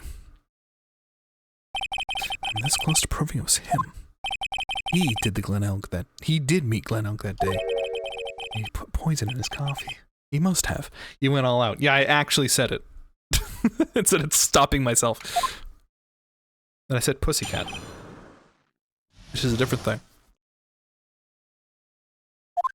Guy's never owned a cat before. I was supposed to meet with the kid at the restaurant that afternoon.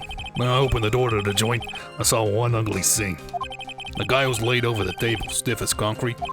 I figured if the place wasn't hot already, it was gonna be. So I split. I had the cop siren on my way out and went straight back to my office. I see. You didn't actually meet with him in the end, then. Well, Mr. Wright, cross-examination, please.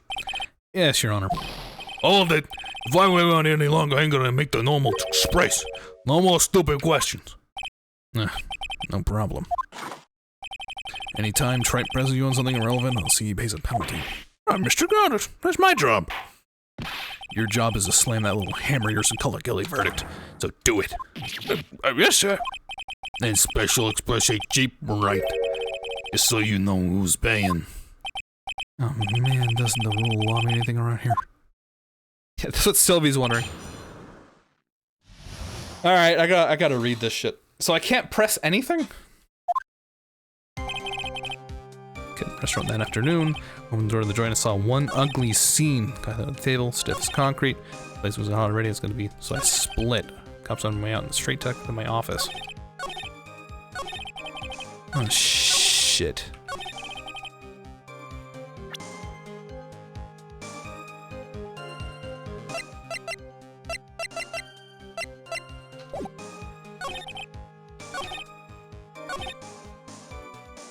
You didn't split because you have the thing. That is not it. What? Really?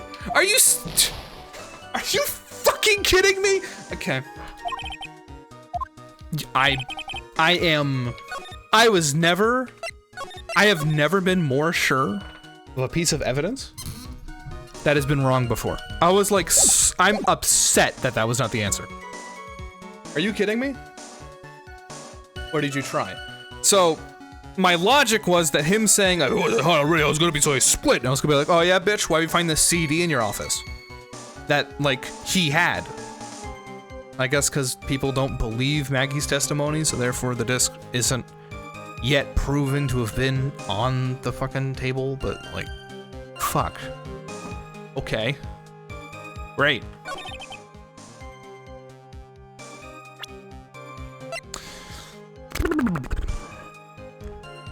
You've connected dots not yet connected. Yeah, I know. You're supposed to be dumb. I know. I'm trying. I'm trying so hard. You'll have to unlock the new statement by pressing. Alright. So you didn't actually set foot inside the restaurant, then? Well, the tiger's a busy cat. I don't hang around for no one. I ain't got time to be caught up in no murder investigation. So, when exactly did you pick up the matches? The matches inside the front door. Our detective friend would have wound up trouble with the chief after taking $5 home. Poor gumshoe. It's almost enough to make a man cry. Well, that wasn't a penalty. I guess it's a penalty if I press and it, like, further. It's that.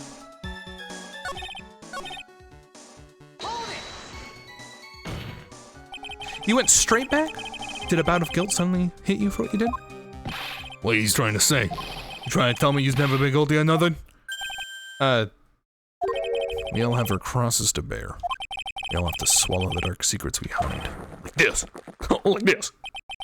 The courtroom's not exactly the place to talk about dark secrets, is it? Well, she returned again, Mr. Wright. Another rivet light. That one got me. What if those two jokers in the carpets to keep going up with? Well, Nick, what do you think? Fuck.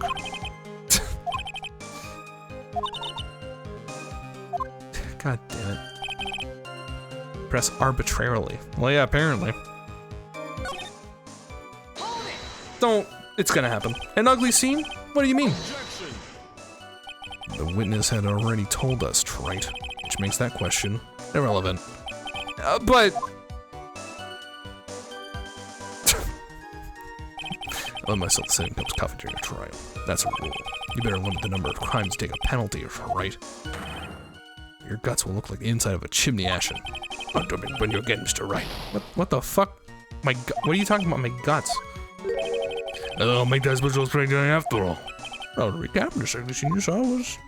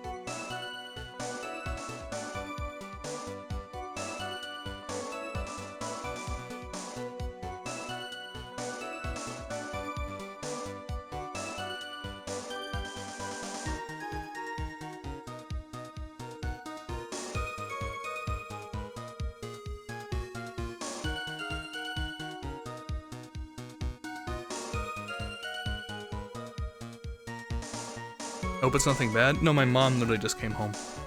Sorry about that. So, the meeting wasn't due to take place at the Tenant Lender at all then. The kid was making a fuss about coming into the office. It's always that way when I want to talk about repayments. Even though I got the best punching bag you ever seen, there are any issues. Maybe it's because of the punching bag that people are scared to come? So that's why you decided to meet at Très Bien. Objection. You're going over old ground again, Wright. Sorry. You just earned yourself a penalty. Suck it down! Oh, suck that penalty, Mr. Wright, and you will like it. That's fucking weird. That's fucking weird. Thank you, sir. May I have another? Huh? Huh?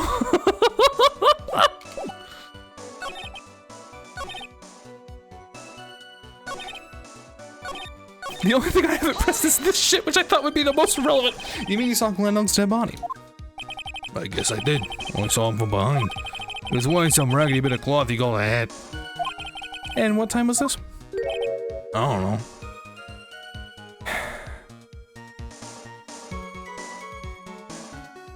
SJ just doing the Maya animation.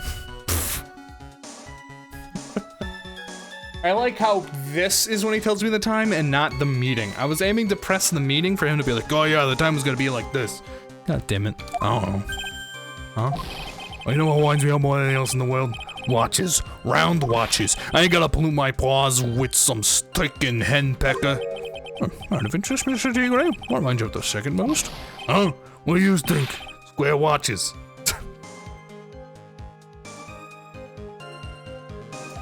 Damn. Is this guy for real? Look, all I need to know is that something bad was going down that place. What? I pressed everything.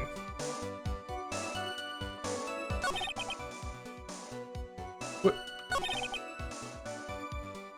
Haven't I pressed everything? So you didn't actually set foot inside the restaurant, then? Oh, that is a busy K. I don't have for no one. Don't go on murder investigation. So, when exactly did you pick up the matches? The front door. Evidence. So, okay, hold on. You told me that I had to press. But now I don't have to press? I just have to provide evidence. Then why did I even do this? Why did I even go around pressing? God damn it!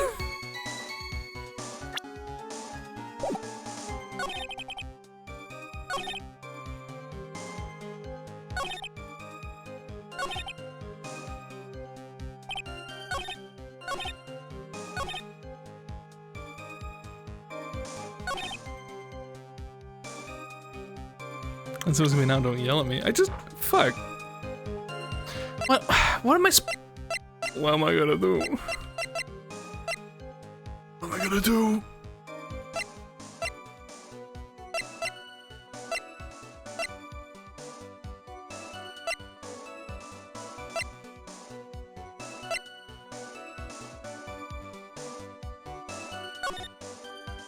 Oh, you can't see the body.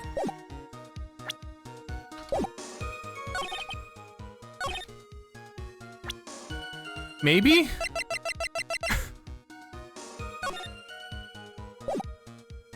Or that one wall? No. You're something of a loan collecting pro, aren't you, Mr. Tigre? No one escaped the tiger's clutches. Well, I'm something of a lie detecting pro. And no one escapes the Phoenix's clutches. I think it's time we got something straight. Instead of gay. Okay, I sneezed twice. Okay. What's this, Wright? New line of relevant questioning. These are the floor plans of the crime. These are the floor plans of the crime scene. You say we're standing at the entrance, Mr. Tigre. From here, you field of vision would have covered an area something like this. Indeed, the witness would have had a clear view of the victim's scene. Isn't that what I just said? I saw the back of the kid's head. Unfortunately for you, that is not possible. If the court would think back, you remember what between each of the tables. It's a tall partition. Right, that's true. Now, look at the plans again. The truth is painfully obvious. From the entrance, the field of vision of any customer walking in ends here.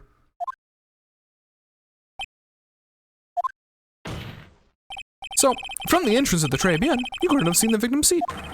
But you did see the victim that day, because you met with him. Objection. Wrong. Have you forgotten the old man's testimony yesterday? The victim was alone at the table.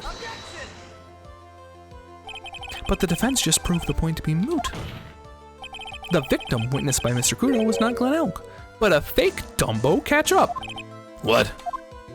In order to have Mr. Kudo falsely testify the real killer posed as the victim he had just killed and acted out a charade. That will do. This trial's gone on long enough without the obvious question being answered. Who exactly was this real killer who impersonated the victim? You say the killer murdered Glen Elk, and then impersonated his victim in a performance for Victor Kudo. In that case, Mr. Wright, reveal the identity of this criminal to the court. Easy money, bitch. Obviously, the killer is Furo Tigre. No one else could have done it. Well, witness? Now that's cute. You think you put this on the tiger? Maybe you don't understand. The tiger is king of the jungle. Oh, I told you to say the gun. Come on, you got the guts. That's me, Mr. Tigre. It's the defense. Go ahead and tell the witness history. I was drinking water. There, Mr. Wright. I mean, it must be you, old man. You got guts, I'll give you that. Mr. Wright, leave me this alone. Perhaps I can end this embarrassment. Mr. Goddard. Let's just go back over Mr. Kudo's testimony one more time. The old man didn't see the victim. Oh, no. Several girl brought him a jar for Kudo, where he put some in it. There's no question about that. She really put some white powder in there. Was the victim he saw the real victim or not? That doesn't matter. Fact remains, he saw the accused put poison to the coffee. Yes, it was a waitress who poisoned the coffee. Very impressive, Mr. Goddard. Waiting for my absence to launch your attack. Vendor pin at last, right? It was in my pocket. But anyway, Mr. Kudo witnessed two people that day. He saw the victim, the supposed Mr. Glen Elk, and the waitress from behind. Yes, your point, Mr. Wright. I think the conclusion is obvious. If this Glen Elk was really the killer in disguise, then surely it's possible the waitress was also part of the show. Well, you mean the waitress was an imposter as well? The defendant, Miss Bird, fell unconscious immediately after the incident. And someone used her fainting to hatch an elaborate plan to pin the murder on her. Who on earth was it? Who was this waitress that Miss Kudo witnessed? This emo goth bitch. Who is this woman? Her name is Viola Canaverini. She's an employee of Tenderlander. You was making a big mistake. Do you know who Violetta's grandfather is? You better be going home in another truck tonight if you know what I mean. Stop shaking, Nick. Where was I? Yes, the defendant, Miss Bird, has stated the following. Well, when I took the coffee on the victim's table, it's true there was another customer in the restaurant. She was sort of creepy, and she had a kind of cackling laugh.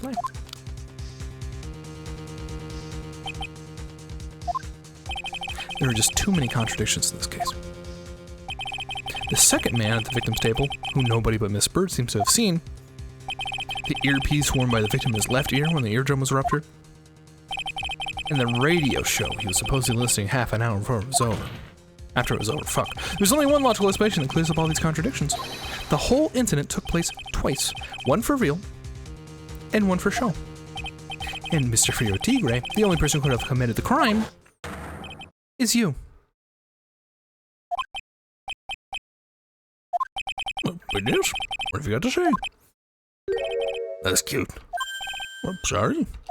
He was alright. I could do with a guy like you around. What do you mean? Okay, I'm in on this game. I'm gonna have to charter a jet to give me my meeting now, but I'm gonna give you one more thing to think about before I go. Something to think about? You've got all wrapped up nice, huh? Right? Or use this a 1 point thing. But that can't be. I was in the joint that day, and I met that kid too. What? Well, I couldn't have poisoned him, you see? Well, we expect to leave you now, Mr. Tigre? What a troublemaker. Troublemaker? Looks like we're gonna need another one for the road.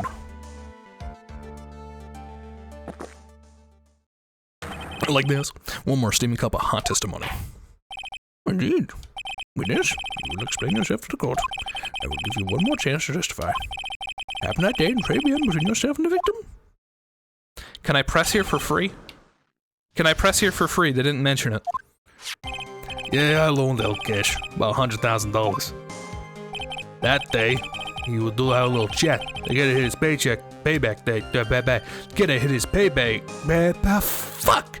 They gotta hit his payback date, see? So anyway, he tells me that he's got no way to pay up. I'm about to find the guy when he starts screaming. Yes, I won! Have $1 million. He got lucky, you know, real lucky. If that waitress hadn't done what she's done, everything would have been over. Now, I should principal amount you owed Mr. Eric was $50,000. Yeah, well, he's got the VIG to take into account. Interest builds up fast, you know. That's faster than fast. $100,000 is twice his principal. And the repayment deadline was December 3rd. Answer in question. Yeah, he's one lucky kid. He got to have $1 million just in time.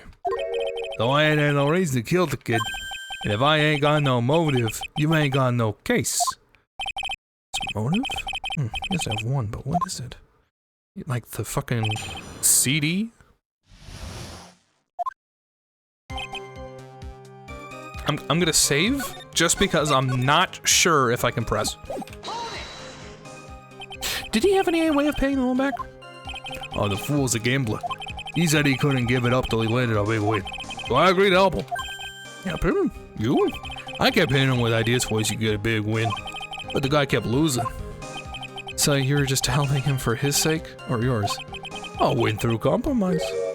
You helped me, I helped you. What's the difference, huh? I don't believe this.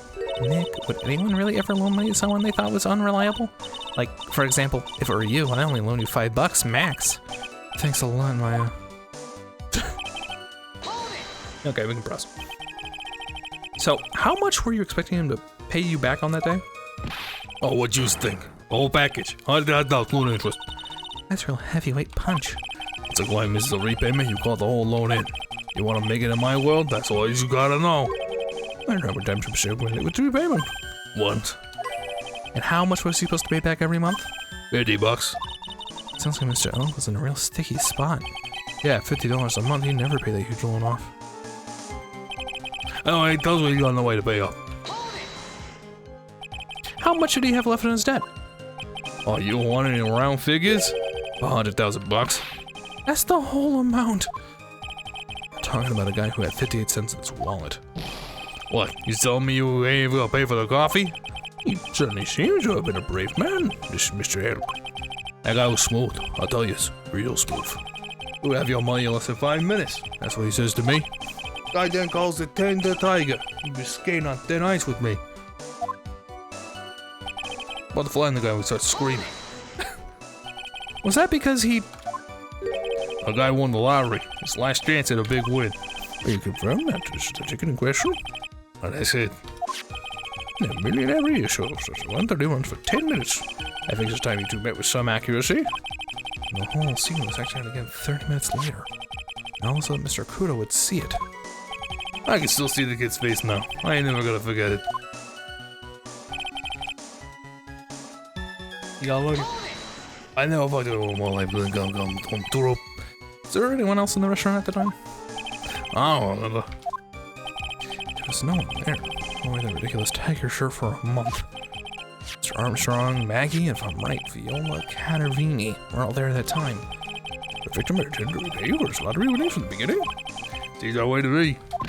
Oh, but you wouldn't normally expect to win the lottery, would you? Undying belief that your next will end worst losing streak you ever had. That's what defines a true gambler. It makes it sound so cool. Don't be tempted, Nick. You haven't got the willpower for it. All I know is the kid took a shot, he got lucky in the end. everything would have been over. The waitress? You mean that girl with glasses, the vase chair? What's what I mean? She ain't gone the way, things would have been bada bing, bada boom, all one done with. We should push a little on this. What do you mean things would have been over and done with? I use all over there or what? Talking about the cash. I was here to get my $100,000 back, that's all. I'm a businessman. It was all coming together before the witch was gone the way. As far as I can tell from the witness testimonial, other than recouping his loan, Mr. Gray's no motive for killing the victim. It is? Your mentor's testimony reflects what you just said. There's motive, huh? And there it is. So you just intend to get back the $100,000 Mr. L owed you, correct? I loaned the guy some cash, that's my right. Unfortunately for Mr. L, I don't believe the $100,000 is what you were really after. Objection. What are you getting at, Wright? What else would a moneylender be after other than money? Oh, the moneylender was after money, but money in a totally different league. The kind of money that a single disc like this would fetch. Oh, what is that? A computer virus, Your Honor. A virus called MC Bomber. A computer virus? What do those do? A computer virus is a program that wreaks havoc on the inside of a computer. A computer? What do those do?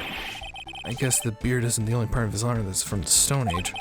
I'll explain it to you later, Your Honor. Right now, this is the important point. A virus like the MC Bomber would be worth several $1 million in the black market. Several $1 million? Lending money with no hope of ever seeing repayment would normally be bad for business. But in this case, the very fact that Glenn Elk had no way to repay the money is crucial. What? Glenn Elk was a programmer, a highly skilled programmer. That skill was the collateral Mr. Elk put up in order to borrow the money. Objection. You're trying to suggest the witness's motive was to get hold of that program? Exactly. The witness may have poor fashion sense, but he's by no means an idiot, right? A man like him could get his hands on $1 million without resorting to murder. Of course he could, provided that he had time.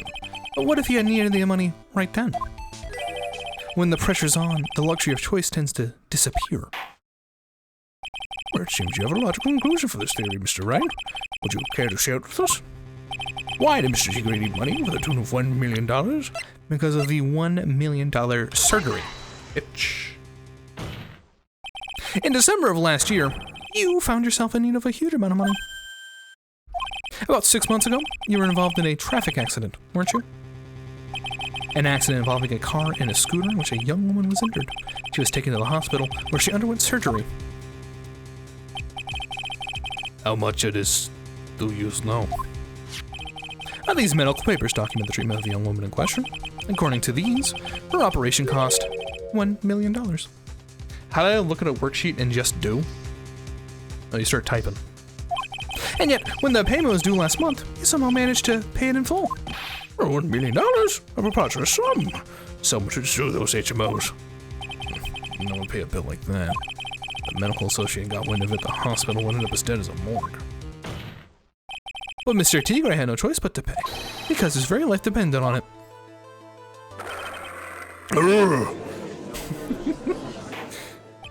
What you say his life depended on Mr. Wright? Indeed it did, simply because the injured woman was none other than Viola Cadaverini. Did you say Cadaverini? Bruto Cadaverini, mob boss in charge of the underworld, activities in the city, and doting grandfather to his precious Violetta, also known as Viola Cadaverini. Your life was in danger, unless you paid compensation to the boss, correct? It makes sense. Dotting? Yeah, that's what it said, wasn't it? Wasn't it dotting? Or did I misread that? Dotting, to dote. Yeah. You want me to say doting? Hold on. Hold the fucking phone. It's this. Doting. Fuck you, Google. Anyway. Your life was in danger unless you paid compensation to the boss, correct? It makes sense. You were desperate to acquire the $1 million Bruno Cadaverini demanded of you. So desperate, in fact, that you decided to sacrifice Glenn Elg's life to pay your debt.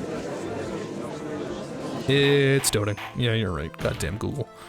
One day of the murder. On the day of the murder, Mr. T.K.'s sole intention was to get his hands on the CD. Glenn Elg had no way of paying back the $100,000, and Mr. T. knew it. But then a miracle happened. The kind that Mr. T. would prefer to say never happened, but he can't. And neither can I. The lottery win. Exactly. At the 11th hour, Mr. Elg won $1 million on the lottery, which left Mr. T. with no way of getting his hands on an all-important CD. At least, no legitimate way.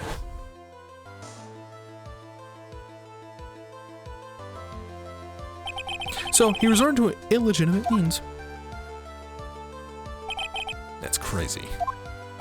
He murdered Glenn Elg and then made his next move to frame Maggie Bird for the crime. Mr. Tigre posed as Glenn Elg, while Viola Cadaverini played the role of Miss Bird. And then they reenacted the whole thing in order to establish a witness. Glenn Elg was technically the 1% in that 5-minute time frame, so I don't feel bad. I don't think $500,000 makes you the 1%. It's a good amount of money, but it's not the 1%. The witness being the one we all heard her testify yesterday, Mr. Victor Kudo. Objection. Doesn't? Dang, I don't know how money works. Like I said, right.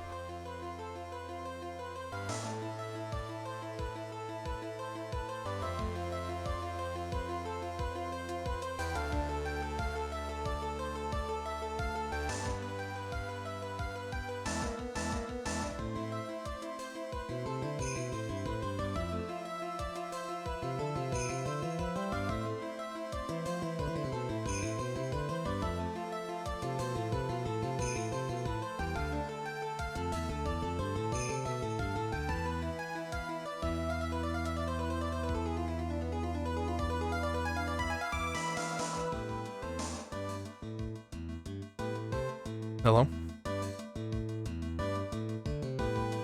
I feel like 99% of people don't have $0.5 million. Alright, Google, once again. How much money to be in the top 1%? It takes $6,500,000 a year to reach America's top 1%. But in some states, you need to earn much, much more. So there you go. One influx of $500,000 is not going to do it. It's a lot of money, but it's not enough.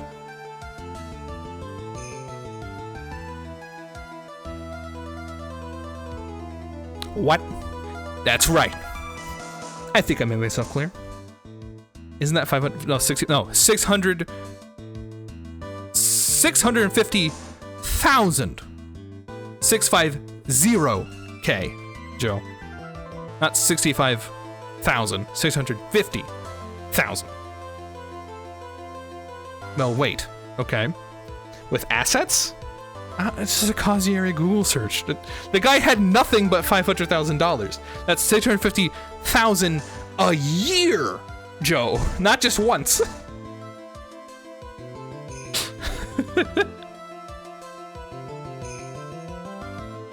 That's like top 1% salary. Okay, hold on, wait.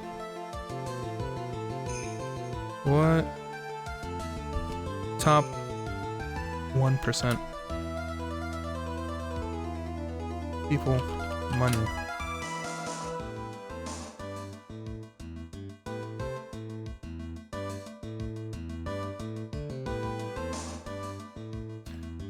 Hold on.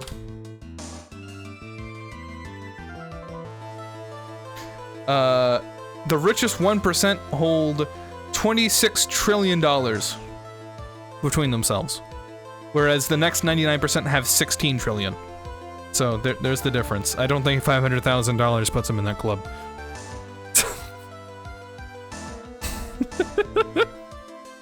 There. Are you happy now? It's good money. It's life-changing money, but it's not 1% money. Anyway. For starters, there's no way the chef could have kept the dark about it. But Mr. Armstrong was in from the very beginning. Have you forgotten already, Mr. Goddard? Are you a dumbass? I'm not 1%. Why would I be happy? True. Mr. Armstrong owed the witness money too. $500,000, in fact. He had no choice but to go along with Mr. Tigre's plan.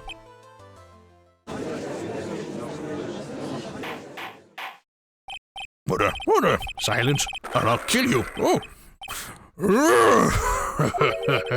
You just put on a good show, Spiky. If you want to stay alive in the loan shark business, you better be careful. You say I dressed up like that kid, create a witness, and frame someone? If I did something crazy like that, I'd leave a trail as bright as my shirt. I ain't dumb enough to do something sloppy like that. And yet you are. You do? Despite your appearance, you are very careful. That's why you took one more precaution. One more trick to make sure Miss Bird had no way out. What? Another one, Mr. Ryan? Interesting. Why don't you fill us all in, Wright? What was this trick you saw Mr. Tigre perform to frame the accused?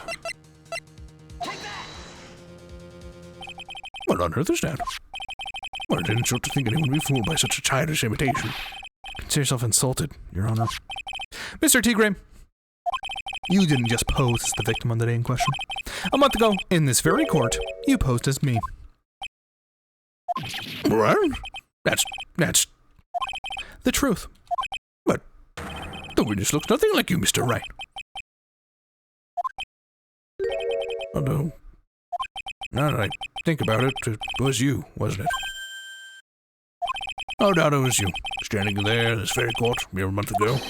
The Phoenix Wright who put up the most disreputable, shabby defense I ever seen. Shabby. Fuck. Disreputable, shabby defense I ever seen.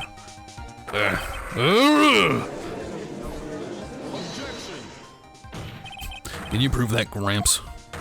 Prove that the attorney who represented the accused here a month ago was this man? Are you prepared to take the stand and testify it was him? Oh. Hey. Forget about it, yeah? I wouldn't do something like that. Not me. You made a mistake, right? It was someone else, yeah? Have you no pride, sir?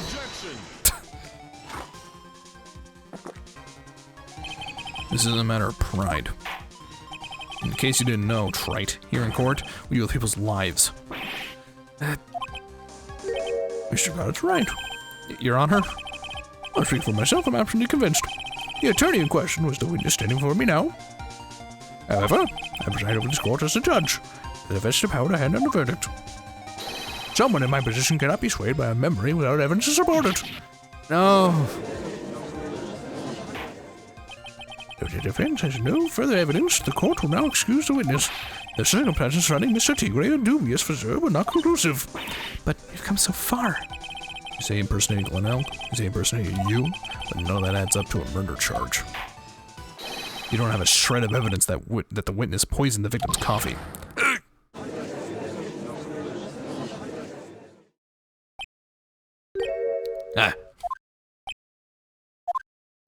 Sucks to be you, right? Dumb as the tiger, you're gonna get mauled. He's got that?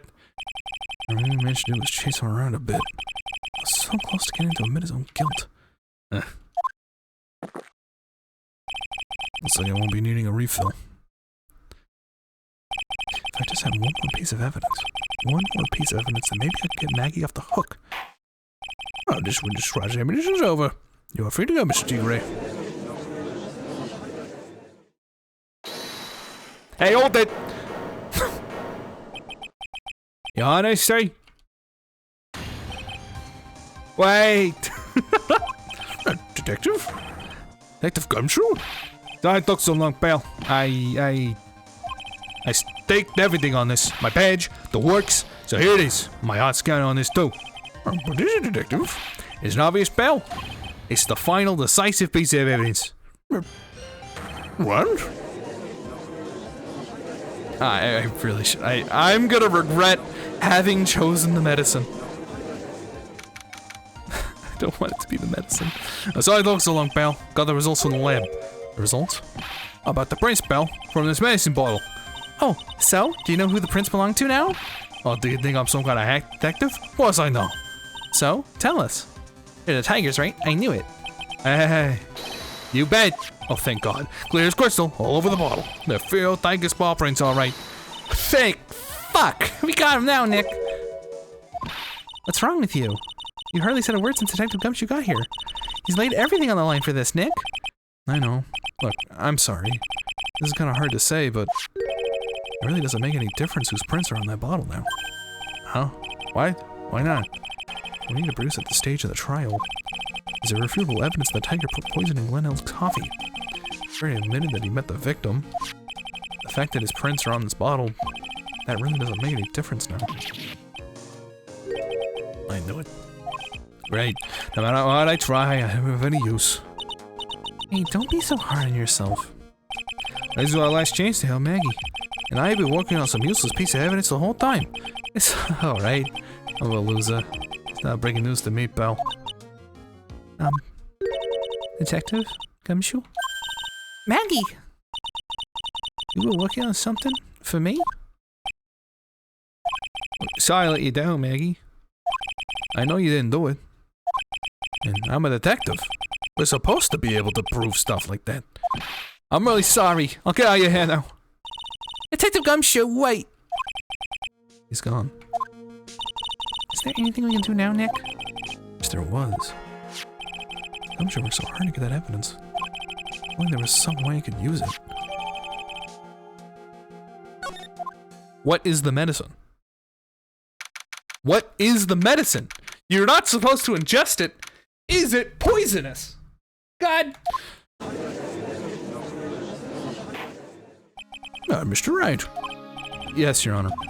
I'm glad you were research and could prepare this decisive evidence you discovered. Yes. Don't keep us all in suspense, Wright. Show us. Naturally. We can assume it's evidence that will actually stand up in court, can we? Thank Phoenix. Don't let Gumshoe's hard work go to waste. How much more time he's gonna waste? I ain't been in court before. But used lawyers should know how to blow things out of proportion. No doubt, given the nature of the evidence, it will speak for itself. Ask Mr. Payne to take it to find out. Nevertheless, your tiger's through, Mr. Wright. Doctor, goddammit. And, well, I know I can't prove anything new with this evidence. I'm really backed into a corner here. Maybe if he thinks he's got me beat, he'll let his guard down for a bit. Well, don't keep us waiting any longer, Mr. Wright. Present this final decisive piece of evidence to the court. I can't save! Here we go! This is the defense's final piece of evidence. Isn't that the victims? Your Honor, naturally, the court is already aware of the contents of this bottle. However, interesting new information has come to light. We have clearly identified some fingerprints on it. Fingerprints belonging to you, Mr. T. Gray. What? It's pepper spray, Your Honor. But, Mr. Wright, what conclusion are you hoping to draw from this new information? Everyone here knows what this bottle contains, except for one man. One person in this court is theoretically going to be in the dark. My prints on that pansy-looking bottle? Is that what you're saying? Well, what the hell's in it anyway? Phony trial, phony lawyer, and phony clues. Everything's about this case but phony. For excuse of some phony evidence. Mr. T. Gray, this is the decisive piece of evidence that will prove your guilt. Why? Because it contains... This bottle contains potassium cyanide. Or potassium cyanide? The poison used to murder Mr. Elk, Your Honor. The victim's killer used this very bottle. And on this bottle, Mr. T. Gray, you found your fingerprints. Well, how do you explain that? You'd make a good clown, you know that? What? Yous ain't never gonna get this to stick. You're just making me laugh now. You think that cheap bluff like that's gonna fool the tiger? A bluff? I can see to you, Phoenix, right? That ain't the bottle with the cyanide in it. No, this is the bottle we found traces of the poison in. Oh, don't mess with the tiger. You're gonna with this right. The cyanide bottle was brown. It's made of glass. That cheap piece of trash. Didn't look nothing like it.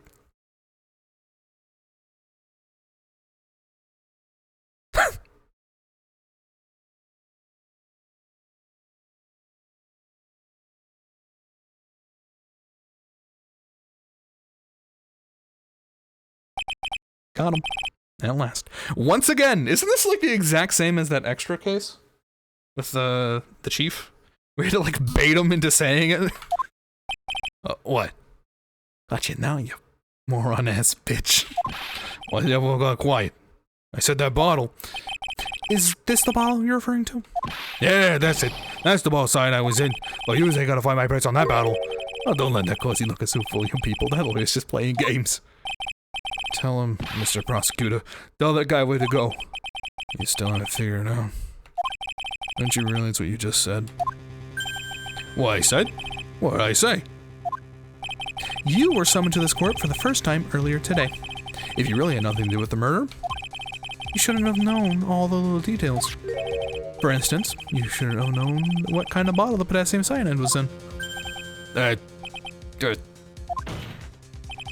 But just now, you slipped up in front of every single person in this courtroom. You described the exact bottle used by the killer to hold the poison. You don't know who you's messing with. I'm the tiger. I told millions of dollars on the black market. You think I'm gonna let some chopped up suit get the better of me? Sure, the last piece of evidence was phony. But that's just what you deserve. A phony trial with a phony lawyer. It's all played out by you, the biggest phony of all. I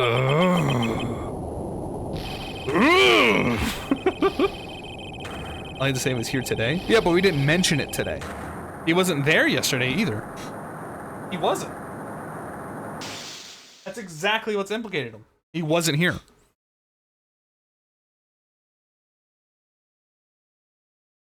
He could have lied. What's going on? What, about the bottle that he perfectly described? Or saying that he wasn't here yesterday? Because he didn't say he wasn't here. We said he wasn't here. And he didn't, he was like, no, I was here. And we could see him. We see who's in this courtroom. What's going on? It looks like a blackout. Well done. Wright. I say my tempting cup of coffee just for you. Savor it. Oh, this is where Mikey's profile picture came from. I see. While you watch the police restrain your prey.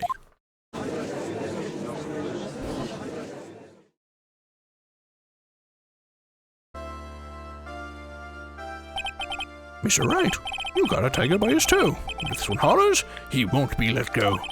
Now then, how things going with Mr. Tigre, Mr. Goddard? He's being arrested on suspicion of the murder of Glen Elk, Your Honor. Unfortunately for us, we managed to rectify a very grave error. Miss Bird was found guilty in the absence of a genuine defense attorney. Yes, she was.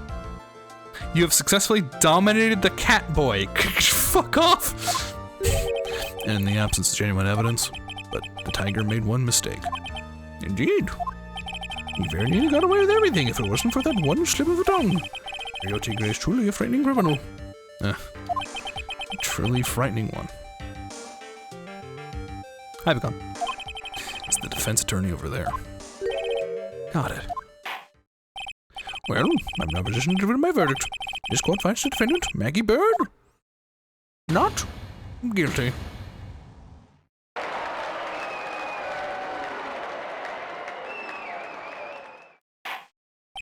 Alright, that is all. This court finds adjourned.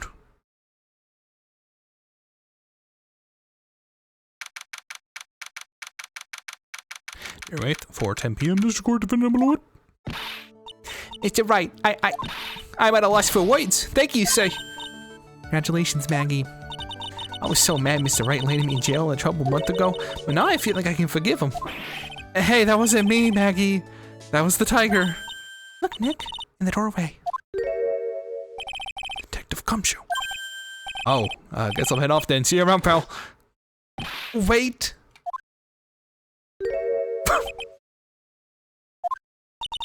Detective Gumshoe. Oh yeah. Congratulations, Maggie. Thanks. I knew you were so along. Why didn't you say that in your testimony then? Huh? Oh, well, I was... Well, guess I'll be heading off then. See you around.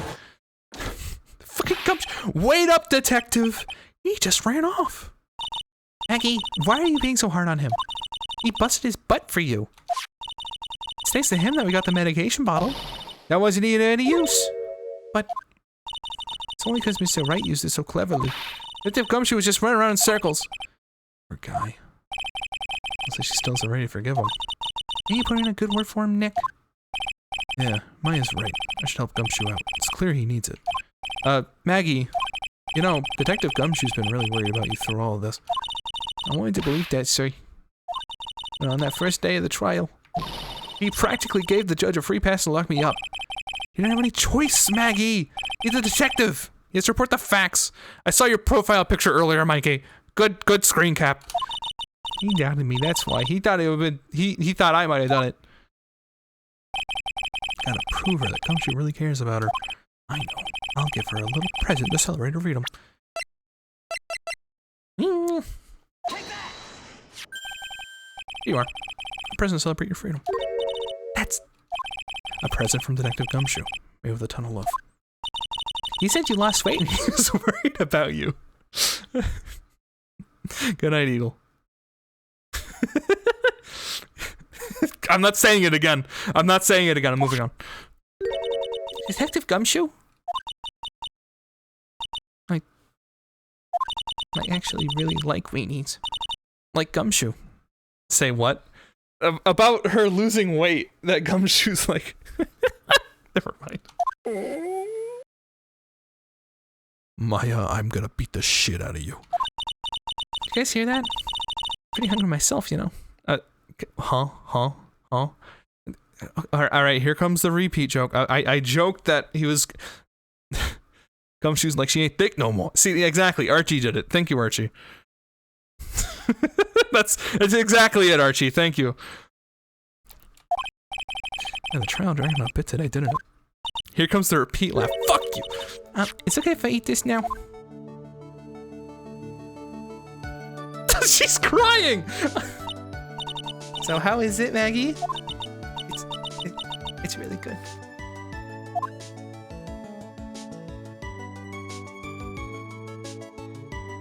Dude, imagine being stuck in the same outfit for like a month. In case of the phony versus the genuine, Phoenix Wright, the false allegations surrounding Maggie have all been cleared up.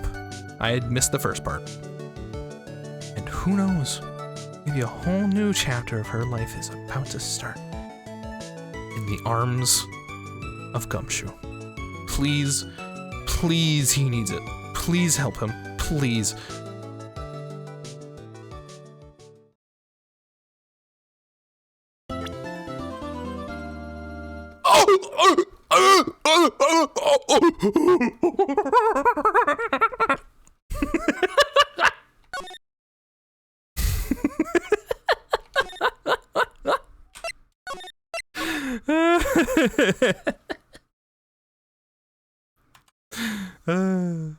What happened? Fucking Edgeworth was on screen. You know. It's over. Yeah, case is over. Thank you to Pecan for 3 months.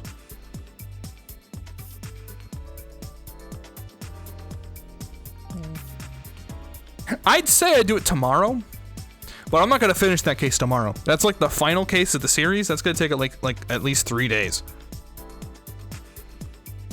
Let's preview for the next one. That's why we start the stream. Stop. Okay. No, it's not. What?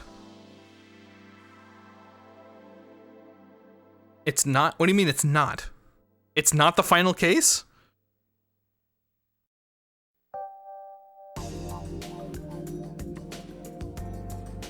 Second to last. Fuck off. Who told you the last one? Me! I told me! God damn it, are you serious? What the fuck?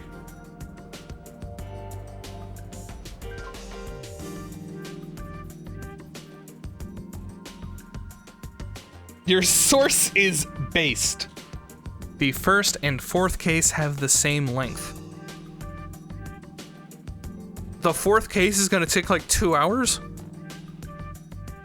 Are you serious? Let me stop writing.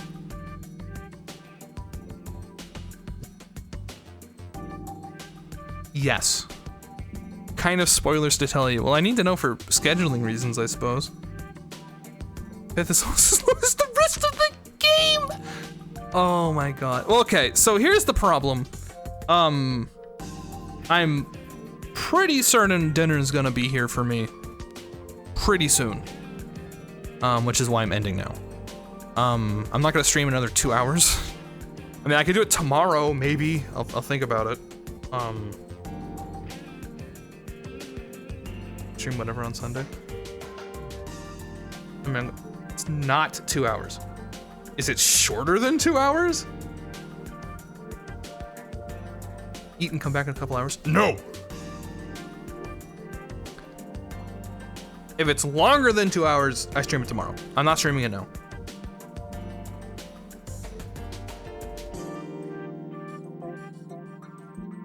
Why are you like this? You did not take 2 hours to beat case 1? Just do it on Sunday? But I'm gonna do Minecraft on Sunday! You got it out of me! I was gonna do Minecraft! God damn it! Is that what you wanted to hear? Huh?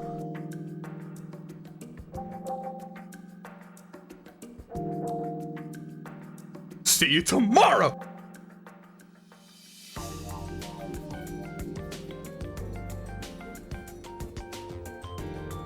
Oh wait, 4 and 5 are better together? Is this true?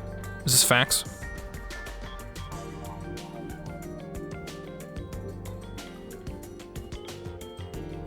Next for good week of stream, they are.